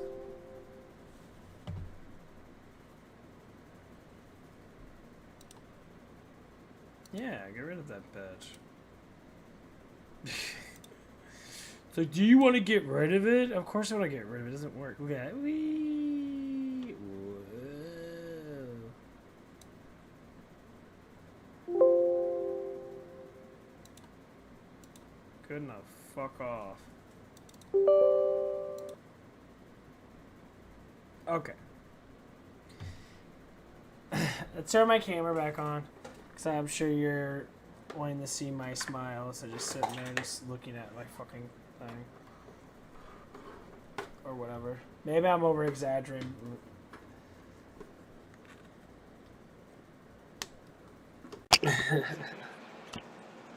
See if my camera works now. There it goes. Just click back on. Oh my god!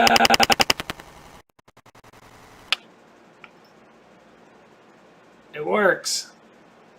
Kind of. Yay.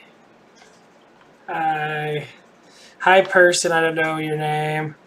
You still never told me your name, Mrs. Whatever the fuck your name is. Leaving out shit again, aren't you?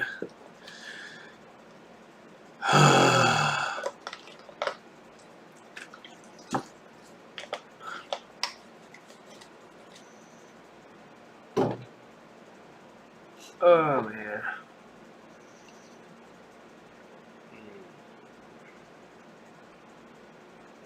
Ellie? Is that your actual name? Or is it Eleanor?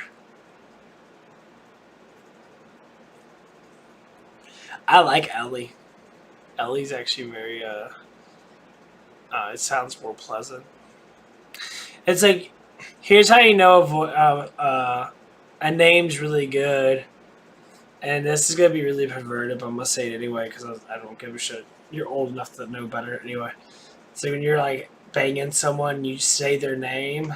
It has to be like it has to ring a certain sound. Like for normally 4 to 5 letter like names are normally the best. But if you get like names that are way too big, that's just like.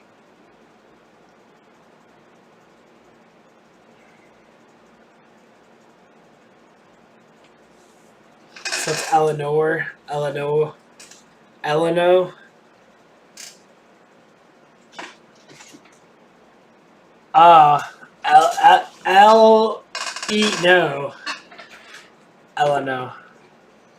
Yeah, I like Ellen.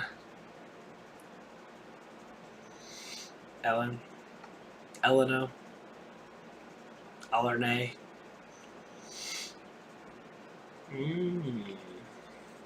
Ellen.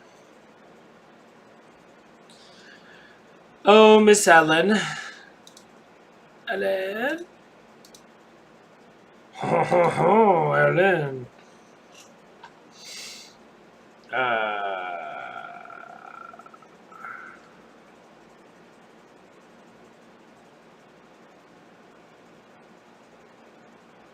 Yeah, you said Ellen. Say your name's Ellen, Ellie. It doesn't matter. Okay, your name evidently has multiple meanings. Elena. I guess the O's silent. Elena. Okay. Ellie. Allie. I'll call you Allie. There we go. No one's gonna know your fucking name.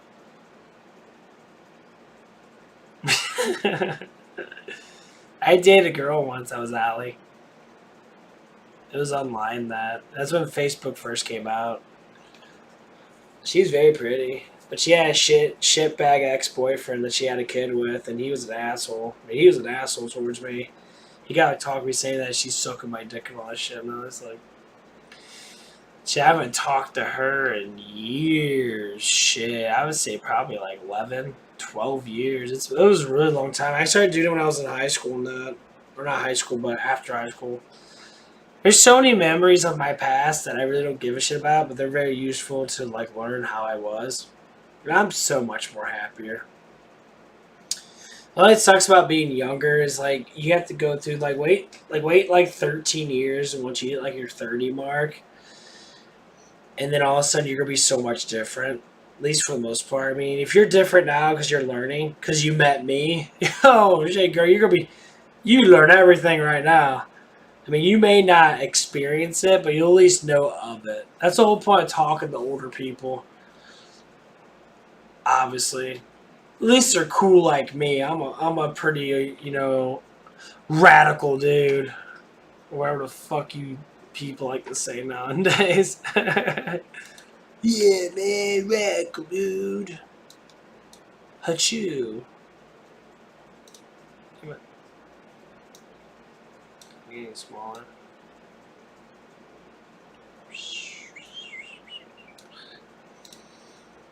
Yeah, man.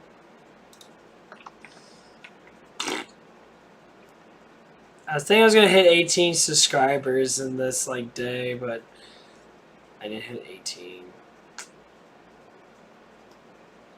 See, I don't know what I'm doing wrong. I'm just kind of looking at my shit like I don't understand it. I don't understand if I'm not doing enough of editing stuff in that order. Fucking is. I don't fucking know.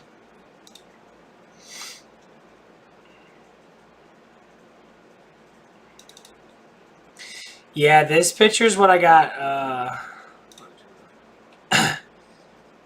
That picture I just briefly went through my little picture thing.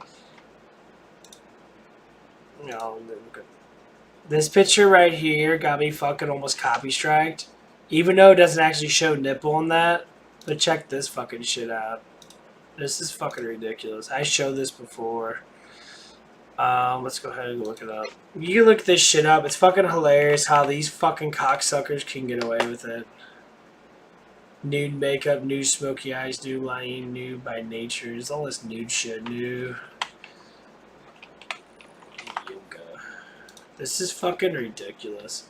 Look at this shit. You got full-fledged nuded people. This girl's literally butt-ass naked. She's good-looking, but how can you have this on fucking YouTube when I can't even post a non-nuded fake boobed girl? She's an anime girl. And they said, that's misleading. How is that not misleading? That's literally saying, hey, plow me. Put your fucking dick in me. That's literally what that's stating. Because it's yoga? Girls do poses like that when they get laid. And you're saying that's fucking educational? My ass. That's jack. You ain't gonna have 1 million views in 4 years for just someone being educated on that shit. You're 1.1 million views because people are jacking off to that damn thing every fucking day. Fucking ridiculous. So fucking stupid.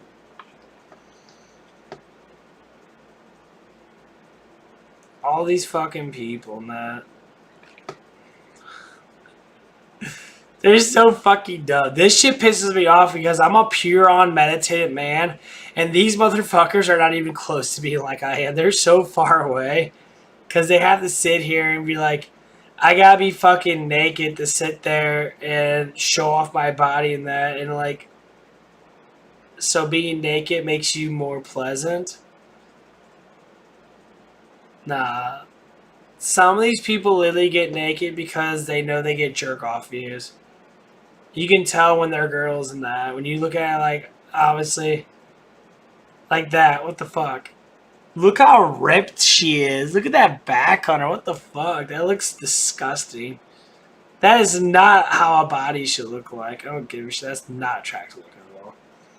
This is so fucking ridiculous. Yeah, here's one guy. Why are there so many nudie yoga videos on YouTube? Yeah.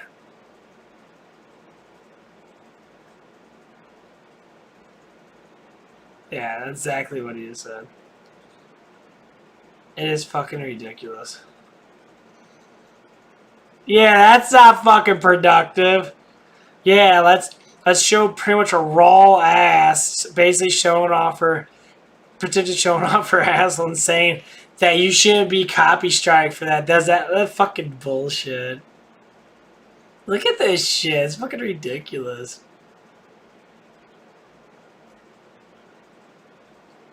And everyone's taking advantage of this. Like, almost every chick is taking advantage of this that has a model or that's just sitting there just...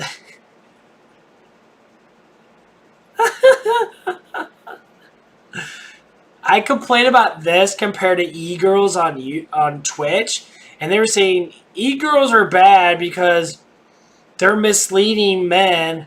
No, e-girls are doing that, but they're not fucking naked. These bitches are full-on nuded. Completely different.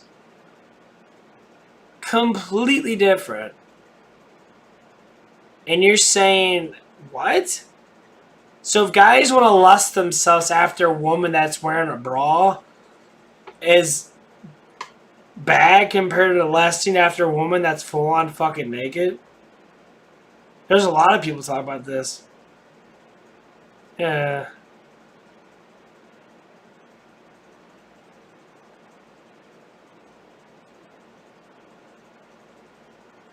So it's not even just me yelling about this.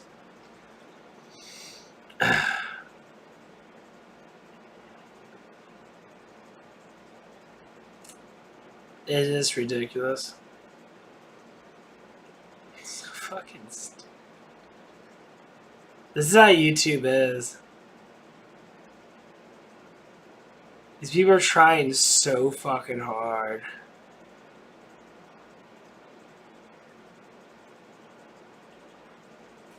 Because they want to show off their boobs and shit. This guy's showing off his fucking dick and shit.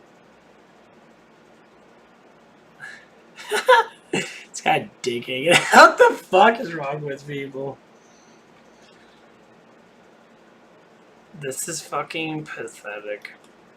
This just shows how bad humanity is. Instead of being educational like me and trying to spread a good word and trying to understand stuff, you got people on there just fucking completely like pornographic out and shit, which is fine, I guess. If you want to think that, but like, it's not the best. Okay, I'm gonna show you the people that you need to watch. Nostalgia Critic. Nostalgia Critic is amazing. He does a lot of movie reviews, and he's really... Dr. Wolfula, same thing. Dr. Wolfula is amazing. He does a lot of Scooby-Doo. You're young in that. You like Scooby-Doo, evidently. I love Scooby-Doo. He's got a lot of Scooby-Doo stuff. He does all the old Jason movies. I'm sure you heard about them. He does Goosebumps stuff. He does all the Halloween series. He's very, very good, actually.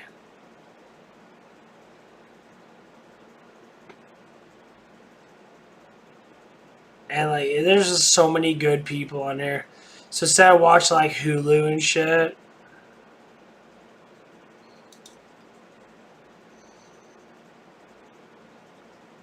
Yeah, I don't know how to put these icons on my thing. I need to start putting this up there. This guy's amazing. He's flat out really fucking amazing.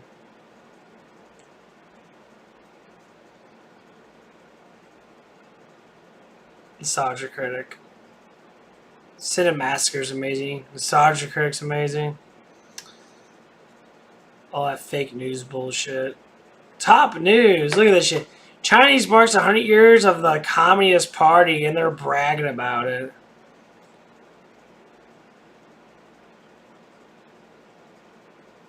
And this is a fucking sacrilegious Satanist bitch right here.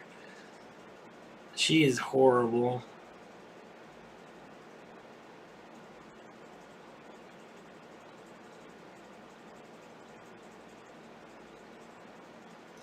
This guy's not too bad. He's very good. He talks about a lot of channels and shit. He talks about a lot of movies. They're pretty good. They're pretty jokey in that. I don't mind them. Eurogamer. These are people I actually talk about the most. Eurogamer is they're England. There's multiple people. I think there's like 12 or 18 people on the team. But like this is the three people's channel. They got Ian, Aoife, and Zoe. They're actually not that bad. They're actually really fun to watch. They only got member-only videos, but I actually do membership, which I find it very fucking disgusting. That they do it with members only, which is fucking gross, because it's just like, oh, well, you guys pay, so you guys do, but people that watch your videos give you money, so maybe you should take that off and say, people that watch the videos give you money anyway, so we're like members anyway, because without views, you wouldn't make much money, at least not as much money, so. Yeah, see, they'll have the join button that. I don't have that yet, because I'm not a... Oh my god, so bad. I've been live for like 4 hours. This is what, look at this guy. 8 hours ago. He's got 1 million views in 8 hours. 1 million views in 8 hours.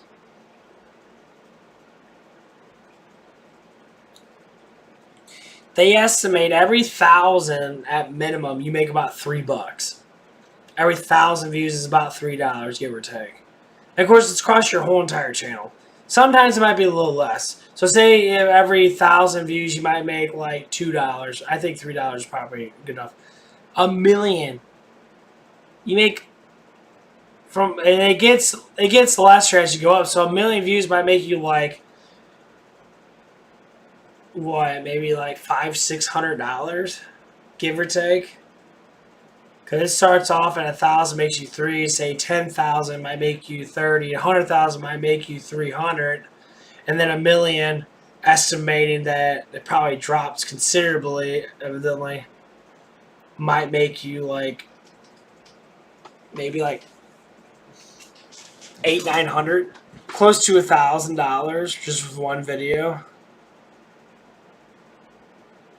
And the funny thing is, they keep knocking it down, but like still, that's a lot. I get like 6 or 7. This fucker gets 1 million. Now I admit he's a lot better off than me because of the way he makes his stuff. He edits videos and I do live streams, so it's a bit different. But yeah, this one you should watch. Commando, if you haven't seen Commando with Arnold Schwarzenegger. And it's the only time you actually can say nigger is when you say his name, because his name is literally Arnold Schwarzenegger. So it's the only time you can actually say that word. Which is fucking stupid. Because that word itself is a fucking joke.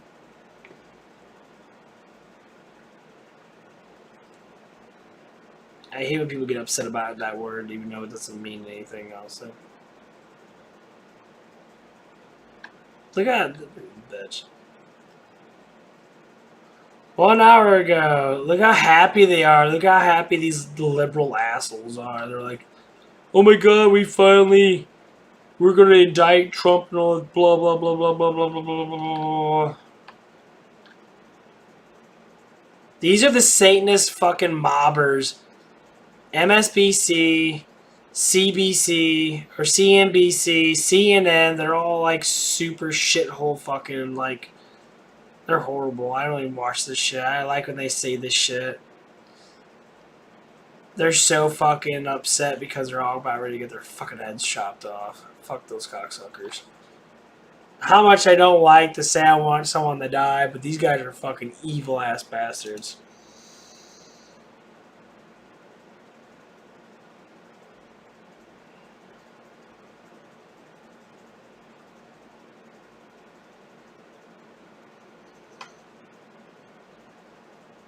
Yeah, there's gonna be a whole bunch of news coming out. Are you eating again?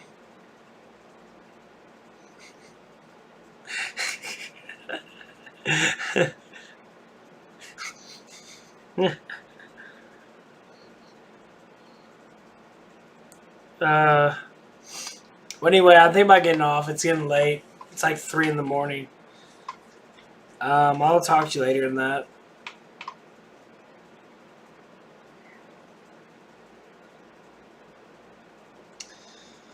I'll probably end up coming on later tomorrow, whatever time.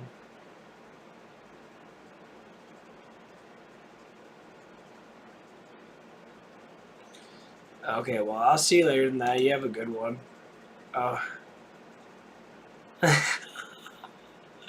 Yeah, I'm getting tired of that. And with you, man,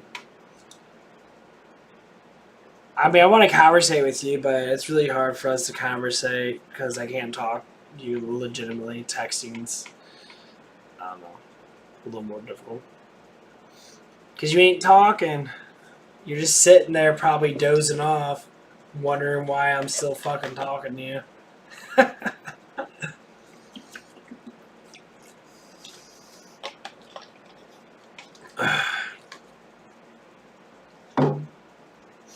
Okay. Well, we'll see you later. You have a good night. Or morning.